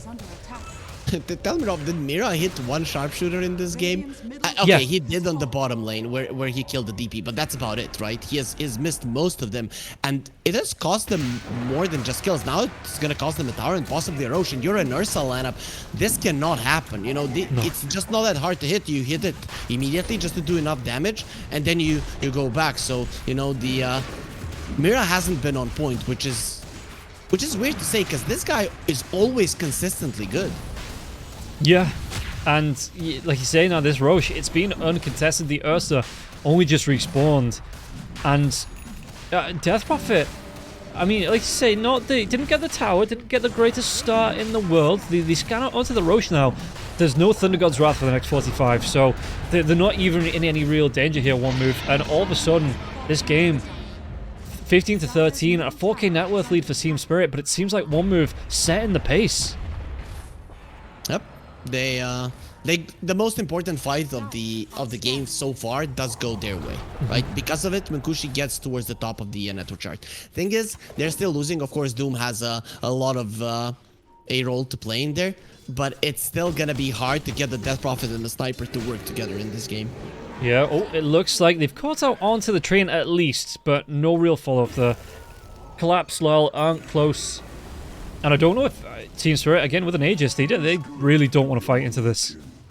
Yeah, once the Sniper rotates over, you don't want to do it. You want to fight when the Death Prophet and the Sniper are not together. When they're together holding arms, they're currently, at this point of the game, way too strong for you to just jump them. You don't have the damage necessary to burst down one of them, or even if you do, the Sniper is gonna have enough damage to take you down. You cannot escape. So Team Spirit, they understand it, and they're just trying to poke for a fight when the Sniper is on the other side of the map. But you can see how well One Move are moving around, because as soon as the Sniper shows, they're moving a little bit more towards the bottom lane. Yeah, and Yatoro there, his spidey sense is tingling. Getting that blink away. There was a rotation from 3-4 heroes on the side of One Move. They're going to go for another smoke as well.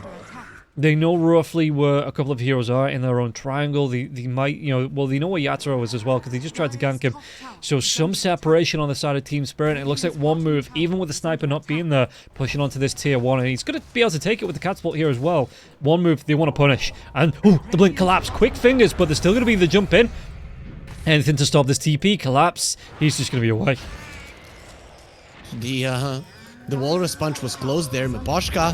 Oh, the Overgrowth comes out, they're going to be able to at least kill off onto... Yeah, Enchantress goes down, so consolation kill there. At least something, you know. Again, I like that One Move. At least they are making sure that this Enchantress is not bothering them. Of course, this smoke, it took them a long time. It's going to give a little bit of more of a net worth lead to Team Spirit, but it doesn't matter. You're pushing them out of your side of the map. You are still the ones dictating the tempo. As long as that is happening, One Move have a chance of winning another great team fight and getting a tier 2, and that is when they really open up the map for themselves. So One Move, every single move they make right now, every single kill, it has one goal: get a tier 2, most likely the one on the bottom lane. That's the easiest one to take. Yeah, and they are starting to move down now. Mira might be spotted. Gilga's going to come through the bushwhack though. It connects onto Tusk. Tusk, he's going to be fine. He's got a snowball as well. Ice shards fly through, but aren't going to be able to spot out onto the Hoodwink. Hoodwink, he's already away. He's in the trees. He's hiding himself out. You know, he's trying to make sure he doesn't get caught out. Mira, he might even try and throw... Okay, maybe a bit of mistake. Didn't throw the Acorn shot before the bushwhack, so neither spell having an effect there. Mira spotted now the Assassinate. He's caught out behind enemy lines, but they cancel the Assassinate. They're not going to go for him. And the more time he wastes behind enemy lines here, the better it is.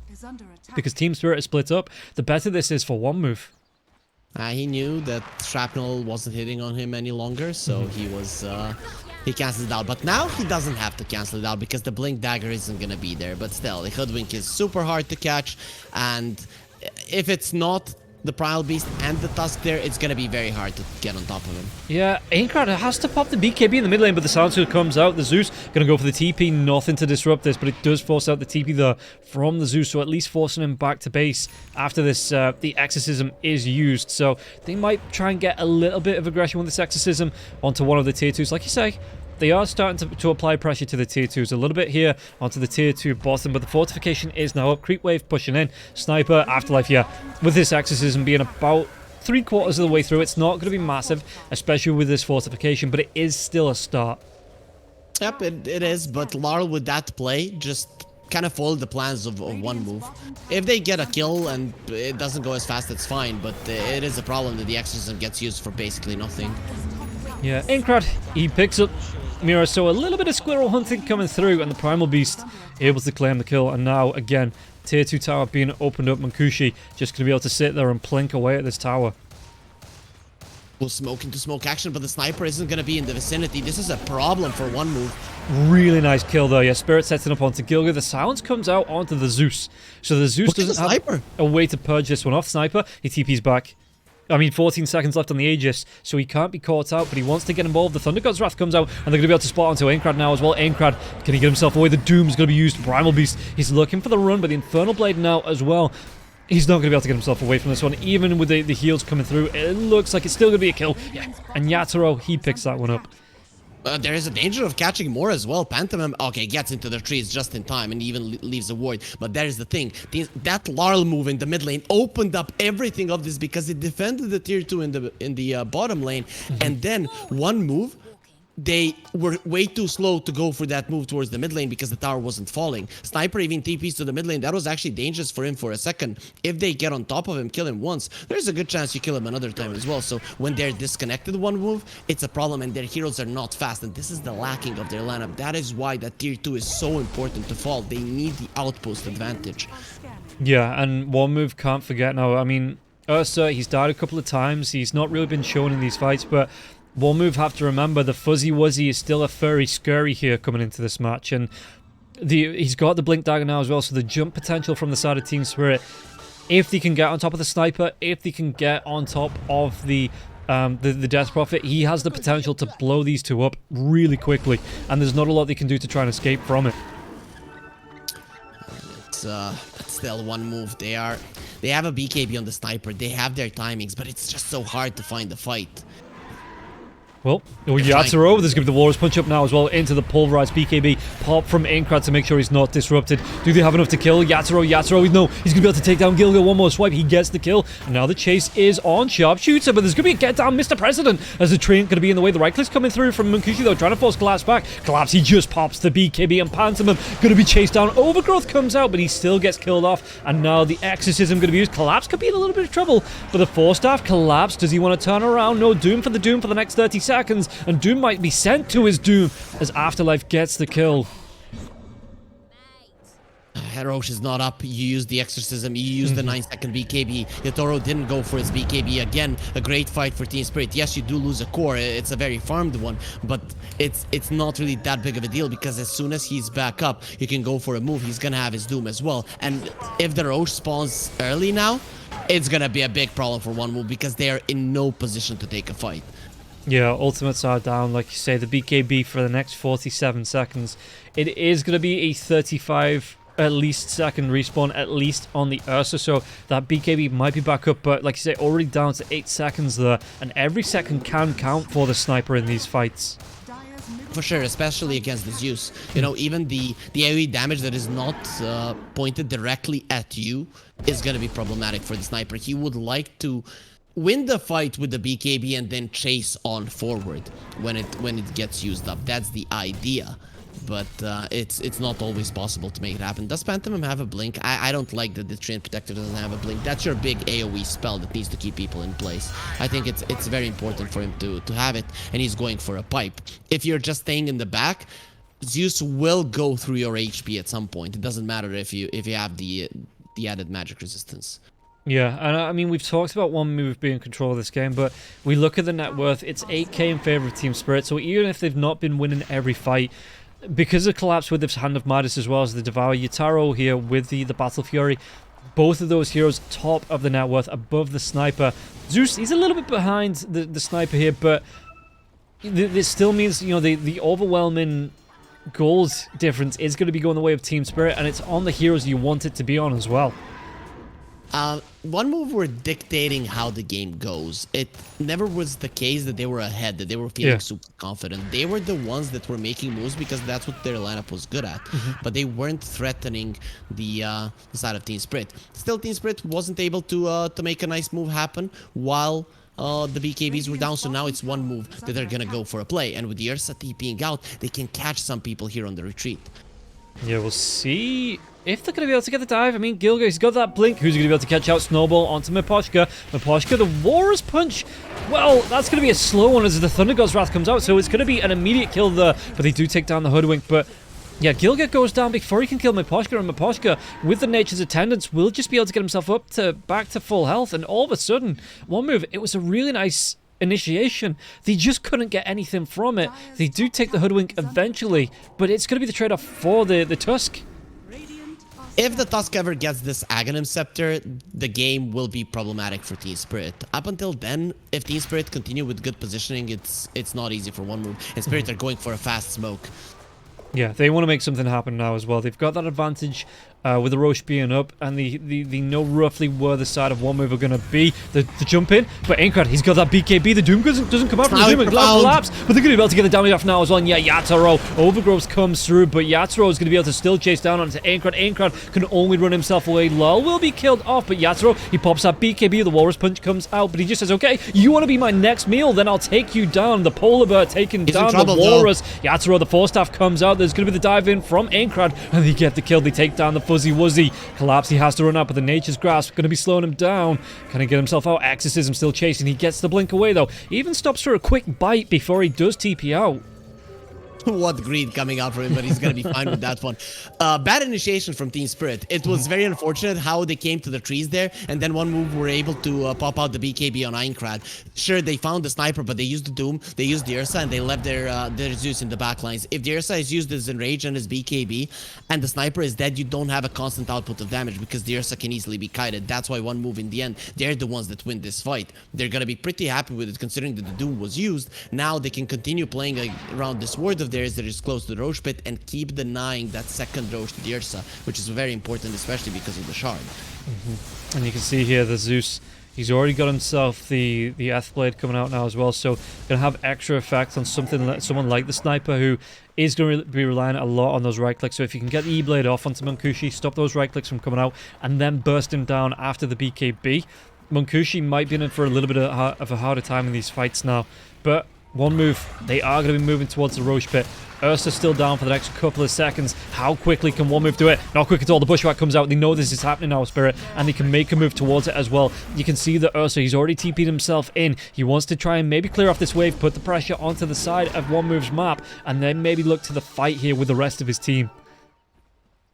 Okay, one move. The one thing that they expand there is the ward. I don't like that. That one was never gonna stay there, but they thought they would be able to take down the Roche. Kind of an optimistic move. In the end, it doesn't work out, but they're still controlling the area around the pit. And this is gonna continue going that way. So Team Spirit are trying to switch things up, to push in the side lanes in their favor because their heroes can do it. And you see, they're sending the Doom there. They're very good at spamming. That is pretty big at Team Spirit. So they're sending the Doom, they show him on the bottom lane, they push out the wave, and now they can get themselves together and go for a smoke, hoping that one move maybe send the hero somewhere to the side lanes as well.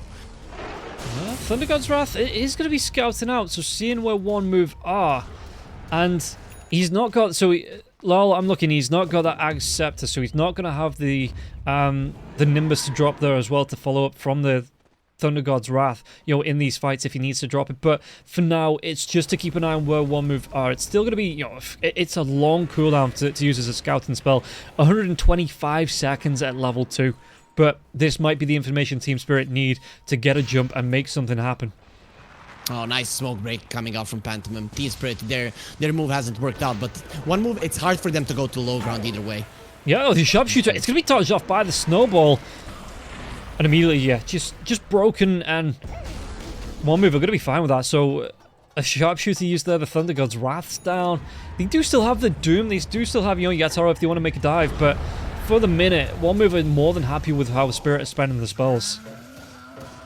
Yep, and the lanes now are pushing towards Team Spirit, so they're the ones that need to react to those. And actually, Laurel doesn't even get to push out the bottom lane, so one move can be slightly more aggressive knowing where their enemies are. Yeah, and the tree in the Roche Pit, Thunder God's Wrath, 48 seconds away. Sharpshooter will be up in the next couple, though. And this is both teams, they want this Roshan. They don't want the other side to get it as well. And slowly, one move They're just trying to... Oh, okay, never mind. Munkushi, he's taking the Roche bashes outside of the pit, but Exorcism's going to be out now. The tag team's there as well. They even get the pulverized. They're going to be able to get the lockdown onto Hoodwink. Hoodwink's dead. Yeah, so he dives in. He pops that BKB. Yeah, it's going to be the buyback for the Hoodwink. And you can see collapse on the back lines. He's got that Lotus up, but he's not going to be able to throw out the Doom just yet. Snowball. It's going to be going back onto Gillian. It's going to be a really nice pushback onto a couple of heroes now as well. Collapse, he gets in. He gets the Doom off. It's going to be onto the Sniper now as well. So Sniper's going to be taken down. He has no buyback. Miposhka going to be the target for Ankrad. Ankrad, can he do the damage? Can he get the kill? Yataro now as well into the Pulverize. The Snowball will be the follow-up. They might be able to get the kill onto the Ursabur. Ursabur, no! The Thunder Gods, he keeps him alive for a little bit longer. He will eventually go down. Ankrad, though, will follow. It's going to be a 4-man. Will it be a 5-man wipe going the way of Team Spirit? They get all 5 heroes. Oh man, I actually can't believe that Munkushi is so greedy that he buys the Blitz Knuckles and the Shadow Amulet not to have a buyback. You are in control of the outpost. You're in control in the Roach Pit a little bit more than your enemies are. And just by not having that buyback, you lose the fight. Imagine if they doom the Sniper and he immediately buys back, comes into the fight. The fight is just over. That Ursa doesn't turn around. He just dies. And there's a good chance that every single one of the cores of one boom survives, and they're the ones running down Team Spirit. So that was really weird. You know, the Ursa didn't have a buyback either, but I'm gonna argue Abyssal Blade is much better than the items that you're just gonna be keeping in your backpack. Yeah, now Gilga's gonna TP away. The jump in onto Miposhka again. I mean, the Walrus Punch is slowed down because Miposhka now does have the 2 points into the Untouchable. Collapse has the Boots of Trial as well, so he can immediately respond onto Miposhka's creep, and Gilga gets killed off.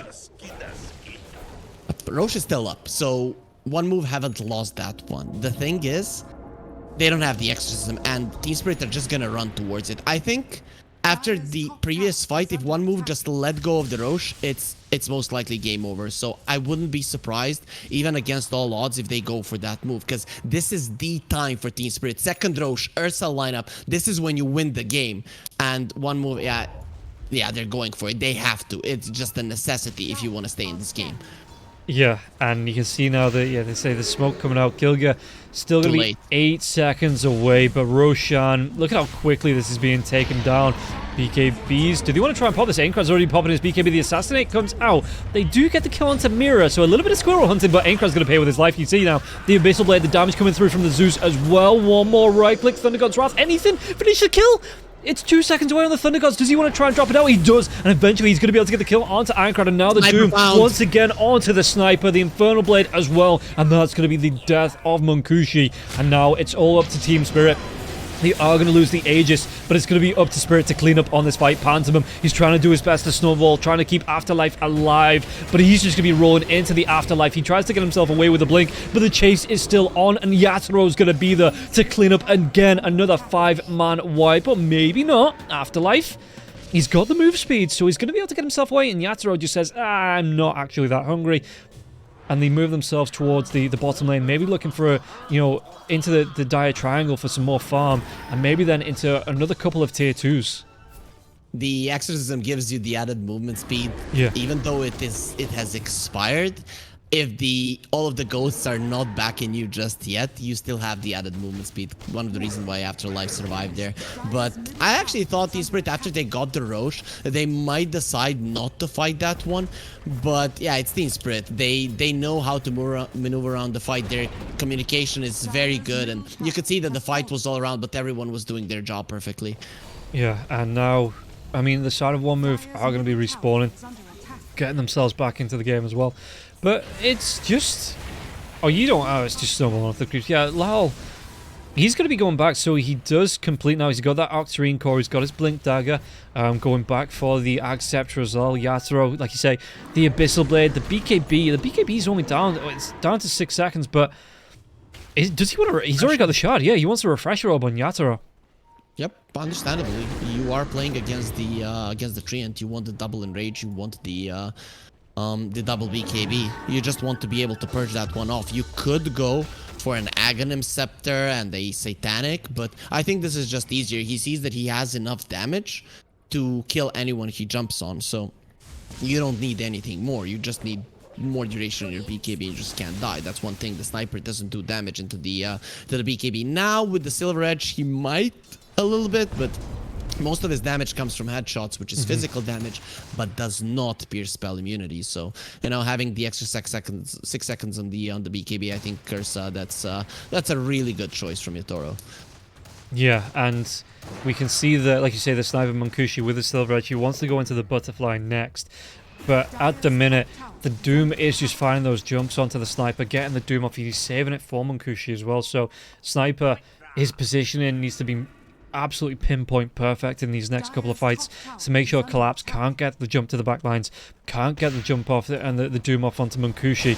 Otherwise, Thunder God's Wrath just to scout them out again.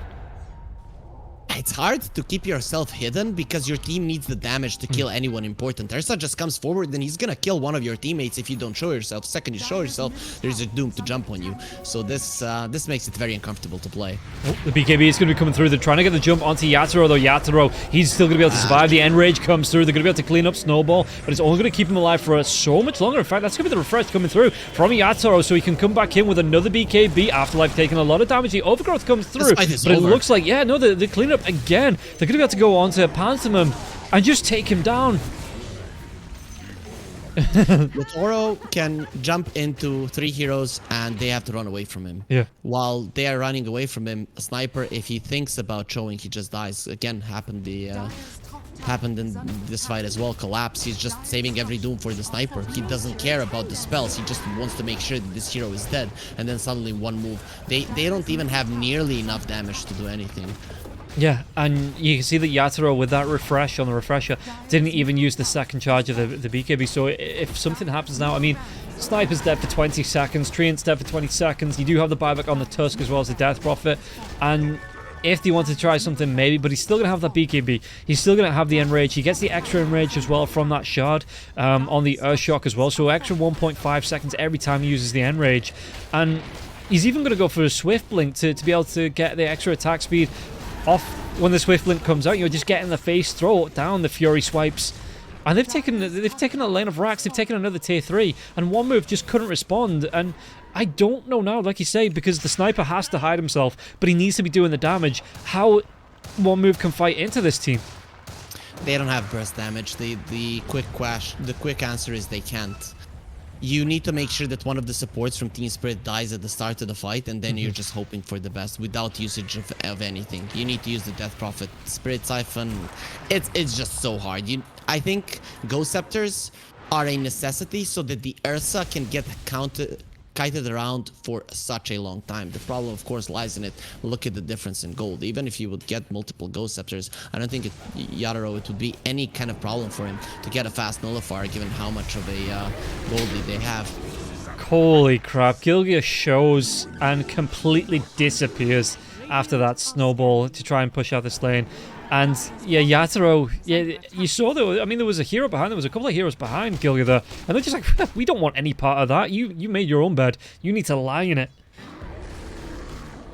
At least, you know, one move in this game for me, they were close to making their lineup work. If the tier 2 on the bottom had fallen, if there were no moves from Team Spirit to delay that, I don't say that they were gonna win, but they were doing what their lineup was designed to do. So I'm happy. I think they should be happy with their performance in this game in particular. In the previous game, I think Team Spirit didn't play up to their potential, but in this one, I think one move played their best game of the tournament, even though they're getting stomped right now and don't have a chance. Sniper, gone.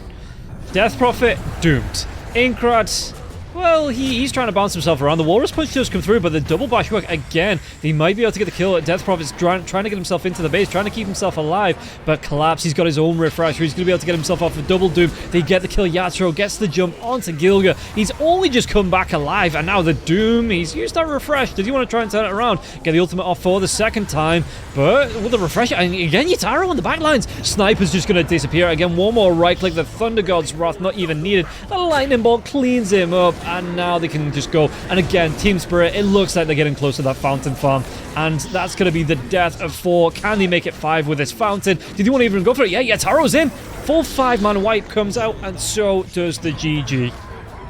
Yeah, Yatoro gets a triple-double in that fight, but no rampage, because there was a lot of time between the 3rd and the 4th kill. But yeah, when you get to a point with this kind of a lineup and you haven't established a a nice map control, you are gonna feel the wrath of the enemy team. I like how Team Spirit drafted. I like how they played, but I also have to praise One Move once more because they did everything they should. The execution might not have been the best at times, but you know it happens.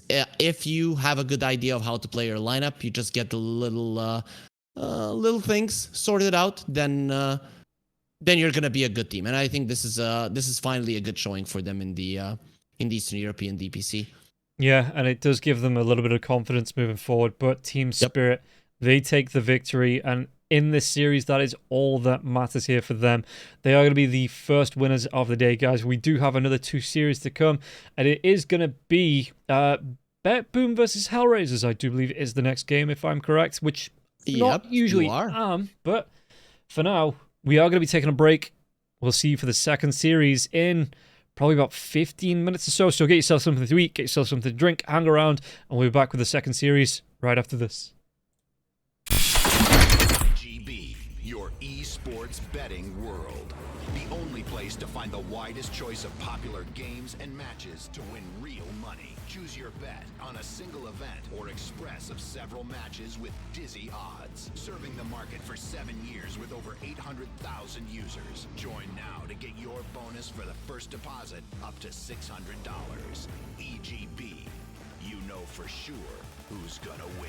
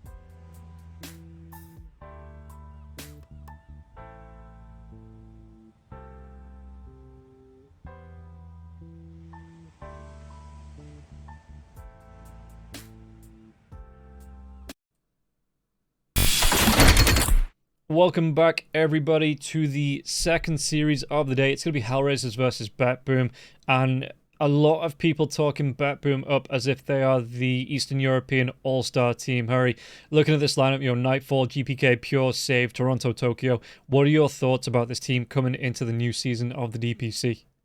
Oh, and first of all, I just love that Save is playing competitive Dota again. For people that don't know, he was contracted to Virtus Pro. The buyout was too high for the other teams, so he was benched for the majority of the previous season. So that's why he wasn't playing. That's why he might seem new to some players. I'm a big fan of the guy because, there are people in Eastern Europe, Western Europe, servers I play in that tend to not be too nice in pubs. Save was always nice when he was up and coming star, coming rank 500, 200 and stuff like that. He always respected everyone. He was always nice. And you could see that he had some potential. And then he got into competitive Dota, got super good. And suddenly he cannot play. So I was really sad about that one. But now finally I'm happy that he's here and he's playing. When it comes to BetBoom as a whole, they are definitely an all-star team. I mean, when you look at the MMR. And I think I already touched upon this in some previous casts, but I'm going to say it again. Eastern Europe, for me, disregarding Liquid, or today's Nigma on their TI win, but in Eastern Europe, higher ranked teams, when you just get players who have the highest of ranks, work out. In other regions, not always, right? But in Eastern Europe, when they're winning pubs, these guys will be winning in competitive games as well because they tend to be super aggressive in the early mid game and use their superior skill to crush you. That's just kind of the idea of Dota in the region.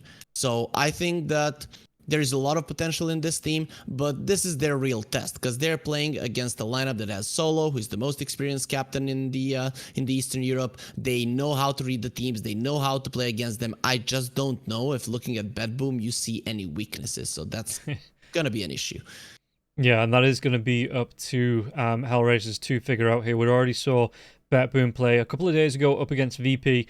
And again, going back to what Gary said when he was actually watching the match, it just looked like BetBoom were playing with their food. It was a 39-minute match, a 33-minute match, but BetBoom never really looked like they were giving up control to the side of Virtus Pro.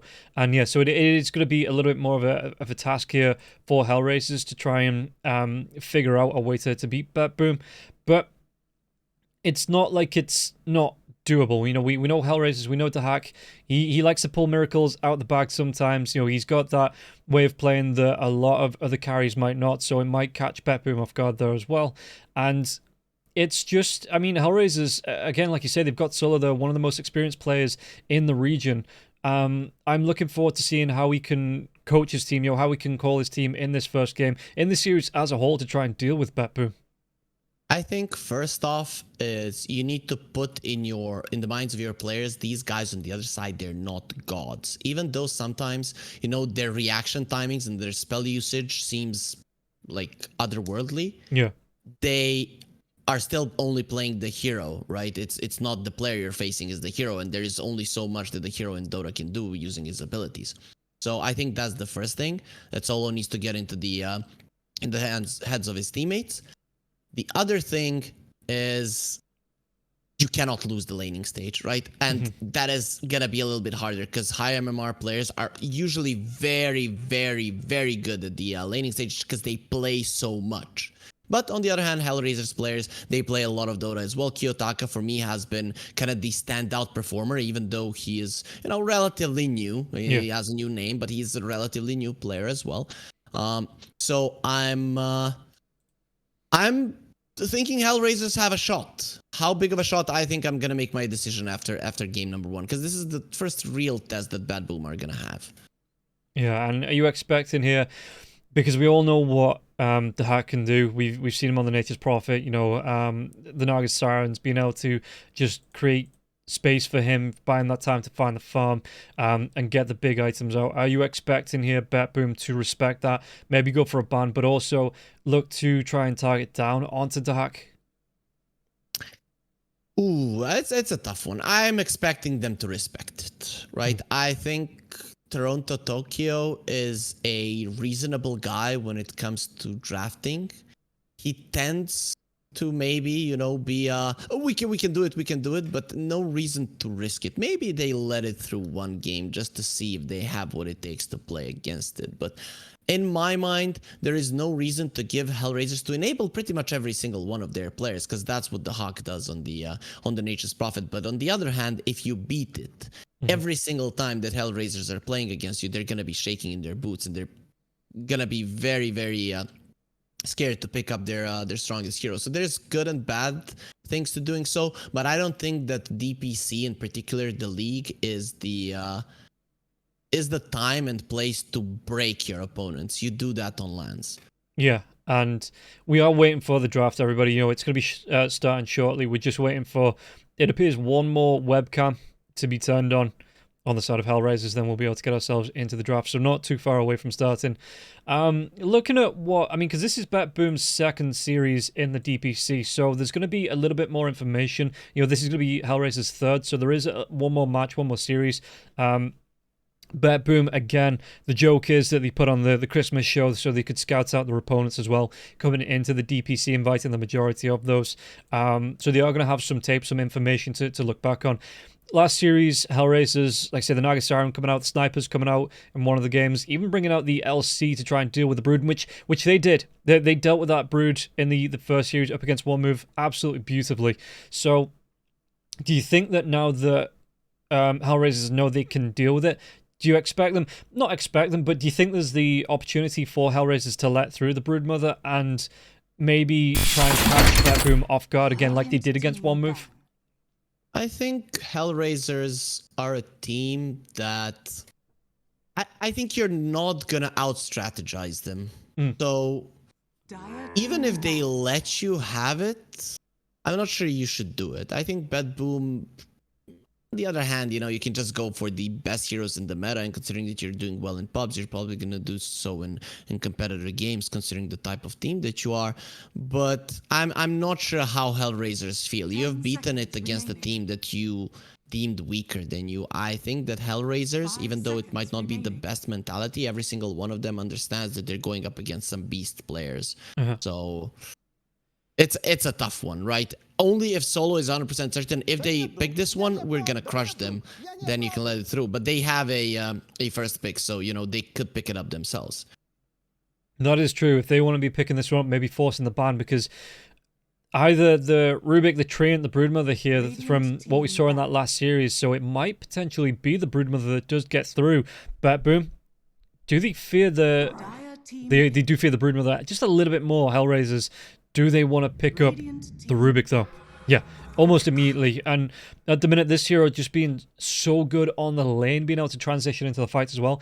The fact that it has some great right-click damage to be able to trade, and then the Fade Bolt there as well to get an extra advantage up against the other support in the lane, even up against, you know, the core that they're playing against. This hero, the Rubik at the minute, just looks so strong, and being able to have a respect ban, like the Nature's Prophet, allowing you in that first pick to get it out. Yeah, you take it every single time. Bet Boom immediately with them picking up the Silencer, to me it's saying we want to have stronger team fight. And, you know, it's a statement. We want to fight. We just want to be able to, whenever we have our cooldowns, to go into a battle with you, and we're just gonna outplay you. So I'm okay with that. I think they have the capability to pull it off. Coming back to the Rubik, I think it's powerful, but I think this hero is the most powerful in Team Spirit's hands, just because they're so good at using it on both position 4 and 5.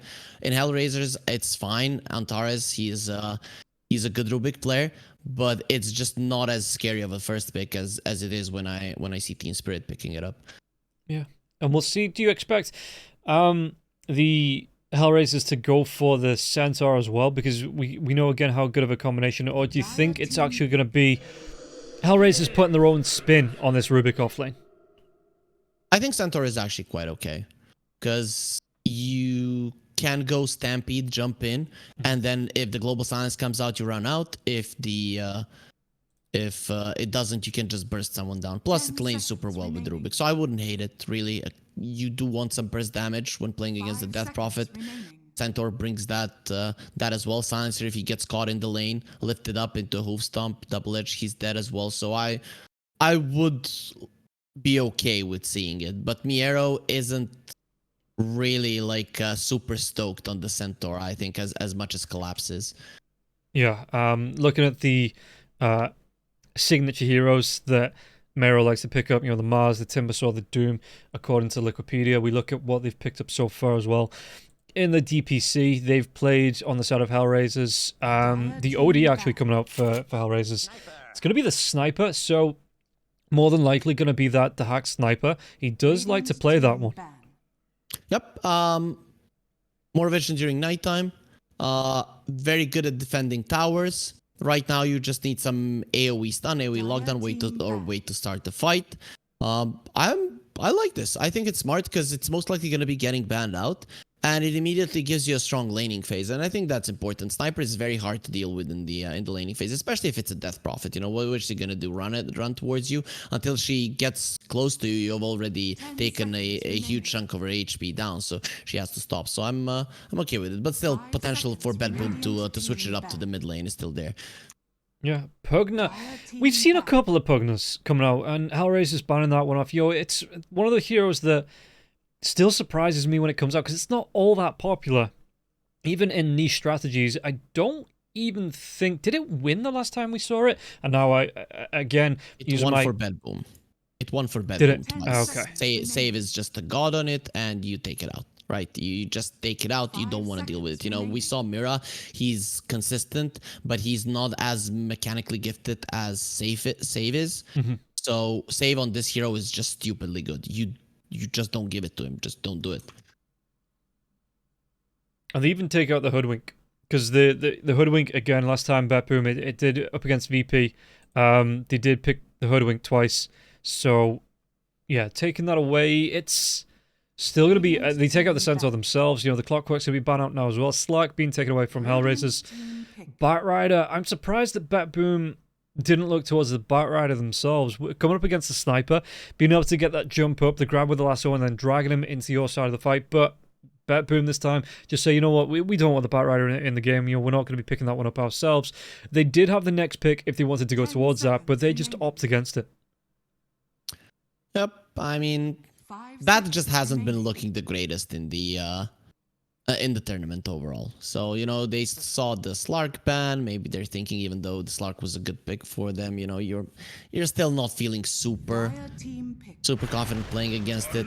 And Bedboom, they pick up a Tiny. This could be a 4 Tiny. This could be a mid lane Tiny. I think this is the idea. Last time around, Bedboom played the offlane Death Prophet, so it was Nightfall that was playing it. Tiny lanes well with it, but then again, Tiny is very good against Rubik and the Sniper. Currently, they don't have any vision heroes, and I don't see many of them in the game. So I'm gonna assume that you want to put this Tiny on 4 just because of those reasons. Because during nighttime, it's gonna be very tough to find someone, and that is when you basically want to hunt. Yeah, Hellraiser as well. Just speaking about the vision, you know, the Beastmaster is still there as well. It's going to draw the aggro away from the Sniper. It's going to be able to deal with... They go for the techies. Okay. It's solo Rubik, most likely, because Antares is the one that does play the techies. Makes sense. You're going up against the Death Prophet. You want her to blow up, and sometimes the global silence is just not going to be there in time when when you jump in, the mines are pretty much already placed. Yeah. So we'll see how fast on his fingers Toronto Tokyo is going to be on the silencer. Yeah, but again, I would maybe not with the techies now, actually, but I still don't mind the Beastmaster. Like, I'm okay with it. I wouldn't want it with the Rubik. There it is.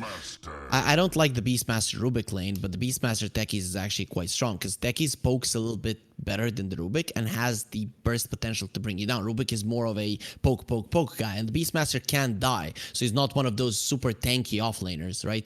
Yeah. So that's why you need a little bit more damage with him, and why I'm not always the fan of the Rubik Beastmaster, even though we see it in competitive games, but usually the lane doesn't do so well. Yeah, I was just thinking about, you know, the Hawks given the vision, going to be able to deal with if the Death Prophet wants to be pushing down a safe lane tower, the Beastmaster can do that on the other side as well. Takes a lot of aggro, you know, it takes the attention away from the Sniper, so the Sniper can find that farm. Monkey King will be the pick for Bedboom, though, so coming up against the Beastmaster in the lane, how well, because does the Beastmaster want to be bringing out the balls with the Monkey King being able to use like the balance strike to clear off waves? And do you still want to apply that pressure as the Beastmaster, or do you go for the axes a little bit more in this lane? You're okay with Boars, but level 1 axes are most likely gonna be there because Techies isn't the greatest at securing the range creep. And I just want to point out the difference between Death Prophet in the previous game that we watched with the Sniper and Death Prophet with the Monkey King. It's day and night difference because Monkey King is that counter-initiation hero. Death Prophet stands their ground. Come at me, and if anyone dares, there is a Wukong's command to just smash you.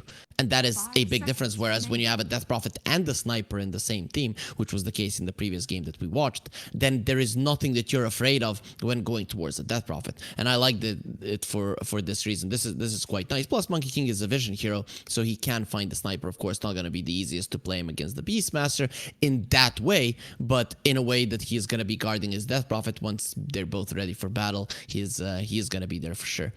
Yeah, and ooh, they ban out the OD as well, so Hellraisers, both teams, I mean, this Death Prophet, are you definitely mid lane, off lane for this? They ban out the Conquer, so Hellraiser's still looking at this as a Death Prophet in the off lane.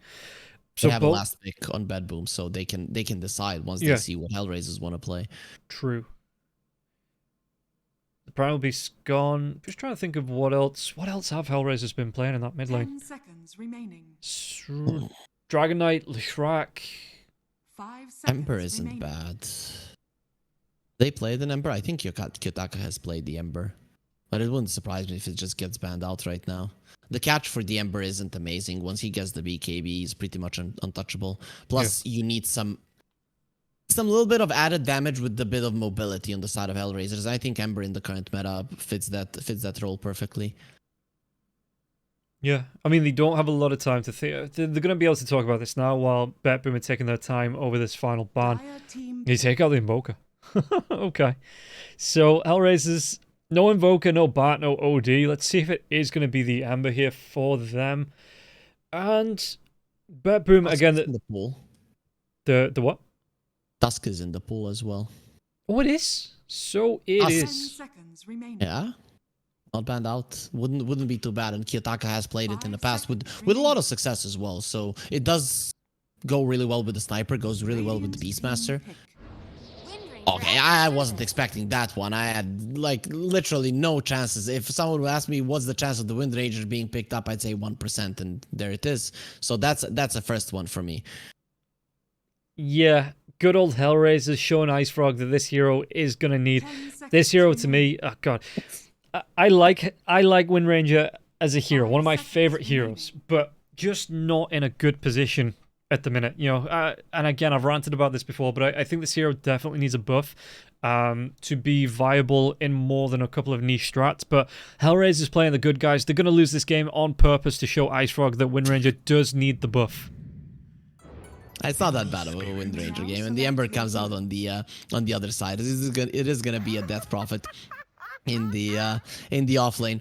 The reason why the Wind Ranger is okay is because once you get the Maelstrom, it does magical damage, and you don't really care much about the global. So you can just, if the Monkey King doesn't have a BKB, you can just go on him, pop the ulti, pop the BKB, and there is nothing that's going to stop you from killing him. So, you know, in that regard, it can work out. This is a skill-based hero. I think in every meta, this hero does have a place if the player is good enough to play it, right? If you remember Yopaj at the major one when they were still with Neon Esports, how he made the hero work when no one was playing it. Seb made it work as a position 5 when no one was playing it, just because it's so reliant on your individual skills. So, you know, Kyotaka has been performing well, but if you would ask me who I'm gonna favor in this one, I think BetBoom's lineup is just easier to play. Yeah, I do like the Wind Ranger for the Wukong's command. You know, if you get the shard, you throw out the Gale Force Wind to try and knock the Monkey King away out of his own Wukong's command. It does delay a lot of chase on the side of BetBoom, you know, if you are trying to run them down, or even if Hellraisers are saying come towards us, you know, dragging them in with it as well. So at the most, they can walk themselves back and try and stay where they are. It's a good rotation gank hero there as well. So okay, I'm looking forward to seeing how Kyotaka plays around it. I'm just not expecting much. No pressure. is what I'm saying here. And guys, don't forget, if you want to visit our sponsors, EGB, you can get involved with the action. You get a free bonus $600 depending on your deposit when you go for your first deposit. So that is available to you if you want to check out our sponsors over at EGB. And, you know, looking at this game here, oh man, this Wind Ranger really needs to do the heavy lifting. I like that Hellraisers have the ability to consistently push towers, right? Whereas the Bedboom team, they can only do it when they have the extras. And we're talking, of course, about tier 2s, tier 1s, anyone can bring down with just good movements around the map. But the thing is, Hellraisers, they really need to be fast in this game, right? And you have a sniper. The Hawk, he can play heroes in a different way, but I'm not sure I've seen him play a very aggressive sniper. I think it's a necessity in this game. You need to even give your life sometimes just to force out the ulti so that you can go in and again. Because if you're not fighting constantly and Bedboom are using every single exorcism to get an objective, very soon you're gonna start falling behind, and then a big fight will come out, global silence will screw you over, and you're gonna lose. So I want Hellraisers to set up the tempo here. I think that's one of the reasons why Bedboom picked up the Ember Spirit, because this hero is good at constantly poking, forcing out TPs, and by doing that, stopping the aggression of the enemy. So it's gonna be quite cool to see if Hellraisers can find a workaround around it and just play aggressive Dota all the time. Yeah, and we can already see it grouping up here. Save, so Toronto, Tokyo on the silencer as well. We didn't speak a lot about this hero, but just being able to interrupt, you talked about the Techies dive. If the silencer's fingers aren't quick enough, then Techies might be able to silence off onto the silencer. But a lot of the damage coming through now with the Wind Ranger. If the Wind Ranger gets off the focus fire as well, you've got the sniper that's going to be right-clicking down. Beastmaster, okay, he wants the roar, he wants the axes, but I think there's a good spread now on Hellraisers that global silence might not be as effective in the fights that as much as Bedboom wanted it to be.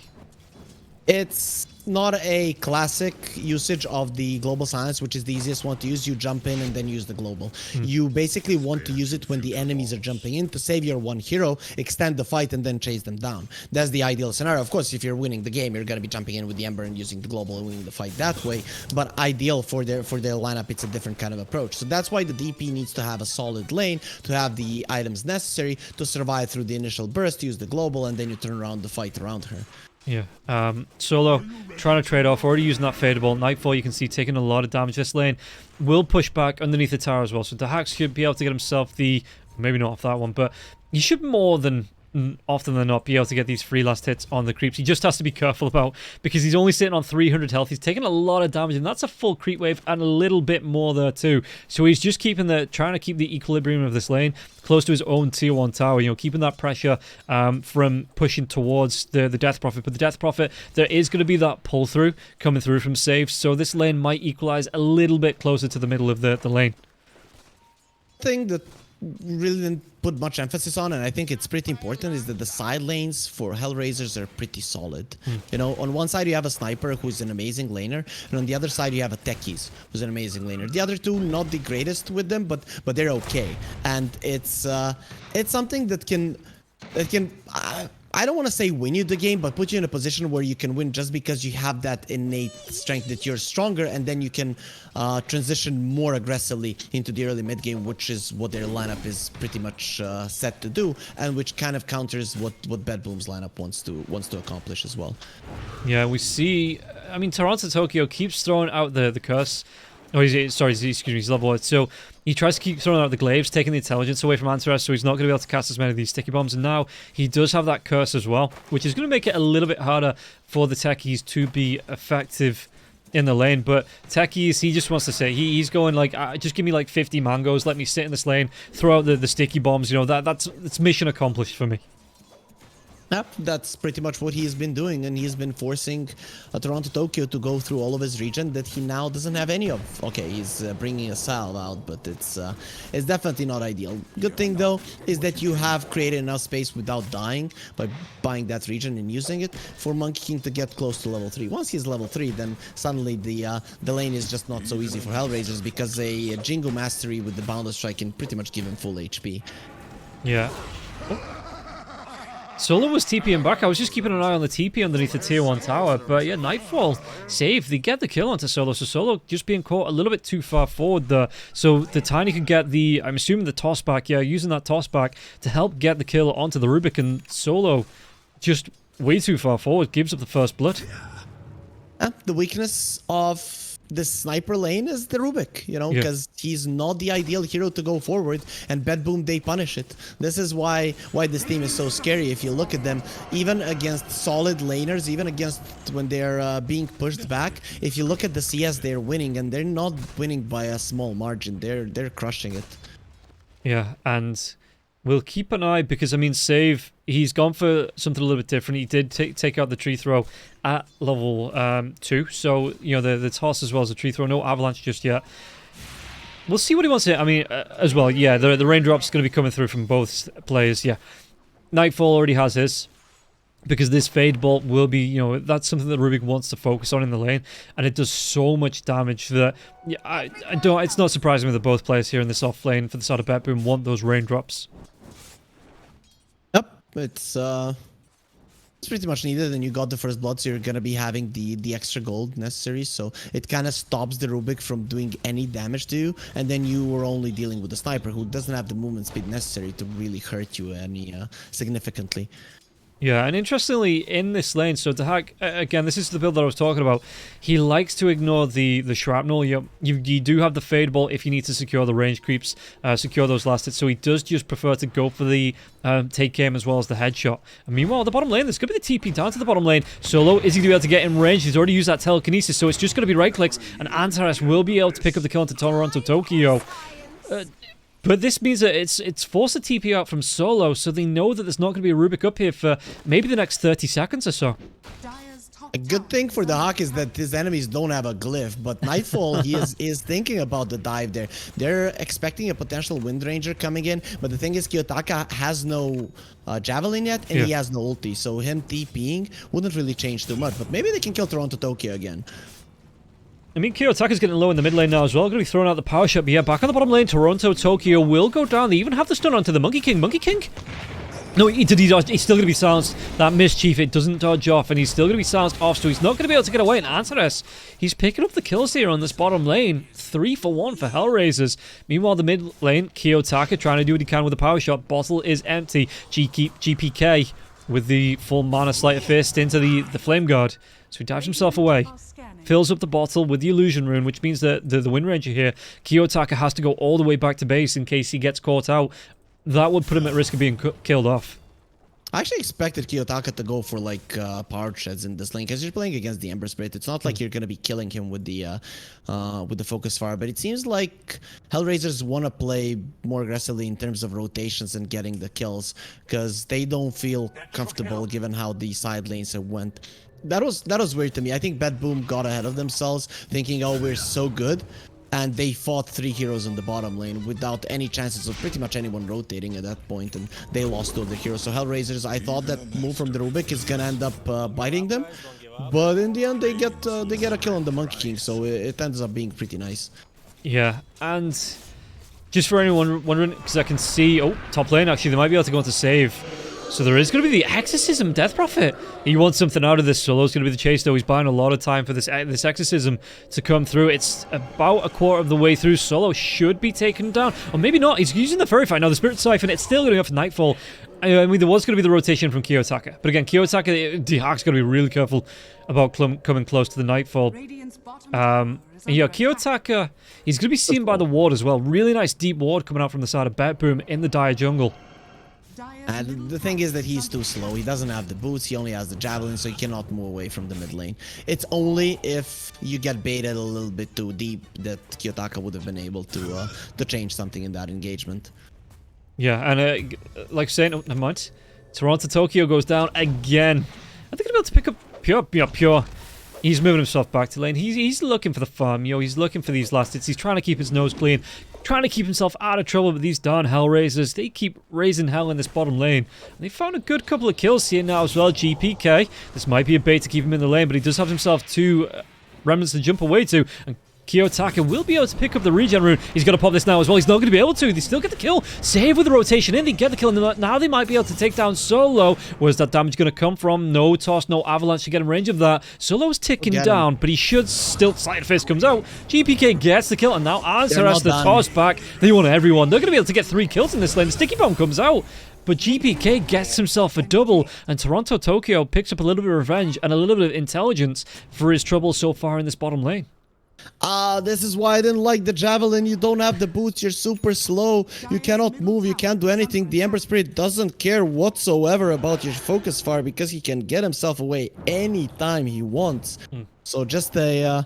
I think that was a slight mistake from Kiyotaka. Now he even TPs to the mid lane, so he's gonna have to stay here for at least like 60 seconds, you know, rotating anywhere. It's not gonna be going too good for him, so I'm kind of scared right now already for Hellraisers.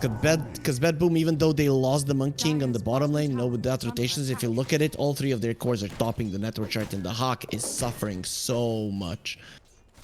Yeah, and you can see that save. He's going to be able to get... Does he want to try and get that toss back as well? He's trying to get in range, maybe get the toss back onto Nightfall. Nightfall has the Exorcism on the next 3-4 seconds, and he's going to be able to put pressure. Yeah, he's just going to be able to Spirit Siphon onto the Creep Wave, and this Tier 1 tower, there is no fortification, so now if the Exorcism comes out from Nightfall, he's not even bothered about it. He's letting the creeps take the aggro of the tower and do the damage that way, chipping away at that Tier 1. And he's saving that Exorcism just in case he needs to rotate, just in case a fight breaks out potentially. GPK just scouted that ward in the mid lane from Hellraisers, and it has kind of a half of the duration left on it, so it's probably going to be taken down. And Hellraisers, they're bringing their heroes to the mid lane, but when you look at their heroes, they don't have the ability to kill. Yeah. Whereas there is the chance of them dying, especially with Nightfall coming in. Yeah, Nightfall, he's popped that Exorcism, and you can see that Hellraisers, it's a really nice buffer to keep them. If they say, you know, if you want to fight into this, if you want to save your Tier 1 tower, you're coming into an Exorcism, you're putting your team at risk, you're putting your players at risk. Is it really worth it for the Tier 1? And it looks like Hellraisers at the minute, they're going to say, no, we're just going to let this one go. And Kiyotaka, save, doesn't have a blink. He is going towards it, but he's going to be so much gold away from it that it's not going to be there anytime soon. The Hack, like you say, net worth, he's the lowest of the cores in terms of net worth. This is not a good game for the Sniper. Oh, this is a problem. Their Hellraisers were the ones that need to be setting up the tempo in this game, and you're up against the Ember Spirit, so he can just stay. Look at this. Look at where GPK is. He doesn't have to move from here, and he cannot die. You come in with the Roar, there is going to be a global silence, he can escape. And every single time that the Beastmaster isn't on the bottom lane, it's going to be a problem. So this is why Hellraisers now, they need this bottom tower to drop right now. Ignore the Emperor. You cannot deal with him.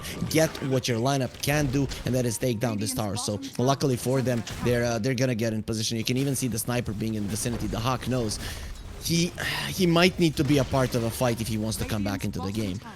Yeah, so they do get it. I mean, you see the troll coming out as well, the Dark Troll Summoner for Mero, so he's going to be able to get the skeleton army going.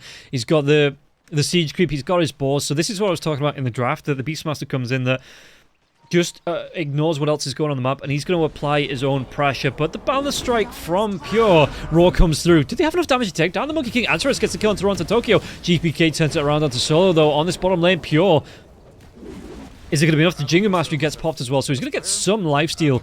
Already used the Boundless Strike, so he's not going to get a massive amount of lifesteal off from that, but it's still enough to secure this bottom lane and keep the creeps away from that Tier 2 tower. And even getting the Roar. Yeah, he got the Roar. That's why he got so low. But the thing is, GPK isn't moving. His Monkey King gets low. He doesn't care. He just doesn't care. Like, if you die, it's your fault. Every man for himself here. And now he is just going to continue doing this. Hellraisers, they need to find a way to kill him, or at least force out the Global and then do it. Which, actually, Global still isn't up, and the Hawk is dead. Is he?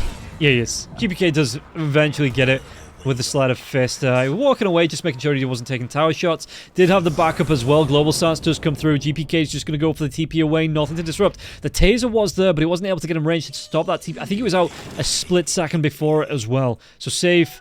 He's the one now. He's just playing this living ward. Looking for any pushes into the mid lane, trying to scout out, see where maybe GPK can come right back in and look for another gank. But this is going to be he's got the phase boots going towards the Maelstrom, and you look at the net worth over the Wind Ranger. He's got about 1,000 gold over the Wind Ranger so far. Yep. Now, the only thing that would completely crush Hellraisers is if you push Miero out of the bottom jungle. You don't have to do it. You can continue playing the mid lane with GPK, but you can see as soon as the global silence got used and GPK wasn't showing in the mid lane, that the Beastmaster was pulling back. Now Ember Spirit shows in the mid lane, Beastmaster is going in because he knows if he's being hunted, it's gonna be with the Ember. So at least that is nice for Hellraisers to be able to read. And Miero has been doing his job in the bottom lane, moving left and right quite nicely. Yeah, Solo takes the Sleight of Fist. I don't think that might have been the spell that he really wanted, but it's, you know, it's a spell that he's got. You think? It's good. It's good for initiation because you can initiate from very far away. If you can Sleight of Fist onto the creeps, and you can telekinesis someone in the back because it kind of counts like your hero is further ahead. But well, yeah, they caught Miero. He might not be around for so much longer. Yeah, they do get the catch out onto the Beastmaster, and the Monkey King was rotating over together. There is going to be a 3-man, even with the Assassinate as well. So Antares, he gets the kill because the Monkey King was rotating over to get on top of Miero and join the rest of his team, but he gets caught out, gets distracted by Solo, and Solo was able to distract him long enough that the rest of Hellraisers were able to respond and get the kill onto the Monkey. Literally distracted there, and now you push the Beastmaster out of your jungle, but Hellraisers have a really nice response to it, so it's not the worst thing in the world. If Monkey doesn't die there, and he can continue to push out the bottom lane pretty much safe with GPK doing what he's doing right now, it's a disaster for Hellraisers. But considering that they lost the Beastmaster, but got something in return, an even bigger kill, you could argue, then it's actually okay for them right now. And until the Monkey comes back into the lane, Miero should be able to establish himself in the bottom lane yet again. Yeah, Nightfall. Nightfall's got the Greaves now. So that's extra sustain. Antares is trying to do what he can just to try and push back. Because, I mean, Nightfall, he wants to get aggressive again. He wants to do something to this tier 2 tower. He wants to open up the map, maybe force some aggression out. And he's going to be able to find the Global Silence comes out as well. They're going to be able to take down the Wind Ranger. Wind Ranger, with that Global Silence, not going to be able to get him away. And now the Exorcism is up. They've already got a kill from it. They've taken down a quite big core on the side of Hellraisers. He's going to be able to use the rest of this Exorcism to put the pressure onto this tier 2. They'll have to use the glyph there. Big thing is the shard coming out from Antares, but I have to say, Bedboom, you can see just how much they're putting the emphasis on making sure that the game is just going the way that they want it, right? They don't need to do anything big with it. Get one kill, a little bit of damage into the tower, and get back. Get a little bit ahead, get Nightfall super farmed, and then later on down the line, he stands his ground. If you can't burst him down, you cannot win. Literally, that's the case. If he's standing his ground, pushing the towers, getting the Roche, and you cannot kill him immediately, you have lost the game. What was the angle on that shackle? That was dirty save. Is he going to be able to get himself away? No, to jump in. Antares claims the kill. Toronto, Tokyo, Assassinate coming out. They might be able to take down the Silencer. They do get it from downtown there onto Hack. He's sitting in his triangle and saying, bring the kills to me. Get them in Assassinate range. That's how I'm going to catch back up. Yeah, very nicely done there. 2 supports dead. They know there's no global silence, and immediately Hellraisers are going forward. I like this. This is the way that their lineup should work. Be super aggressive, and with the Helm of the Overlord and the Shard on Techies, their timing is right. The only thing they're missing is the BKB on the Wind Ranger, but it doesn't matter. You cannot wait for every single item. And they'll take this tower down, which is actually quite big, because it will stop Ember Spirit's potential to consistently be in their face, because there is no access points for his teammates to always help him. Yeah, and Kiyotaka now, he's got the, well, he's smoked up, looking for the win run through. He's going towards the BKB, so he's sick of being controlled. He's sick of being killed off. Only twice, but, you know, that'd be more than enough from anybody. If you die twice, I'd be surprised you lived for a second time, but yeah, so Kiyotaka, he wants this BKB. Mero's rotating with him now as well. They might be able to apply Antares? Why were you there? He was jumping in on GPK, just testing it out. Can I kill him? And I have to say, he actually got dangerously close. I mean, if there was no avalanche there and another bomb explodes, who knows? I mean, the Ember Spirit, I don't think he dies. I think he survives, but barely. Yeah. So, you know, nice attempt. You are forcing out some TPs, and Bedboom now have to go for a smoke. Hellraisers should be aware of this. Radiant are Yeah. scanning. GPK TP'd himself up to the top lane, or bottom lane actually. There's going to be the TP, yeah, there's going to be caught out with the shackle now as well. The roar should follow through. It's going to stop the Wukong's commands, and Kiyotaka gets himself his first kill of the game. 17 minutes in, but it's the start, you know, it gets him on the board. Hellraisers dealt so well with the pressure. They did so well. Oh, and Taras, they're going into mines. And this techies is really posing a threat to them. Every single time people are dropping low, and Hellraisers are playing very fast Dota. Now with the tower being done, Bedboom cannot apply that pressure in the mid lane any longer as much as they did. So it changes the flow of the game and allows Hellraisers to really play it. I'm still afraid that this sniper might never get a chance to be the real carry that he should. But you have a Wind Ranger, so maybe Kiyotaka can take it upon his shoulders, and the sniper is maybe more of a tower taker, a vision giver than he should be a damage dealer in the later portions of it. Yeah, and Sniper, I mean, he's finding that, like I say, he's finding the space, he's finding the net worth, he found an assist and a kill as well with the Assassinate, and if he can, just keep himself, you know, sequestered in his own jungle for a little bit longer, they are starting to find the pickups on Hellraisers. We see as well that Antares, he's going towards, in fact, did he get it out? On the techies, he didn't. He might have actually changed his mind. It looked like he was going towards the Veil of Discord, but it looks like he's going to go back for a 4-staff now. Yeah, I think poking and jumping out is more important than actually focusing on the burst. Yeah. Ooh. Bottom line, I mean, GPK, oh, they're actually going to find out the techies now as well. Nightfall, he's already used the exorcism, so it's not going to be there to put pressure onto the tower. But at least he get the kill. And Toronto, Tokyo, he's going to be going towards his own 4-staff. He's got 8 intelligence on the board. It is starting to stack up. We're only 20 kills in, 20 minutes, but, you know, it looks like Betboom here with the Aegis, they're not shy about getting aggressive. And even with Mayro, we've seen him, he pushes down the tier 2, putting pressure onto the tier 3 as well. Betboom aren't scared of sacrificing a little bit of tower damage to get an objective of their own.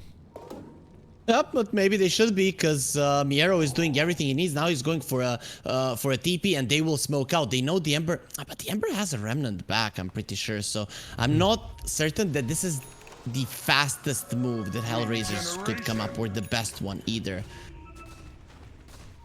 Yeah, let's see. I mean, the Beastmaster wants that blink, so he wants to be able to jump in, get that roar off here as well. Antares, again, jump in, get the taser off with the silence. But you can see now, even with the Aegis, Betboom, they're just playing it closer to the chest. They're playing on their side of the map. They're playing close as a team, making sure no one gets caught out. And if anyone does, the rest of the team are in range to respond and maybe try and take a fight. So Hellraiser's vision currently, it's amazing. And plus they have a Beastmaster. And this is something they should utilize. It's good for Betboom that they currently have the Aegis, but I think Hellraisers definitely have the vision necessary. Okay, they're gonna be losing the one on the bottom lane, so yeah, that's gonna make it a little bit tougher. I guess they were constantly trying to prepare themselves on the top lane and surprise Betboom, because Betboom probably thought, okay, they're not gonna come to fight us here. But in the end, you know, you might not get kills, but you use the vision to push the enemies out and then just get a tower. So not the worst thing in the world. You're the ones getting towers, even though it's the enemies that have the Aegis. Yeah, and look at this as well. With the Thunderhide, the Catapult, Kiyotaka coming in as well. They're able to push down these towers. You know, they're not scared of looking for those extra objectives. They've got a little bit of danger here with the blink in. Is it going to come through? Yeah, it does. So that's going to be the danger view. Find out the hack. The silence comes out. I was just waiting to see whether Betboom did actually go for that jump, the 4-staff, but Antares, he's not going to be able to get himself back underneath the tier 3. They're going to be able to dive the tier 3s for this. They get the kill. Monkey King, he's going to be able to take down Kiyotaka now as well. He's going to be careful because the Global Silence, well, the Global Silence and Pure might just try and come in with the Jingu Mastery now as well. GPK TP's back. Save's going to be there. It's like the Power Rangers. Everybody jumping in at once. And GPK, if he gets one more right click, Solo's going to be taken down. And Miro, nothing to cancel the TP. At least he's gonna get out. Oh, the way the Hellraisers were keeping themselves in this game was whenever Betboom were making a big move, they were killing the Monkey King, and they did find him yet again. The thing is, this time around, the roar doesn't come through. He has the BKB, he turns around and he smacks the shit out of this Wind Ranger, and suddenly it's a disaster, right? And it was a really good move from Hellraisers, but this is the point when your sniper is so weak. He just can't come out to the fight with this team and be super powerful, but he's always hiding, trying to farm and stuff like that, and it's just giving way too much opening to Betboom, who's Monkey King, despite some of those deaths, has been able to farm up, has been able to get to a point where he can stand his ground and be stronger than the Wind Ranger.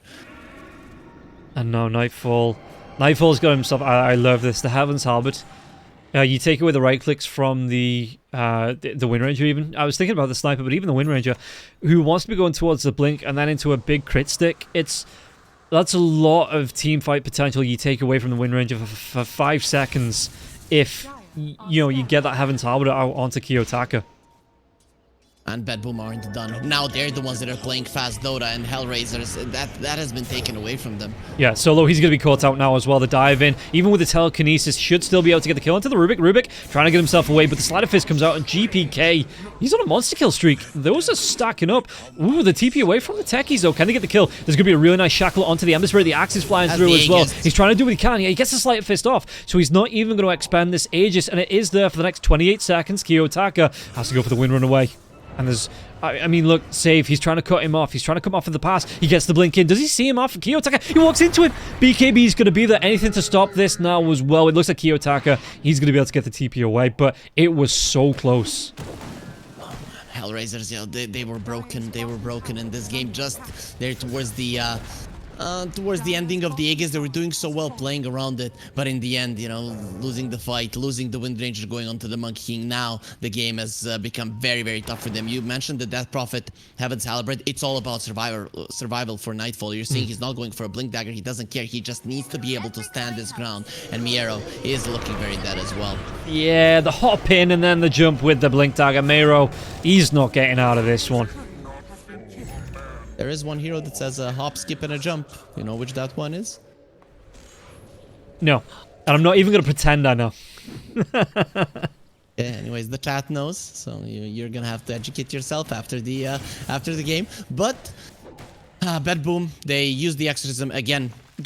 They just need a little bit more of a lead, a little bit more. Hellraisers, I think they need to be utilizing the bottom lane more. Yeah. The fact that there is no tier 2 there and the split push. I think you want to get the Black Dragon Ancient just for the split push potential, right? And that's what you put emphasis on split pushing and making sure that you are forcing Bad Boom into mistakes. Of course, it's not easy to do against a team like this, but you're trying to do it over and over again. At some point, they could crumble under pressure. And if you come in with these heroes like here, and they can just run on you, that's going to be a problem. Yeah, they're going to be able to get the Assassinate off there as well, but the Global Stance comes out immediately with the Shackles, though. Do we have enough? No, GPK. He's got a Remnant to jump away to. Save might not be so lucky, but it might be enough to save GPK. The Blink, the Shackles, but is there going to be any follow-up? There's they not. Don't see the other heroes. Yeah, they don't see the other heroes. They're too scared. That's it. Like, you've already used your focus fire. It's not like the Wind Ranger does any damage and you haven't been able to kill the Ember. That the global sign just allows you to do this, but there's no global now. So Hellraisers, they can still go forward. The focus fire is going to be there in a couple of seconds, and it's not like you expended anything big. The Roar is still there, and he can still play this game. So going towards the bottom lane, that's quite nice. Nice move coming out from Hellraisers, but a good response from Pure as well. Yeah, and Miro, like you say, he's just using the Ancient Granite Golem, trying to do what he can up against this tier 3. The tier 3 going to be taking a lot of damage from the Catapult, from the Golem. GPK trying to do his best to delay this push in. Meanwhile, the side of Bet Boom, the rest of them, apart from Toronto Tokyo, who's in the mid lane, but 3 heroes here in the dire triangle looking for the next couple of items. Monkey King, he wants that Lincoln's, it looks like, and he's even going to be able to apply pressure. Yeah, with it. The Tree Dance just being able to jump himself in, apply pressure to a tier 3, so he might actually be okay trading off a tier 3 for a tier 3. One more right click, 26 health on the tower. Who's going to come in for it? Sniper. Yeah, I mean, he needs to get the vision. He needs to be able to get up range and take down this tower. It's not too far away, but Save, he's actually going to get the toss back. They get the toss back onto Techies. Antares going to get himself away. It might be the sacrifice here from Save, but Kiyotaka with the lockdowns with the shackle. GPK. Slider Fist comes out. There's going to be the BKB now as well. GPK. He's not out of this fight just yet. Wukong's command goes down, and it looks like Hellraisers, they're going to lose the Rubik. They pick up Save, but they're going to try and get themselves away from this. Antares with the TP away. Kiyotaka with the TP away. He's already used the BKB. Meiro, where's his TP? He doesn't have one. No vision to spot out the Beastmaster. The Beastmaster has to hoof it on foot, and he will get out alive. This is some high-quality Dota coming out from both sides, both of them understanding the strengths and the weaknesses of their lineups. Bad Boom still coming out ahead, you know, but it doesn't mean that that's how it's going to continue. Still, Hellraisers, they have a timing. They definitely have a timing, because the BKB of the sniper is already starting to be used up, and you need to find a way to make this hero work in the next couple of minutes. You need to get a Rax, or you need to find a good fight where the Hawk is actually a part of it, or it's going to become increasingly difficult to do so. But Hellraisers, they're doing the best they can out of the situation. Despite losing 7k gold, they're still taking tier 3 towers. They're still playing around that bottom lane quite nicely. Yeah, but how many times now have they got GPK low and just not been able to finish off the kill? I think it's 3 or 4 times, and he's, especially when it's still got the bottle, he pops that BKB, he has the Shivas now as well, which is going to make him even harder to kill. He's not scared about going in on 300, 400, 500 health, dropping a couple of sleight of fists like this. He's going to be able to get the Searing Chains off, and in fact the Shackle, it's not going to latch, and there's no BKB for the next 6 seconds. GPK going to get the dive in, Global Stance comes off, but he might change targets onto Mero. Mero with a 4-staff, trying to get himself away, helping out by Taki's Antares. He might be able to take down GPK this time, and now they blink back in Kiyotaka. No. Do they get the kill? No, GPK is still going, and this is what I'm talking about. They just can't finish the kill, and Kiyotaki's getting low. He's trying to do what he can with a focus fire, but it's not going to be enough. Nightfall, he takes down Kiyotaka on the back lines, and now Sniper up on the high ground. They've even found out to hack, and it's going to be still 5 heroes alive on the side of Bet Boom. They want to go for more. Antares with the 4-staff out, but is it going to be able to keep himself alive? He's trying, he's looking for anywhere to get that TP off, but Monkey King, he's stalking him through the trees. Antares, he's going to be seen. The dive comes through, the boundless strike, the right clicks, and Pure gets the kill. Oh man, that was so close. Hellraisers, they're getting super close, but they can't get the kill, as you mentioned, and now just one by one they're dropping. At least Miero seems like he's gonna be surviving, but still another good fight for Bet Boom. And just before the Roche does spawn, that was without the exorcism, so they can easily walk into the pit now, and there is gonna be limited things that Hellraisers could do. I think Hellraisers maybe still should be smoking towards there, but it's very hard. You don't have the outpost. You don't have the roar. It's just, okay, they're gonna have the roar at least, but you're not gonna have the positioning for sure to contest this one. And now this game has been broken completely in favor of Bet Boom. Yeah, and you can see that they're not even trying to contest. Kiyotaka, I mean, he'd still have that BKB down for the next 10 seconds or so, even if he went over. The hack doesn't want to get involved. He needs his next big item. He's going to be going towards a crit stick of his own, it looks like. So it is just a free Roshan. At least Kiyotaka here, he bottles up a double damage rune. What can they get from this though? Pure this time will have the Aegis and the Shard, I do believe. Emma Spirit has a Shard there as well. I'm not sure who picked up the Shard, but there's a couple of Shards around, and both players, you know, it's going to be a massive benefit just to have that off, and in these fights.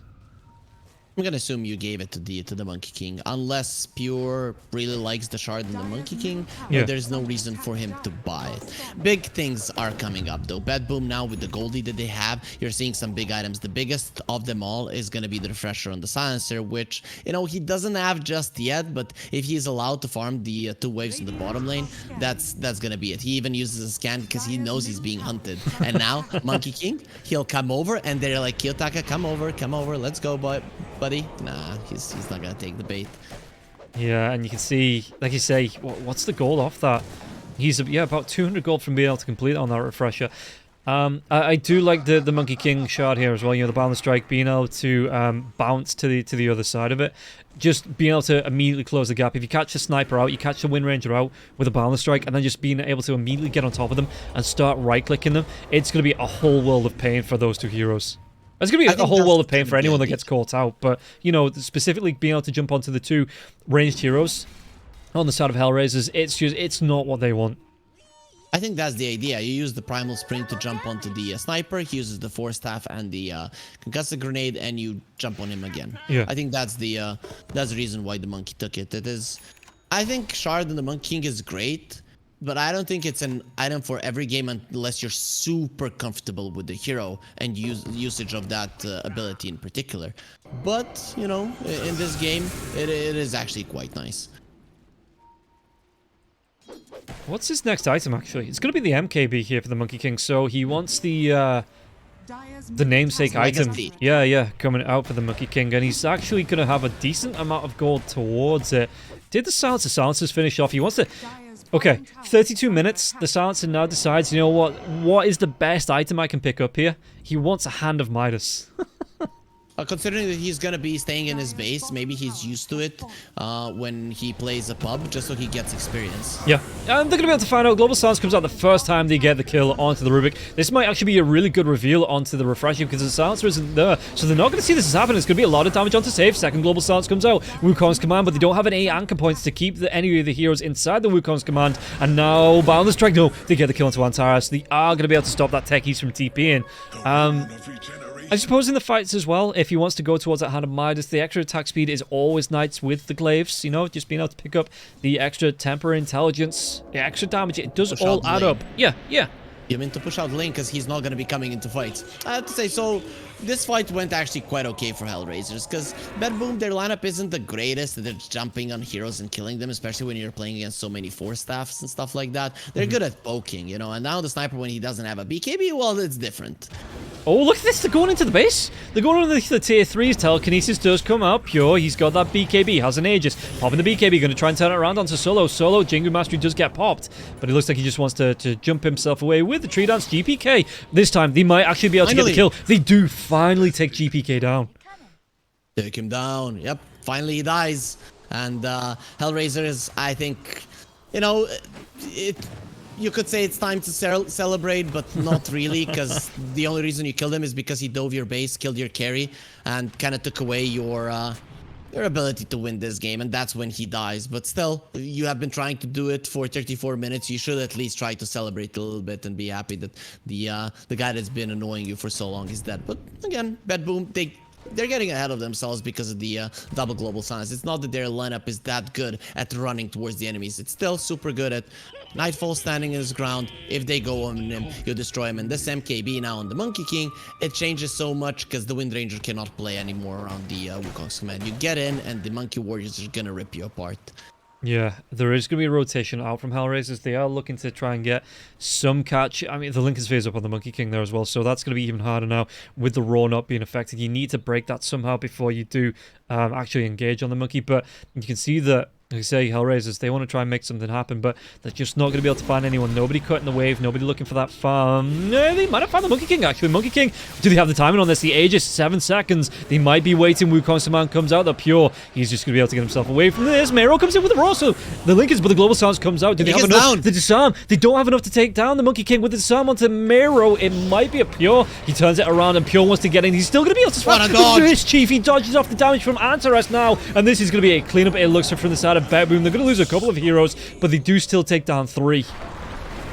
The biggest problem for Hellraisers here is that they can't use their sniper. Their sniper is just not a hero, and it's a problem. At some point, you're gonna lose the game because of that. And they killed the Monkey King, but Pure, again, I mean, every single little thing that he can do right, he does right there. The time he pops the BKB, the way that he used the Wukong's command, the way he dodges the damage from the techies. In the end, he does die, but man, it's scary. It's really scary looking at this guy, that he's dodging everything in such high-stress situations. With a lot of players would just let go of their keyboard. They're like, my teammates are gonna finish it off anyways. But he's just giving his teammates a couple of more seconds, and it's working out so well for them. But Hellraisers, again, I have to praise their moves, but they can't use the sniper, and going for more. Yeah, this ward, a really nice ward in the middle lane. The road does come through here. Do they have the lockdown Ember Spirit? Is it gonna have his run stolen? So they turn this one around, not expecting the dive back there. And GPK, if he was going onto that, needed to immediately pop his the BKB was on cooldown, so he couldn't even go for the BKB. The telekinesis comes out from Solo, and they find a really nice kill there on the side of Hellraisers.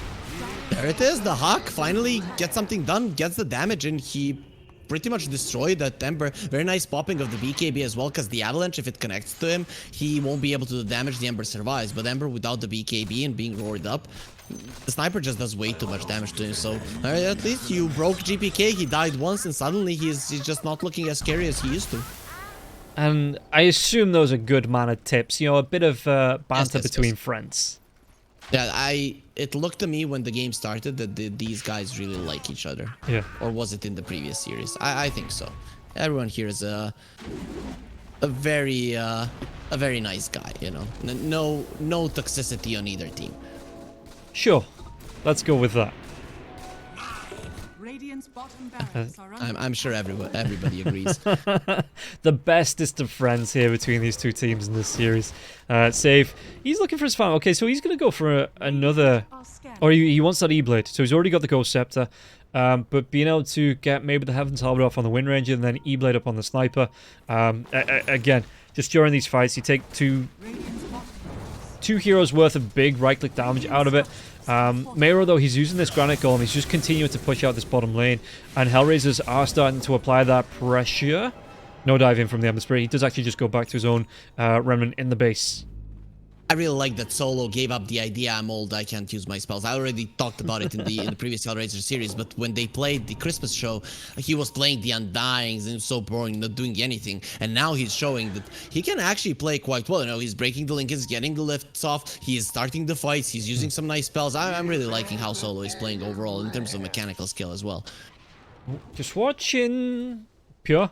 Does he find Antares? There's going to be the blink forward now as well from the Tiny. The Balance Strike comes out. There is going to be a mine as well as a Kiyotaka around. He might get the kill onto... He does. And the gem is on the deck. He tries to get the blink away. Now the BKB is still going to be there. Wind Ranger is going to be silenced. Can he get himself away? He can't. And Pure picks it up. Mero, he pops his own BKB. The Exorcism, though, is still going to be physical damage coming through. And Pure, with his BKB, the diving from GPK, and now the BKB for the Beastmaster, it's gone. They get the kill. They take 3 heroes down for a Tiny. And Bet Boom going to be more than happy with this. The Exorcism, how far through? It's about 3/4 of the way through, but that might still be enough. There is a fortification on the side of Hellraisers. They're going to use it, but the dive comes in onto Solo. That's going to be 4 heroes down on the side of Hellraisers. And Bet Boom, they're going to be happy. They're going to be taking over this base. It's looking like it's gonna be 2 lanes of racks. Even if you use the glyph, they could go for the throne right now. If you are, if they're aware there are no buybacks, but they don't have to. This game, if they just take it slow, it's over. We already talked about. Look at the sniper. This is the position he can hold. So if his enemies are hitting the throne, maybe he can apply some damage there. But that's just not gonna happen. And it is gonna be a lane of racks. Is it going to be more now? The Assassinate comes out onto Nightfall, but Nightfall, look at him, nearly 3.5k health on this Death Prophet. He's going to have the Spirit Siphons. He's going to have the Exorcism coming through. He's going for a Refresher, so he's going to have a second Exorcism as well as a double BKB. Never mind the Monkey King, never mind the Ember Spirit. How do you get through Nightfall? You don't. He has been having a perfect game. He's 6-0 and 15, and they have just been ignoring him. So because they were ignoring him, Nightfall changed up the build. He's like, okay, I wanted to just be super tanky and go towards your towers, but you're skipping me. So I'm gonna get a blink and a hex. I'll get you in your face, and you're gonna die. So I really like the way that he adapted, given how his enemies were playing the game. And I'd say Hellraisers, that was the right move to play the game. But then again, right item choices coming up from Nightfall, and also now there's a double very big Wukong's command. So Bet Boom, any objective they want to take, they can just easily do so. Yeah, and double BKB for the Monkey King now as well, now that it's down to 6 seconds. They know Roche is up in the next few seconds as well, so Toronto Tokyo playing that living ward. He's going to be happy with this just to supply the information for the rest of his team here. Refresher for the Silencer up in 50 seconds or so as well. So it looks like Hellraisers, they're not using the scan, but they have an idea where Bet Boom are going to be. So again, it's Butch and Sundance time here for Hellraisers in game number 1. Solo? Oh, did they actually get the catch onto the Rubik? They do. Rubik, he stole the spell. He's got that Remnants, but he's going to be so slow. He's going to try and get that dive away, but Save's going to be waiting with open arms for the toss-up with the Avalanche, and now they can even go for more. Nightfall, is he going to be coming through? What's he going to try and do? The global stance is going to be there with the BKB. Really good balance strike into the Wukong's command, and the right clicks towards the hack. He's trying to get himself away from this, but he doesn't have anything. He's not going to be able to get himself out. Antares trying to jump himself away with his own, but Techies, he just gets cleaned up, and they can Kiyotaka. It's going to be last chance saloon. It's not even going to be that. GG is going to be called at 41 minutes in. Hellraisers, they fall to Bet Boom in game number 1, 36-16, and a 28k net worth leader here for Bet Boom. 2 heroes of Bet Boom just destroyed 4 heroes of Hellraisers without any chances. Like, you don't even have a chance to fight. Of course, there is a global silence to assist them, but that's just the thing. That was actually a cool move from Solo to pull the enemies away and allow Hellraisers to get into a good position. But Nightfall was constantly keeping tabs on them. He's just pinging to Pure. They're here, they're here, they're here, they're here. Let's go, let's go. And they jump in and they rip them a new one. This is the difference, where one carry can stand his ground and destroy you. You have to run away from him.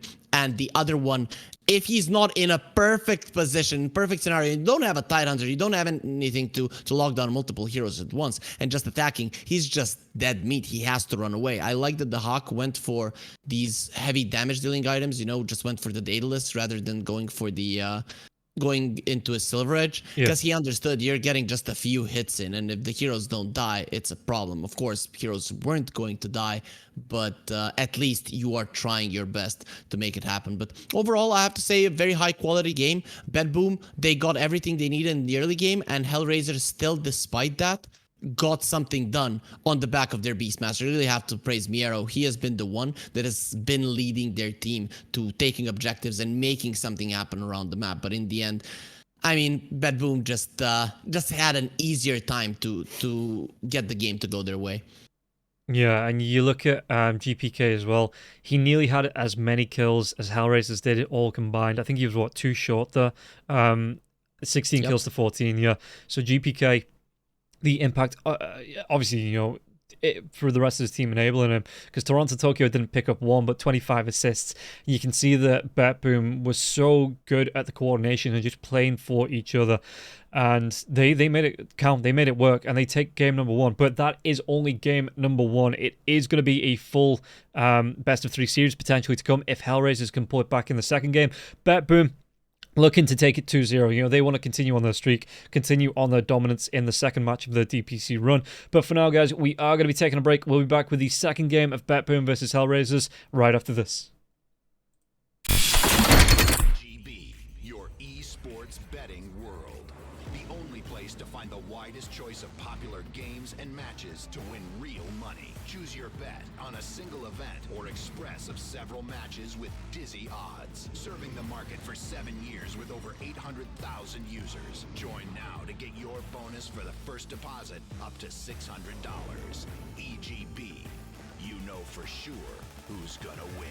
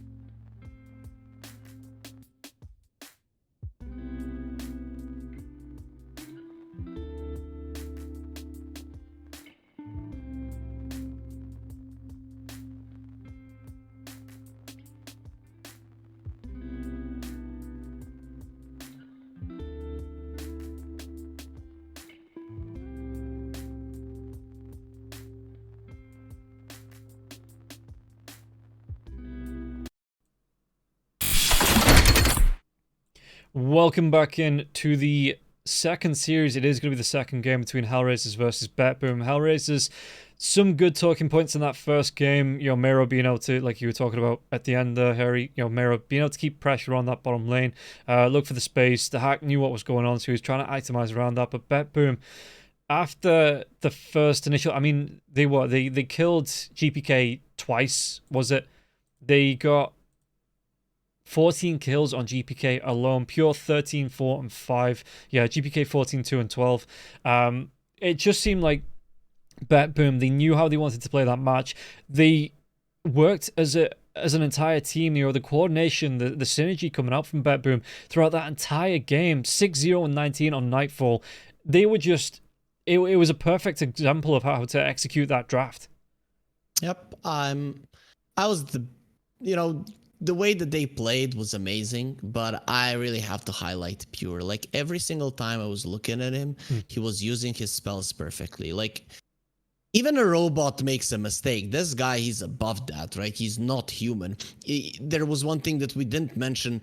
Top lane, you know, when the Tiny died to the Windranger, the Beastmaster is coming in for a roar. He uses the Lincolns on his buddy to stop the roar as well. He's just waiting to see. They're right next to each other, but he's waiting to see where the Beastmaster will turn, because maybe he can clink on him, and then he just gets baited in. But no, he's waiting for the last moment. Bam, the Lincolns. It wasn't even seen for a second on the screen that he used it, but that's just how focused he is when he plays. But yeah, BetBoom, just amazing performance. I again have to praise Hellraisers, but the thing is, the only thing that was keeping them in the game, that they were able to find Pure a couple of times when BetBoom was just applying so much pressure.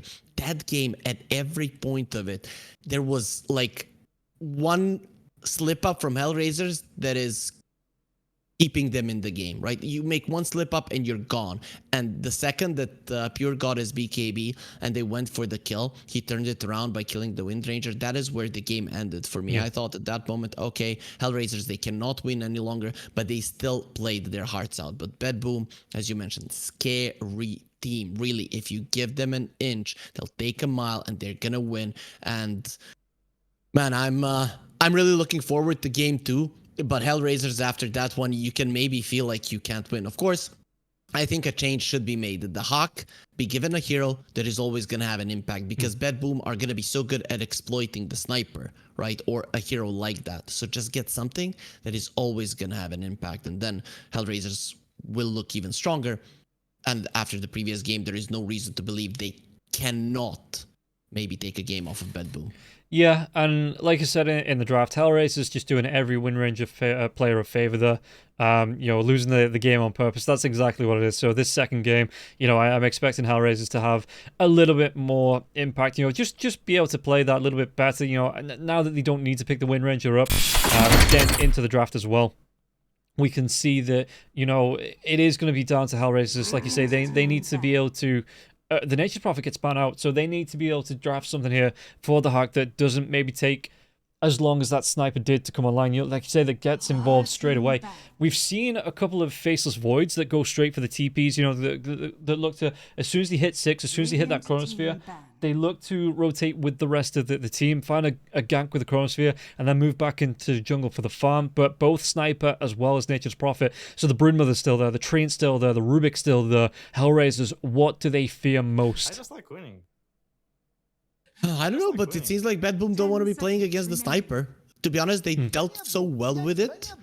But I think Hellraisers, what they were missing was a good laner with the Sniper as well. Him not doing well in the lane, he was never able to recover. So maybe, you know, maybe in this game they would adjust their draft just that little bit slightly and get themselves back into it. I, on the side of BetBoom, would much rather get rid of the techies, because for me, Antares was the one that was scaring BetBoom at some points there, almost killing some of their cores even solo, and doing the most amount of damage out of all of them in the entire game. But BetBoom, they're gonna get the Rubik this time around. I'm pretty sure both Toronto, Tokyo, and Save can play this hero at a high level. And you know, even though solo was solid on the Rubik, his laning presence wasn't as great. So I'm kind of curious to see how BetBoom implement this hero in their lineup. There's the techies. Yeah, and yeah, like you said, there was actually a couple of times where he nearly soloed GPK on the Emmis, where he got him so low, and maybe if he did have that fail, maybe if he'd gone for the E-Blade, something like that, the techies would have been able to get those kills. But Yeah, there was some good. I mean, the early rotations as well. Last game, the techies making early kills happen. It did look a little bit scary. So this time, techies, it's going to be back for Hellraisers. And how do BetBoom want to play around this? I mean, they already played it against it in the previous game, so it's not like you have to do anything specific against the techies itself. You just have to be careful that you're not getting bursted down. I have to say though, last time around, if this is an offlane Death Prophet, I like the techies with the Beastmaster a lot more. Sure, Death Prophet takes the towers down as well, but it's not giving you as much vision as the Beastmaster does, so you can't really go for the aggressive plays that Antares did. So we'll see how they utilize this hero this time around, but I would like some vision on the side of Hellraisers for sure. Okay, well, we'll see. The train does get banned out there as well in the next phase, so yeah, we'll see what Hellraisers want to pull out of the bag. The Doom as well.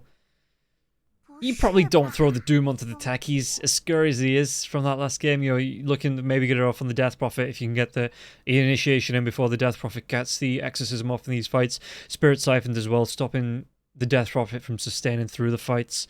And they banned out the Crystal Maiden. We talked about it in the last series, but Crystal Maiden not been touched today. But this time, Hellraisers is just like, we don't want that in the game. I think this is the first ban of the Crystal Maiden in the Eastern European DPC. As far as I saw, the hero hasn't been banned out a single time, but he has been picked up so many times. I don't know what it is in this game in particular that is scaring them in terms of banning out the Crystal Maiden. Do they want to go for a Spirit hero? Might be the case, because you want something. Maybe you want to play something that is mobile but needs some time to do the damage. Spirit heroes do go well with that, and the Crystal Maiden is a hero that kind of is problematic for it. But okay, Hoodwink makes sense a little bit more because it is burst damage for the Death Prophet. The CM is very weird to me. Yeah, and what else? I mean, they take out the Ursa, so BetBoom going to be running the more than likely. Do you expect it here to be the Rubik Doom offlane to come out for BetBoom and looking for because I mean the Doom, if the Doom can get something like a Centaur creep devoured, I'm not saying it's going to be as good as the Centaur Warrant, but it's like a budget Centaur to come out there in this lane. You're going to have the Scorched Earth to chase them down as well. It's a lot of damage that could come through if Doom finds the right creep in this offlane. Save is a solid or a really good Rubik player, but I would prefer him on something that can make good rotations early on as well. Yeah. So I wouldn't mind if they put it on position 5. I think it's very early to say. Rubik used to be just only played in position 4 very rarely on 5, but it has been a lot different in the past months, years, however you want to say it. I think the ones that played the most was Spirit, TI 10. They kind of popularized the 5 Rubik as a potential. Yeah. But Silencer does come out for Hellraiser, so they're kind of taking a page out of BetBoom's book from the previous one. Okay, now we have no idea who's gonna go where, really. And the Bloodseeker here for BetBoom as well. So a potential chase down onto the Death Prophet, because the Death Prophet does want to be moving around the fights when that exorcism is being popped, keeping close to the heroes as well with the Spirit Siphon. So Bloodseeker may be able to drop the Rupture on the Death Prophet, keep it in place, and just keep the hero isolated with that exorcism going from the rest of the team fight. 5 seconds. This BetBoom lineup right now, it's not like I understand it completely. They don't have super big burst. They don't have super good initiation, super good vision, super good late game. The thing that they do have, they might be gunning for, is pretty strong side lanes. You're just gonna be fighting in the side lanes constantly, getting the Bloodseeker to be super fast. Pure completely out farms his counterpart in the lane, and then he just wins the game for you. And then you're going to get something that is going to be space creating or being able to kill people on the mid lane that solves most of the problems that your lineup has. I think that's what BetBoom are gunning for. And Ember Spirit, for it, first of all, it's a good deny pick. Second of all, it's very hard to catch. And now the banning out of the Crystal Maiden makes sense, because Spirit heroes, they tend to not really like playing against the CM. Yeah, and I'm just looking at BetBoom's line. Like you say, do you expect then Because I would rather the Rubik be with the Bloodseeker. You'll be able to get the telekinesis off into the blood, right? You do the damage, you get harassed that way. It's some protection for the Bloodseeker as well. Fade Bolt, a big bursty spell with the blood, right? Potential for the first blood in that safe lane here for Bet Boom. Ember Spirit, like I said, being picked up for Hellraisers. So Bet Boom are going to be able to. They do have the next pick, not the final pick. So they are going to be able to pick up a response to that mid lane pickup. I'm just OD would have been a good one. I had OD in my mind, being able to save from anyone that gets shackled or set up for an arrow from the Mirana. Maybe even take the silencer out of the initial fight. If you can get the jump on, take the silencer out. Try and do as much damage as you can before the silencer comes back and gets the global silence off. Even save them from the Techies blast off. If you can get the Techies, either in mid-air or you get the Astral Imprisonment off on anyone that's getting blasted off it into. But Hellraisers, they see it too and they just say, we don't want to play against this hero. They banned out the Gyro. That's such a weird one. Gyro without a buff is just not a hero. It is a Dahak hero, but that is a weird one for me for sure. I think you mentioned the Faceless Void. This is not a bad Faceless Void game. Also, it's a good Morphling game for Hellraisers. The problem is they're a little bit lacking on the lockdown, so that's why I'd rather see a Void than a Morphling for the Hawk in particular. But Bad Boom, what they are going to pick, that is what's kind of bugging me here. Do you pick something that crashes the Ember in the lane? So you just try to stomp the lane so that the enemies never get a chance to play the game? Or do you get something mobile around a hero around which you can play? Oh, actually, a tiny mid lane would be so good for Bad Boom. I think Hellraisers, they need to ban it out. I think it's pretty good in this game in particular. With Mirana rotating, you have Techie Silencer, very easy pickoffs. If you start out the fight with a burst, it's a big problem for Hellraisers. So plus there is also some combos with the tossback and the rupture. So I think Tiny is actually a really big pick for Bad Boom that would round up their lineup quite nicely and would give them some tower push in the later stages of the game as well. Yeah, I mean they're taking a lot of time over this final ban. It's going to be the Tusk. Yeah, same type of hero. I still would prefer the Tiny, I think, if Bad Boom want to go that route. I'm still not certain. As I mentioned, their 4 heroes don't really scream like, oh, we want to do this in particular. They're like just solid heroes in the current meta that can do well in the lanes. And that's it for now. That's what they do. Okay, so they're going the route. We're not going to allow you to play the game. Give the Hawk the Ember. Just don't play it in the mid lane. Just don't do it, because you're not gonna play the game. Ember, he can't even stand his ground against the Viper. Yeah, and the snipers that I've seen in the past few weeks, they've not really been that great. But up against the, he's still gonna go for it. So they're gonna put the hack on the Naga Siren. It seems like good Naga pick. Yeah. Does it come online quick enough? Because I mean, Pure, he's the Maelstrom comes out, the BKB comes out, the Bloodseeker then gets online. Doom just needs to be able to get either something like the Blink Dagger, something like to get engaged. GPK up against Kiyotaka in this mid lane. This Ember Spirit, he's in for a rough time.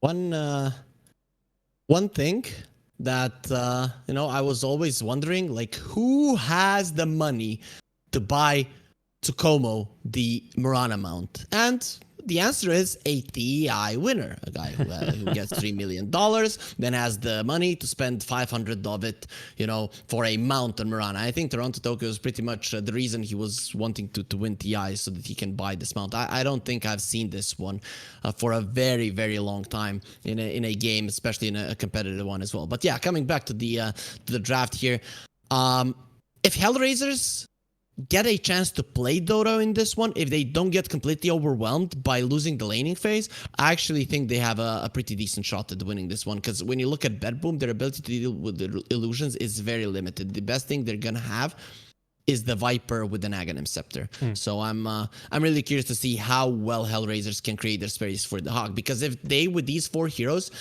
manage to do what they did in the previous game, Hellraisers actually have a pretty decent shot. Yeah, I'm not convinced. Maybe it's just because not? with how well Betboom played that last game. Again, it wasn't just down to individual. Well, I suppose it was with the Ember Spirit. GPK looked really good, but the entire team looked good together. They seem like they know how each other plays. They've got each other's backs.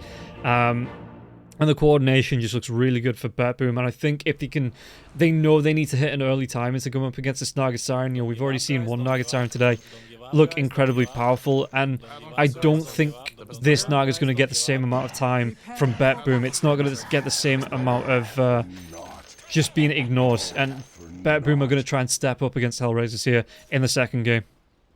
I was thinking about ways like how can I get a Tsukomo, the mount for the Murana, maybe by going to the EGB site, with your first deposit you get it doubled up to $600. So that would be quite a nice way to go for that one. But I don't know if I would use my winnings for a mount on the Murana. But man, look at it! It looks so awesome. Yeah, it's a big bunny, isn't it? It's just it's You don't like it? It's all right. It's one of those status symbols, though, and it's like It's okay for $3, right? Yeah, yeah. But it's one of those, like, say you have it, so you may as well use it. He's got the red hair there as well. If we take a look at the items, he's got the Crimson Witness on the Murana as well. So it's a status symbol. It might not look good, but it's like the people that pay like £5,000 for a pair of like crappy shoes that look like they've just been taken out of the skip. Just because they look bad doesn't mean it doesn't mean that you can't show off and say, hey, look at how much these cost. Okay, I like it. I think this is worth it, definitely worth it. Como, look at him. Guys, don't give up. Very nice, but Pure, he's gonna be sending some words of encouragement to his enemies. Don't give up, guys. Yeah, so it's very important for Hellraisers to keep their spirit up in this one, and I think they have a good lineup to threaten Betboom. They showed that they know how to move around the map, even against the team that is probably considered the best currently in the Eastern European region, or at least top 2 if you count in Spirit. But they played their hearts out, and I think they have what it takes. So I'm really curious to see how this game is gonna go. But I think the laning stage is gonna be very important to look at. If Hellraisers get crushed, they might not ever get a chance to play this one. No, and if Hellraisers do lose this, I mean, like you've talked about in the DPC before, that every game is going to count. And with how competitive the Eastern European region is this season, with Darksiders, with Betboom, with Team Spirit, Hellraisers, Na'Vi, you know, every single team looks like they want to compete in this, and it's going to be so. You need to win every single match to be in with a chance to get that top 3, to get yourself through into the major. Yeah, but you know, if Betboom are the best team, if they win against anyone, losing against them, not gonna be the worst of things for Hellraisers. You can always fight for second place, but second place isn't good enough, so they're gonna be fighting this one till the end. I'm mostly interested in this mid lane though. Once GPK hits level 3, Kiyotaka, tears are gonna flow.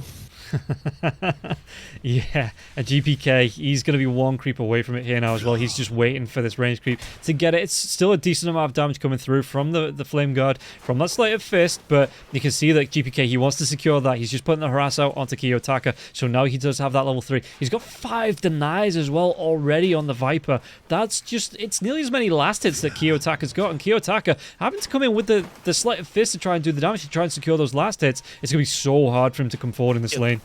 Kiyotaka is so lucky. I like what GPK did. He started getting the poison attacks in while Kiyotaka had while he was level 1 level 1 poison attack, or level 2, and then Kiyotaka walks up to the high ground. GPK gets level 3, the one hit that needs to give so much damage towards him, he misses. Then again, 2 hits in, Kiyotaka goes up the high ground, the one hit that he would, if he gets it in, he would continue the chase and maybe go for a kill. Again, it's a miss. So the gods of Dota are on the side of the Ember Spirit, and they should be, because picking a Viper into an Ember, that's I know, that's a hit below the belt for sure. No, it's fine. Viper, everybody makes a big deal about Viper being picked, but he's a fine hero. It's not like you're an Arc Warden picker or a Tinker picker or something like that. You just, you're just playing the Viper. That's, yeah, no issues.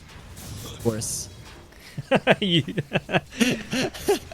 Anyways, yeah, that lane is gonna be a struggle for Kiyotaka, but he is getting something. Looking at the side lanes though, it's not like Bed Boom are crushing it. Of course, it's gonna take some time before you start applying pressure, so that the Bloodseeker with the Thirst can be a real issue. But so far, so good for Hellraisers. It's not the worst thing in the world. Yeah, Mero's trying to do some damage to Pure coming through with the Spirit Siphon, but you've got to think that he's going to be able to... How many points? He's got the 2 points into the Thirst as well, so he's going to have the heals coming through the Blood Rights onto Mero. So Mero with the Spirit Siphon, he gets silenced after he gets it out, but Pure trying to do what he can to get these last hits. No, the deny. Oh, Samiro getting a little bit cheeky, though, with the denies. Trying to keep Pure on low health. And Teres with the Sticky Bomb as well. And that's something that Pure does have to watch out for if he's going to hang around low in these lanes. A Rogue Sticky Bomb comes in. It could be enough to get the kill onto Pure. So he has to be really hyper aware of where this Techies is. For sure. But Pure finally, you get use your sticks, you get a little bit of last hits, and you're gonna be fine. And side lanes, when we look at them, it's just gonna be a farm fest really here when we're looking at it. The kill potential is very limited unless Hellraiser's heroes drop down in terms of HP. And I think they made a conscious decision, guys. Let's not trade too much. Just make sure that we see us at least close to our enemies, and it's gonna be fine. Because if we get low, Pure is gonna start ramping up the kills, and it's much worse than missing out on 3 or 4 last hits. Yeah, look at this as well. Even the Centaur for the neutrals getting involved onto Kiyotaka. There is gonna be he's trying to go for the Slight Fist, so he's trying to farm out onto the creeps where he can, but GPK is rotating over. There's gonna be a lot of damage onto Kiyotaka. Meanwhile, the bottom lane, it looks like they might try and go for another gank, and it looks like Save gets himself away there, saves himself, and Nightfall, he's just going to wander in. He's going to say, okay, you've pulled those neutrals, I'm going to farm them with the Scorched Earth as well as the damage onto the Radiant Creeps as well, and Antras being chased down, but Pure, he doesn't want to go underneath that tier 1 tower, doesn't want to overdive here, especially up against the Techies, who could, again, Sticky Bombs as well as tower damage, might be enough to take Pure down. He doesn't overcommit. Remember this so far so good? Well, it's not so good any longer because Bed Boom started applying more pressure, and as soon as heroes start dropping low, Pure is starting to get ahead in his lane. It's hard for the Hawk to really farm better than the Doom, and Bed Boom are getting the lead in CS that they were looking towards. No, it's a TP in though, Antara. It's just going to refill the bottle from Antaras. It wasn't to look to get overly aggressive. GPK does back himself up as well. Yeah, we've not checked in with an Argus Siren here, but if we take a look at the last, it's 20-3 as Doom Nightfall here on 31. So he is mid lane. We'll come back to this in a second. Kiyotaka going to be taking a lot of damage. GPK though should be able to get the kill. He is going to be able to get the kill onto the mid lane before he gets taken down himself. Antaras gets the revenge kill, but this actually might be enough. Toronto Tokyo, he doesn't have the leap. He's not going to go for it. Well, he does have the leap, but he's not going to go for it underneath the tier 1. And Antaras, he's going to be able to get himself back, but there might be a long wraparound. There's a ward that spots it though, so they're going to know where Toronto Tokyo is. And Antaras, the D-Ward comes out, yeah, Toronto Tokyo, knowing something that might be up. And Antaras just hangs himself back underneath the tier 1. A lot of people will be like, why are you going onto the Viper? The thing is, they don't have a play on the map, and it's looking bad. No, Kiyotaka, he's gone. He's only level 5. He doesn't have any remnants. A Sticky Bomb to come in, but Ember Spirit, he's just going to be snuffed out there. His flame extinguished. This is what happens when you're playing an Ember into a Viper. You just forget how to play Dota because you're like, I've just been put in a situation where it can't go well. And it really does feel that way right now. He's level 5. The Viper will be level 7. Even if you come to that lane, it's going to take a long time before you do. This Viper is just going to continue bullying you. Yeah, and it looks like... Save? Bottom lane takes down solo, so at least it's not the hack. That's your like good thing. Like at least they didn't kill the Nagasar and they didn't even focus him. Nightfall did get low, but yeah, they just can't make plays right now on Hellraisers. They've lost the lane so much, and it has to be the Techies that gets level 6. I like that the mid lane was given to him. Kiyotaka, just go to the jungle, farm the jungle, allow the Techies to get the level 6 as fast as possible because it has to be on Taras that kills people. Yeah, the Rupture comes out into Mero now as well. They want to try and make a move. Mero gets himself out of the blood, right? So he still got the Spirit Siphons up, but Toronto Tokyo could move in. Starstorm comes through, and Mero just has to stand there and take it. And Death Prophet's going to actually survive through that. The Spirit Siphon doing enough to take away from Pure, so he was not sure about risking his life even into that 2v1 fight. And yeah, okay, Mero survives even through the Rupture. Yep. Just not enough damage, and then Bloodseeker is not a burst damage type hero, and that's the only way that you kill the Death Prophet, really. The way that the Bloodseeker works against the Death Prophet during the lanes, that you're so fast that the Spirit Siphon can't stay on top of you for a very long time. So it's not like you're a killing machine. You're more so just going to be out farming her. Okay, I need to check because the Viper wants to go for the axe. It's no longer the cooldown on the Viper strike, is it? It's the corrosive skin and the nosedive. Explanation? Yeah. He uses his nose to jump in. It doesn't have a big range, and it disarms people, and applies the double of the damage of the corrosive skin. Right. So for 4 seconds, people are disarmed. So it's actually a pretty solid ability if you're ahead. Sometimes it just falls flat, but I think when a mid lane Viper gets it, it's very tough to deal with because it's so much damage coming out from the corrosive skin. And also, anytime you hit the Viper, if you're 500 distance or closer from him, the corrosive skin is doing double the damage, and that makes it 64 per second. That's pretty much a radiance. Yeah, and oh, did you actually take the tower? So Mero, as much as we said, pure, if we take a look at the net worth, having a good time, he's third in the net worth, so that's still, he's fourth in the net worth, so it's still a good time. But it looks like Mero, again in this lane, like the Beastmaster in the last game, he's just being uncontested. He knows he's got a decent amount of survivability on him as well with the 3 points into the Spirit Siphon, so he's going to be fine just pushing out and applying the pressure to this lane. Ooh, Ember just lived, barely had a haze, but of course when you get doomed, you get dispelled. But he had the Remnant back, and Bedboom didn't use those quite nicely. Kiyotaka now, he's turning around. Can they finally do something a little bit on the aggressive? What was stolen? It's actually going to be the Sleight of Fist, stolen here by Save. Doesn't have the lift though. If he had the lift there, the Ember would have died. But they used it earlier when they attempted to take his life in the first move, and now he didn't have it. Yeah, and he might be able to get the chase down. He's got that Flame Guard up. Save has the telekinesis with the Sleight of Fist. It's like a Dragon Ball Z battle where you don't see it actually going on, but they are there punching each other. Yeah, and they're just dodging each other. First it was Kiyotaka dodging Save, and now it was Save dodging Kiyotaka. So that can happen. In the first time they clashed, none of them took any damage because the first Sleight of Fist and the Ember went on the creep, and while Save was he used the Sleight of Fist on the creep as well, and it didn't connect on him. So quite nice there. But Bedboom, they finally want to kill Miero, and Miero, man, he has been very good at knowing when to back out in the previous game and this one as well. Considering that he doesn't have the Beastmaster this time around, so no added vision, it's actually a really nice read. Yeah, he's got that spider sense, it was tingling there, so he just... I mean, you see the Viper's got a double damage during there as well. You see the Viper and the Mirana missing off the map, not in the mid lane. Especially when the Emissary Kiyotaka is pushing it so far up. The alarm bells do start to go off, so... Yeah, good read there from Mero. Now they're going to smoke, look for something themselves here. Solo, looking for the ward. It's going to be the double ward as well. The Sentry as well as the Observer, both down in that same point. And can they actually go here? I mean, Kiyotaka, nothing, there's no rupture, there's nothing like that. And then Anta rotating in on the techies. But Pure, he's not playing overly aggressive. I don't see Hellraisers making too many aggressive moves before they have the Searing Chains. It's really their only catch. So you need to have that one, and then with the Global Silence, you can open up the fight for you. Yeah, and Solo is level 6, so he does have that Global if it's needed. While this is going on, though, Doom's just getting the free farm on the bottom lane, even pulling through into the neutrals here. He's got the Acorn shot, the Seed shot, so that is going to bounce around a little bit of extra farm speed if he wants it with the mana boots as well. So he is going to be going straight towards the BKB, it looks like. So, no Guardian's Greaves, no Pipe, nothing like that. Nightfall, he just wants to go straight for that BKB and then maybe look to start running down heroes. Moonlight Shadow.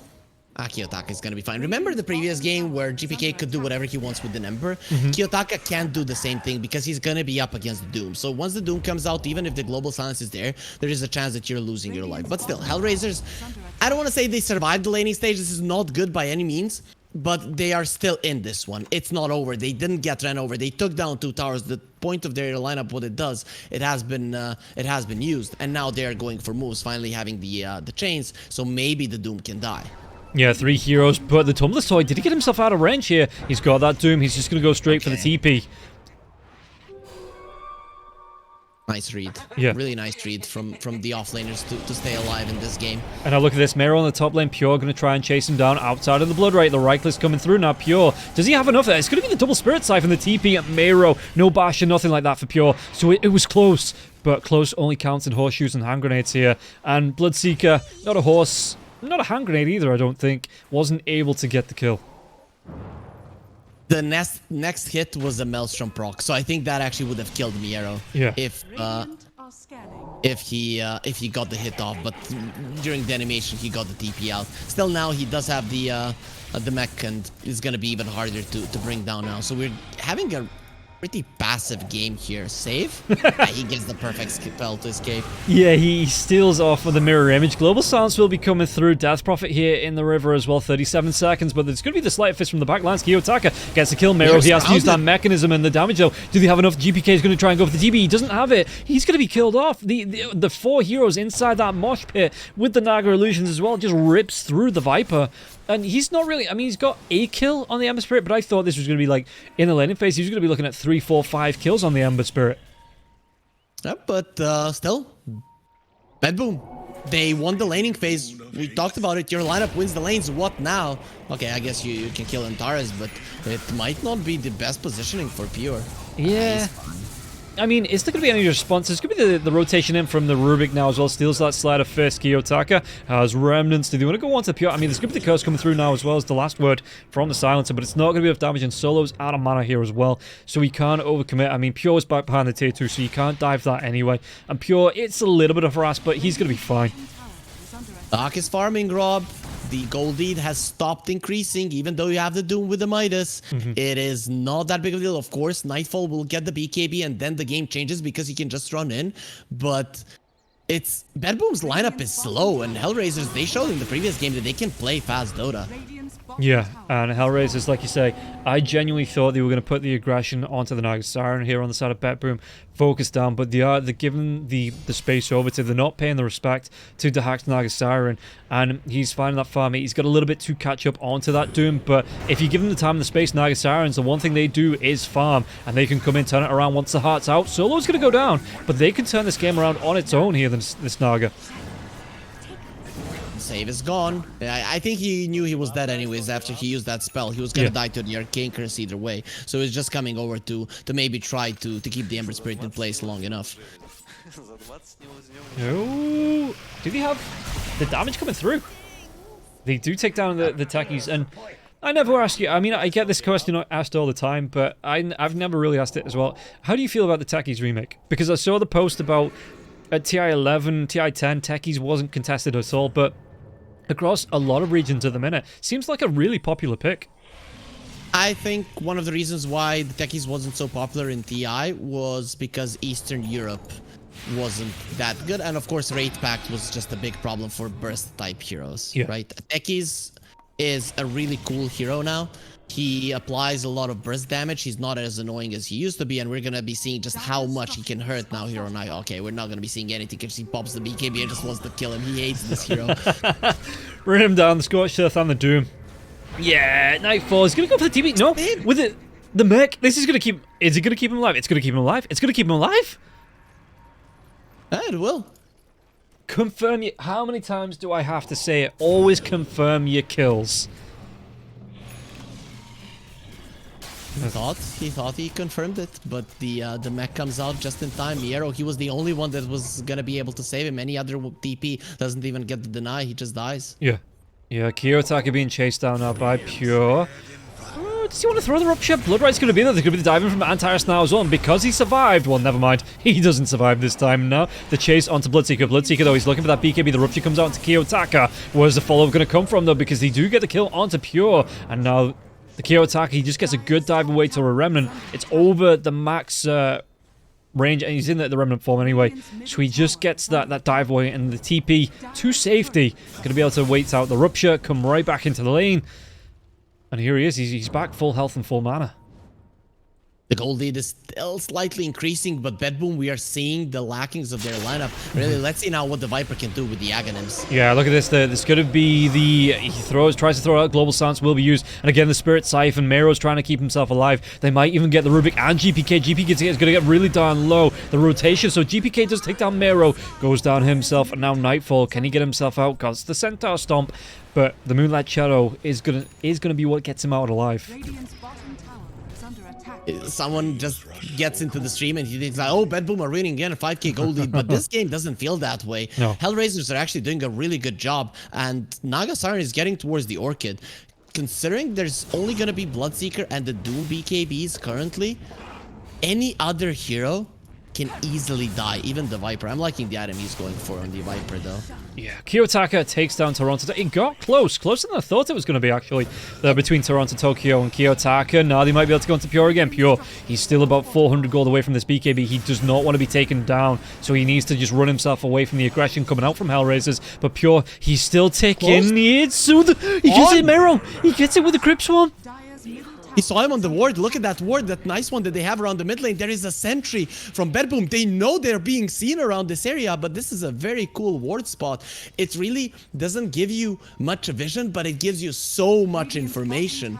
And they brought Pure down again. That's delaying his BKB twice in a row that he dies. He wants to be part of these fights, but he just can't do it. It has to be Nightfall with his BKB who actually leads the charge. And now, well, with Pure dead, Hellraisers, they might look to get aggressive again, but there's going to be the jump on the Doom. The arrow connects now as well. This is going to be a dead Death Prophet. Getting, I wonder if she predicted that one. Wall was stolen. It's actually going to be the net. No, the song comes out, though. The Naga Siren, he's still trapped in this net. The song, Kiyotaka gets a kill onto the backlines, but can they take down this...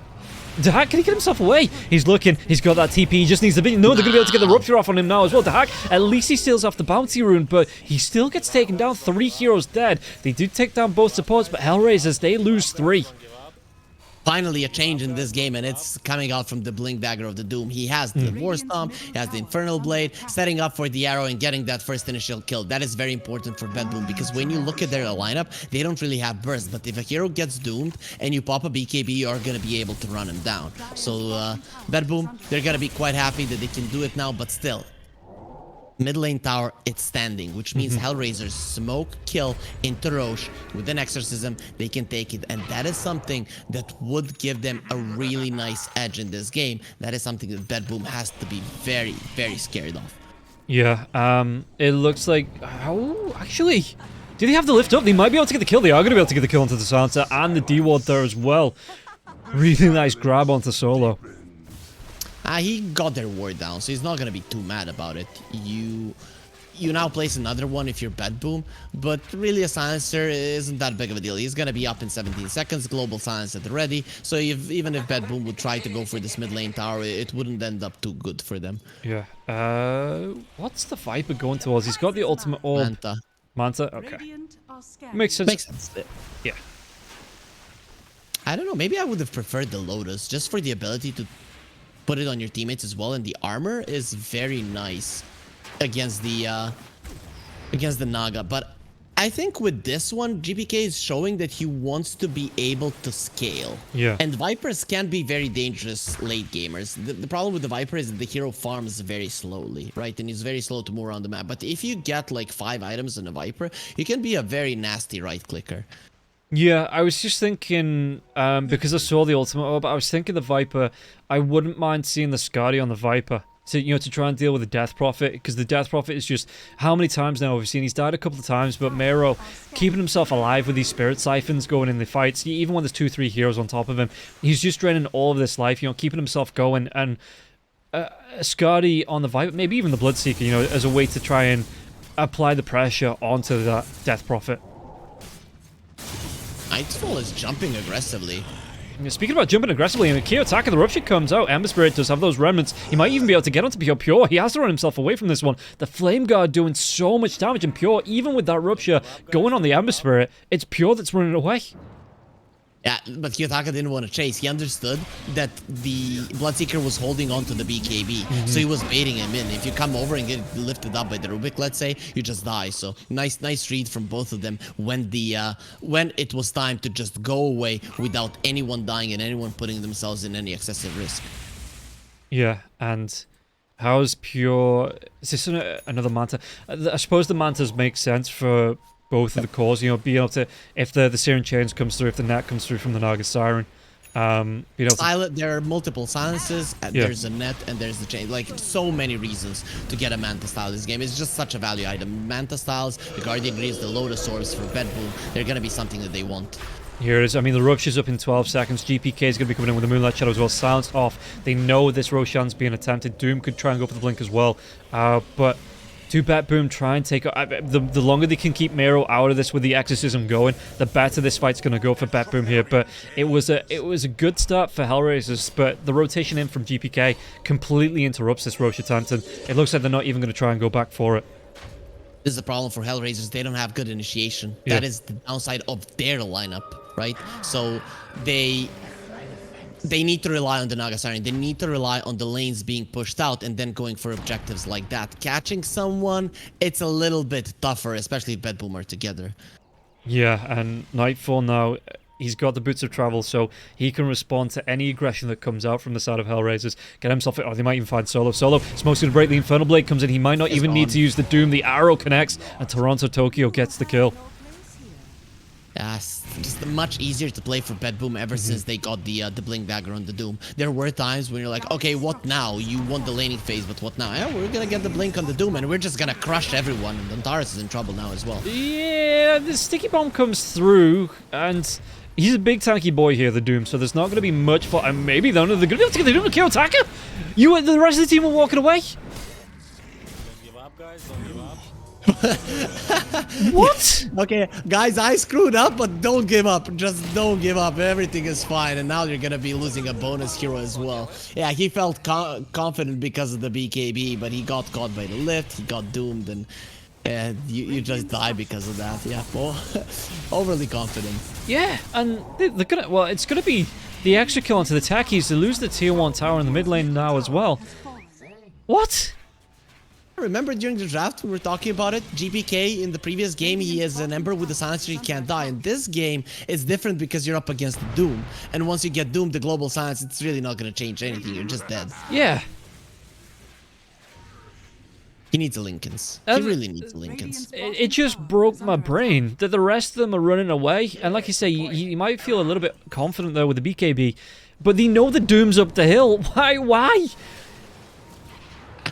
Yeah, you literally saw him there because his deck is just gone out. They are going to go back towards Roche. There's not going to be an Exorcism. Well, Exorcism is back up if he wants to pop it out. This is going to be a second attempt, and they know the Doom's down. 70 seconds on that.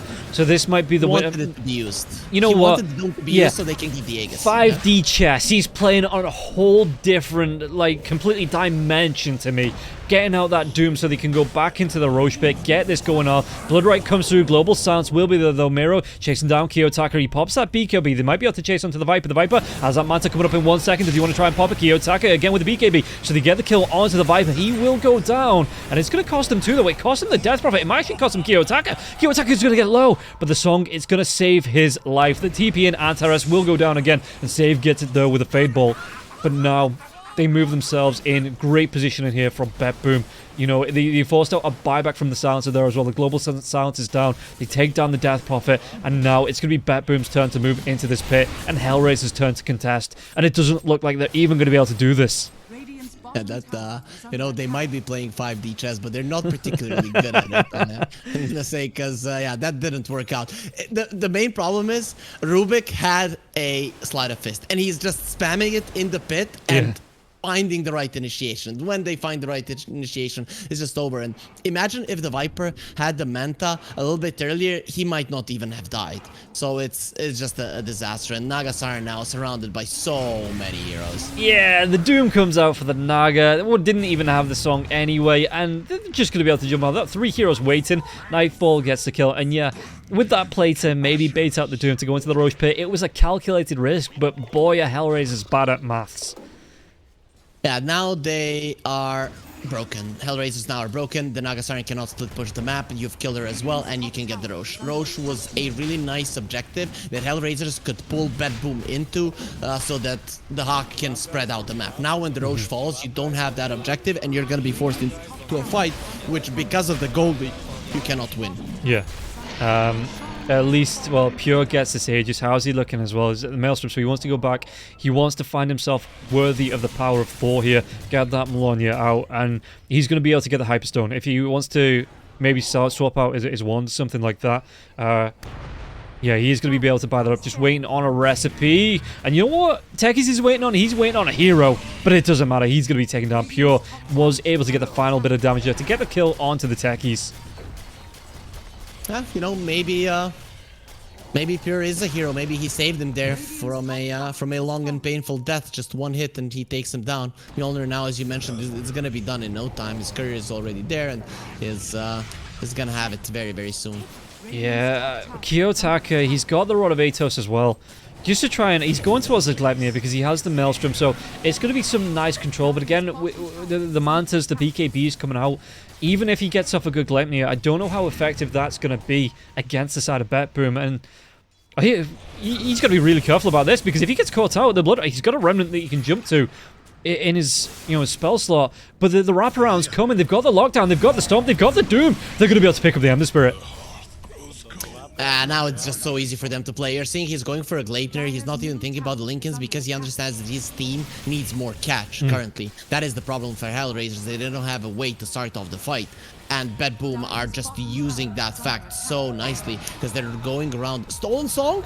He wasn't in range. The tail was close, but the TP comes out just a second sooner.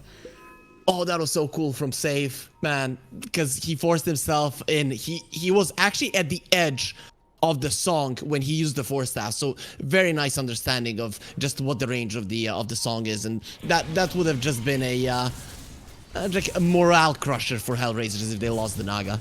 Yeah, oh, Pure. I mean, there's 3 heroes. They're going to be able to get the net. He pops that Manta style. The Exorcism is going to be here now as well. Pure still has that Aegis. What are they going to be able to do with this? I mean, Mero trying to chase down. He's got... Sweet. He's got nothing. He's got nothing. He's got Guardian's Greaves, and that's not going to help him in the chase against Pure.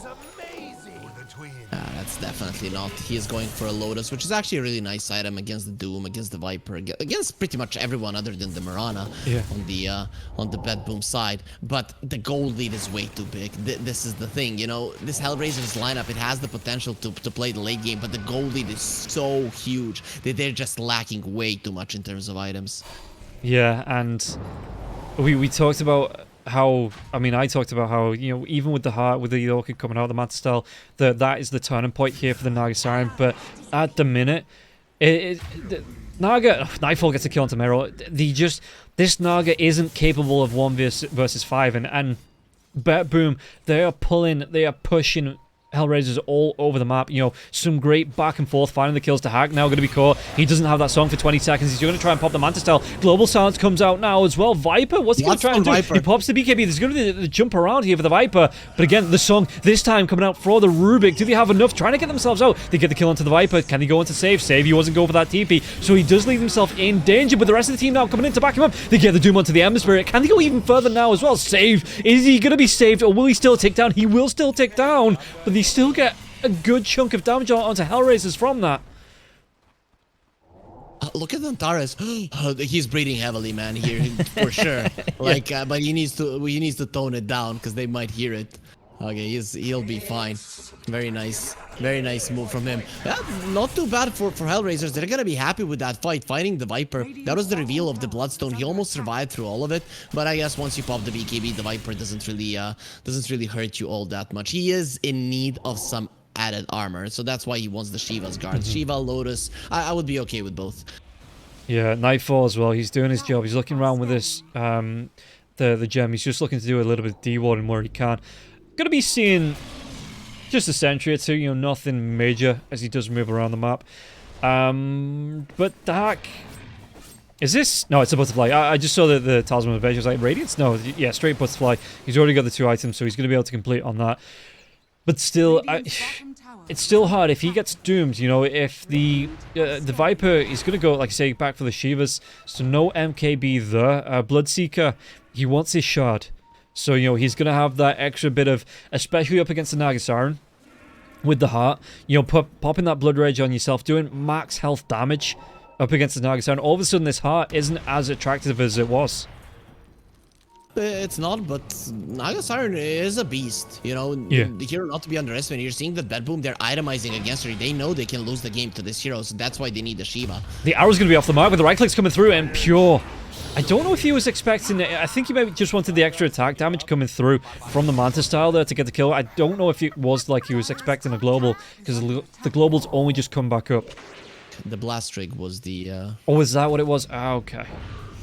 So that's why he popped the Manta. The second that the Blast Rig popped, he would have missed a lot of the hits. You don't want to risk anything there, so you just use the Manta and you're going to be fine. Dire's top tower is under attack. Radiant's bottom tower A big is problem under now, Rob. Just now? Nightfall as a refresher. But that is a big problem. Okay, so you're making fun of me. That really is a big problem. You know, I'm gonna be erasing this hero and that one as well. So now you're gonna have two. Lotus Orb on the Death Prophet. Maybe you can return it to the Doom so that you can only one.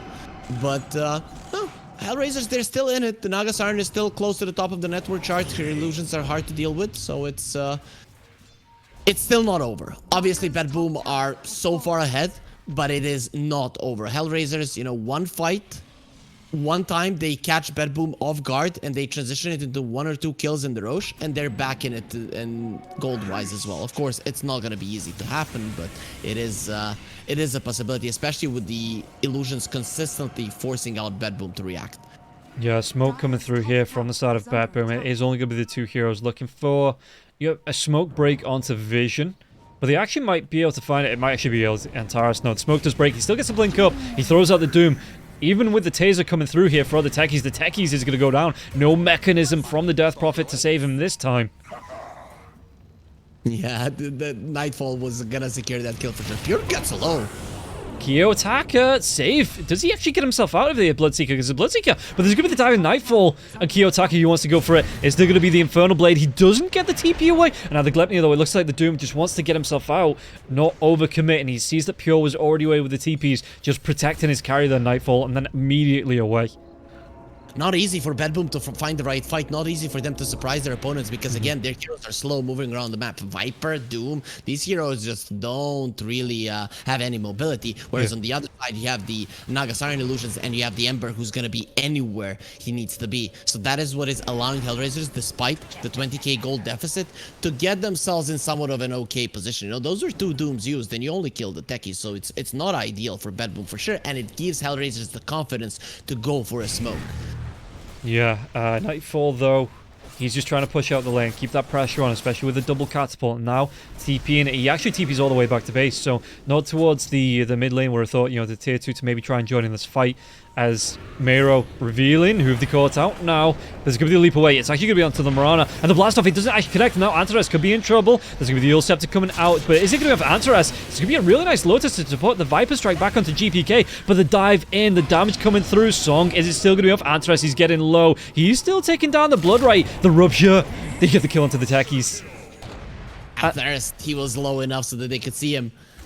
Yeah, and that's going to be... It opens up because, I mean, Antares... He's denying so much space with the blast off, you know, with the mines coming in, that it was a good target to take down. And now they can look for more. There's not going to be the TP because there is going to be the TP. It just faded on the map, and they find Solo. Centaur Stomp comes out. The right-click damage, the Scorched Earth. Doesn't even need the second Doom. Just takes down the Silencer, and that's going to be both supports here on the side of Hellraisers being taken down. Nightfall going to be able to, again, push out this lane.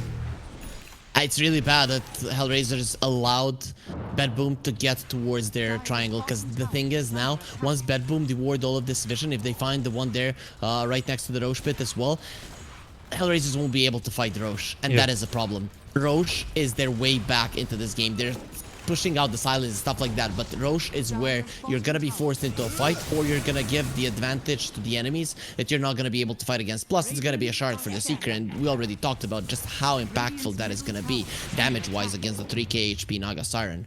Yeah, and he's got the Abyssal Blaze being started on you. He's already got the Basher, so he's going to go for the Abyssal Blade. In fact, what is this actually going to be? It's going to be the Death Prophet again.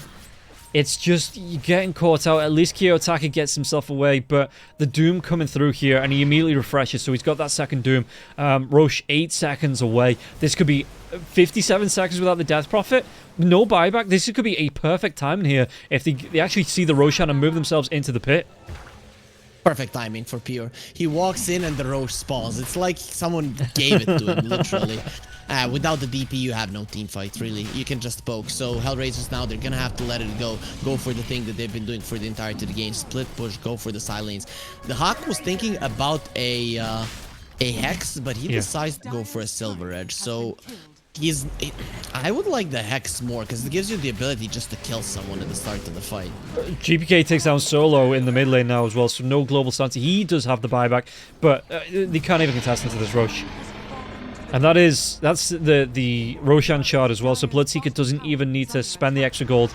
Can carry on going towards the Abyssal Blade now as well. The jump in Nightfall, he gets the Infernal Blade off. Antares, the Centaur Stomp. I don't think Nightfall swapped out the Centaur Stomp for the entire game. I think he's had it for all of it. No reason to. This is the spell that they need. They need the Blink Initiation Hero, and this is what he brings in with that. The Gleipnir comes out, but there's going to be the bash. Oh, he gets to dive away. He's got a remnant, but Kiyotaka. Oh, that first hit basher. Kiyotaka. Heart was in my mouth. I don't know how he felt.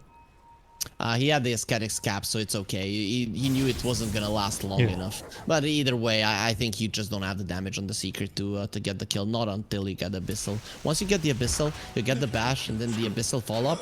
That is when Kiyotaka needs to be careful, especially now because he swapped out the Ascetics cap for the Timeless Relic, which I don't know if is the smartest of choices. Maybe Death Prophet might be better with the Ascetics cap. I don't know, but surviving the initial stuns and bashes, I think, is very, very important.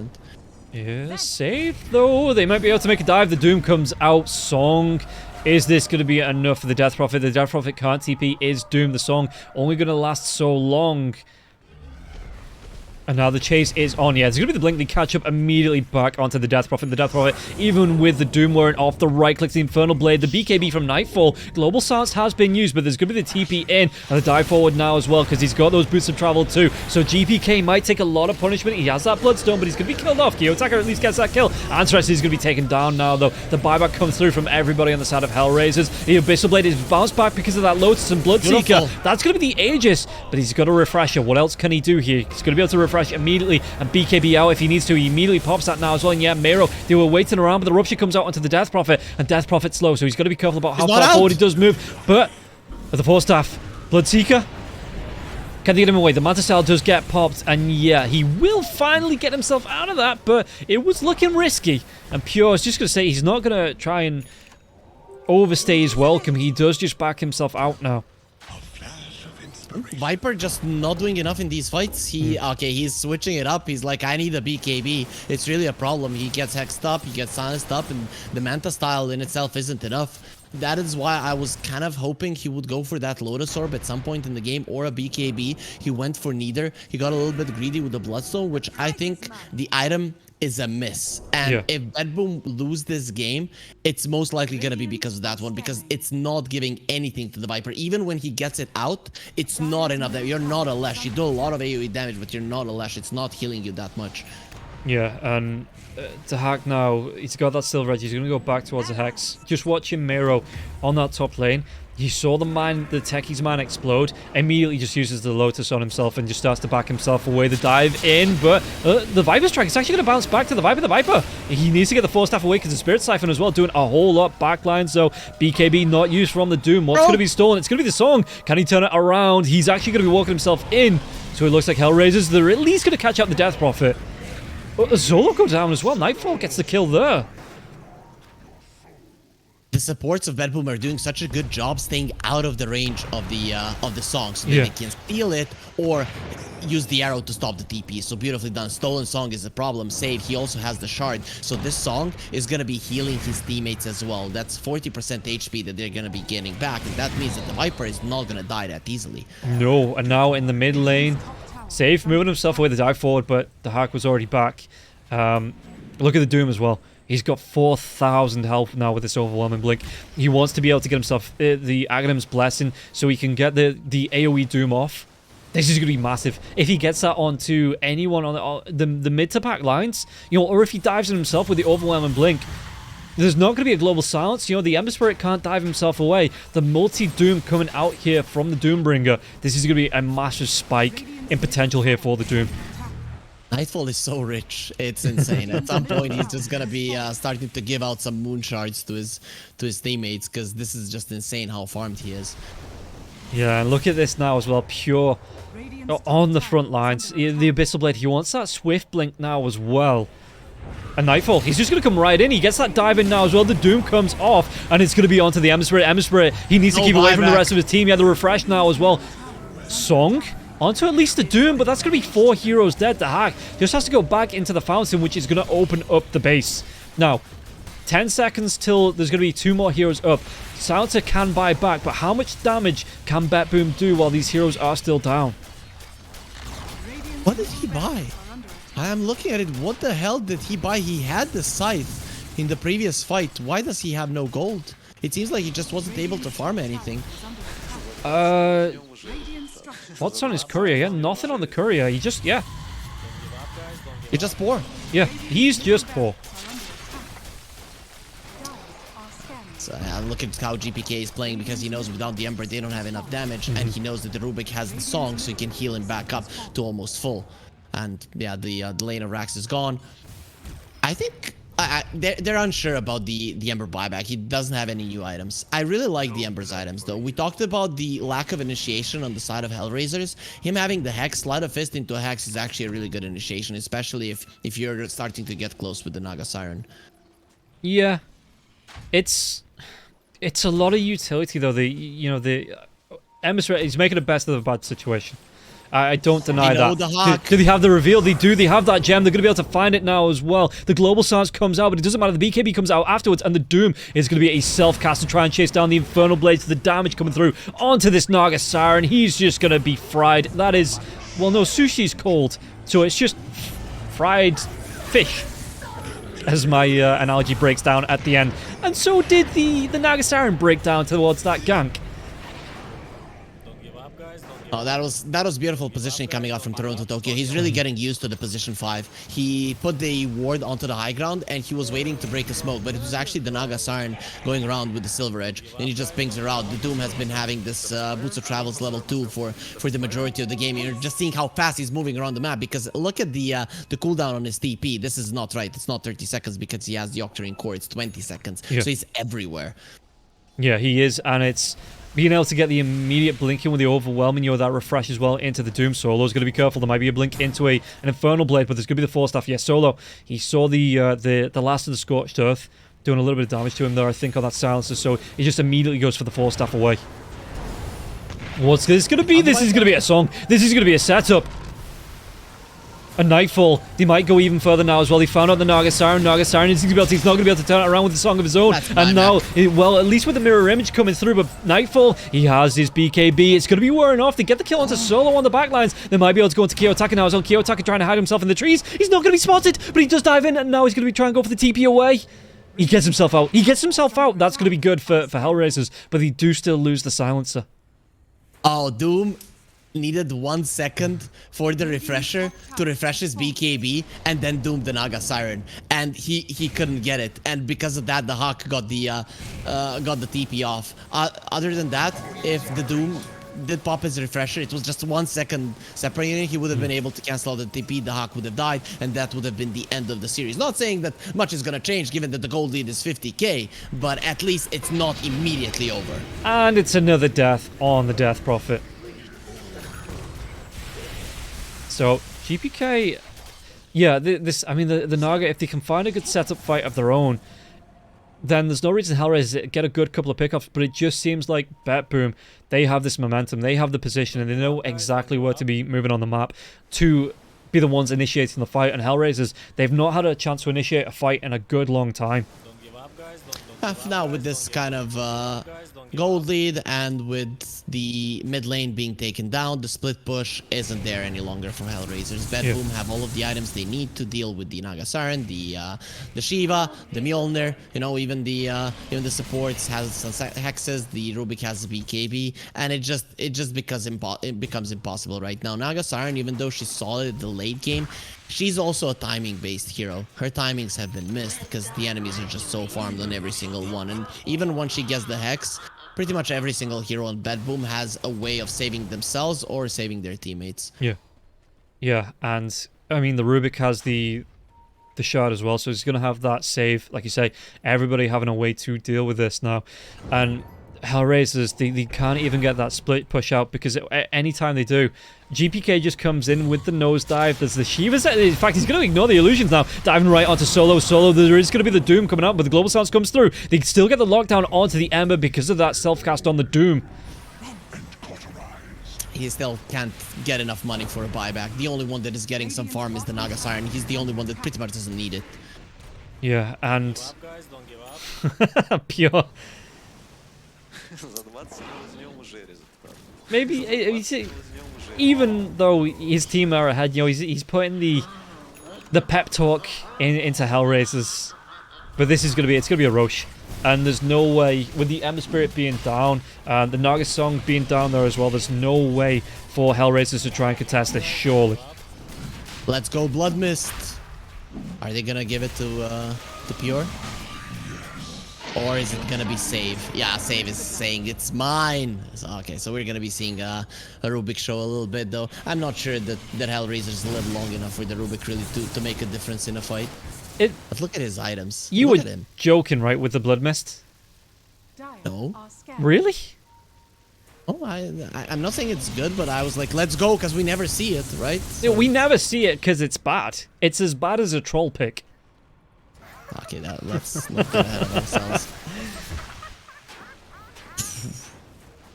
Look at Pure jumping in. Imagine if he had the Blood Mist now. I mean, nothing would change.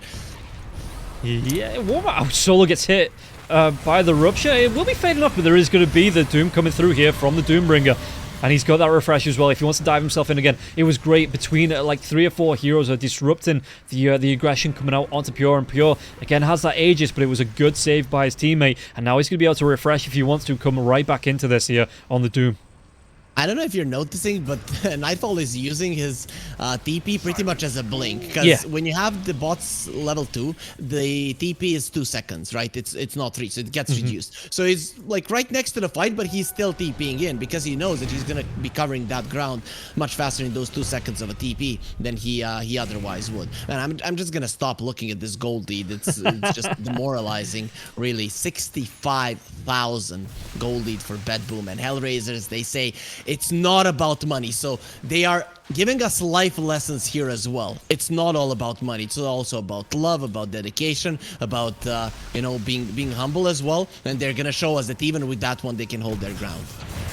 It still is though a 65k net. Well, I haven't looked at it for a long time. It's 65k, 66. If Hellraisers come back from this, then they deserve to go straight to TI.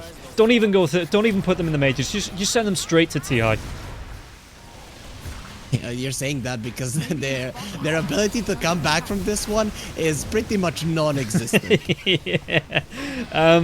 You can see that, again, GPK coming forward. He's got the damage to dive in from the Doom. He gets it off. It's the self-Doom there as well, so the Lotus not even going to play an effect there. And it looks like they're going to be able to clean up.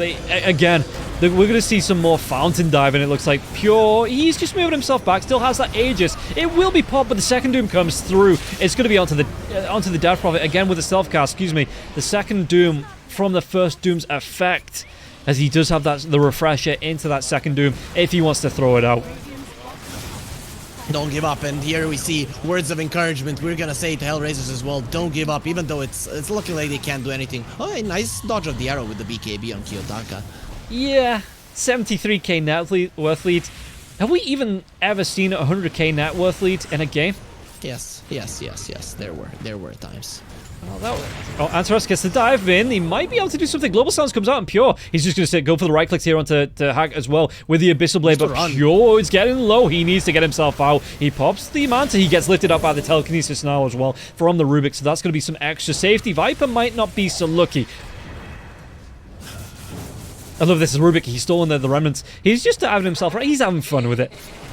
You know, and that's the main thing, that people have fun. Don't give up, guys. Don't give up. They pause the game. Maybe there are some, you know, when the game goes to 50 minutes and there's so many things flying around, sometimes the PCs or even Dota, the FPS drops, so you need a little bit of a pause. So they give any kind of reason? No. Okay, so the reason is they are hyping up their opponents just to make them stay in this game for as long as possible. But really, I really have to praise BetBoom. They have played an amazing series. Really, in this game in particular, I thought because they went in for just the lanes that they're gonna struggle a little bit in the early mid game. But even with that, they gave away a few kills to Hellraisers just until Nightfall got his blink, and once he did, it was over. And really, they played so well around it. They're moving so well around the map. You can see that their communication is crisp, and it's just amazing to watch them play here.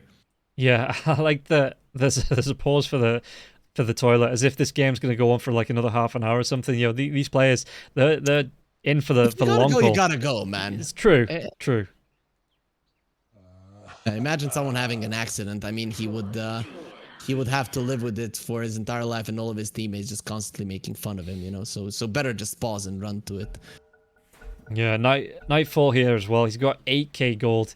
He's gonna be able to get himself a moonshot from this. In fact, he's already taken away the Hand of Midas is gone. It is out, and he's still getting the gold through it. It's gonna be.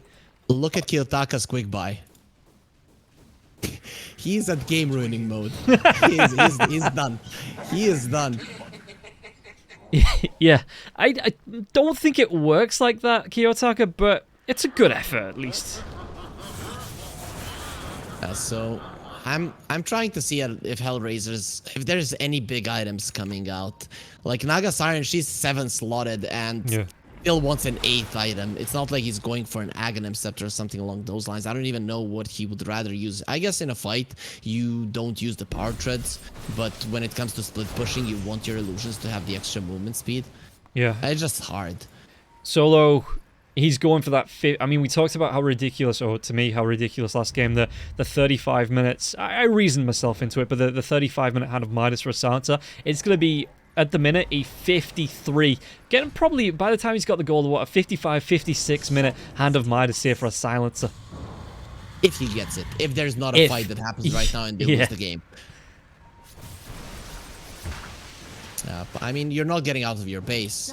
Rubik with an Aghanims and this Remnant, he's just everywhere. And look at this as well. They don't even throw the Doom. The Lotus Orb comes out here from Mero. BKB into the Rupture, and this is what happens when you leave your base.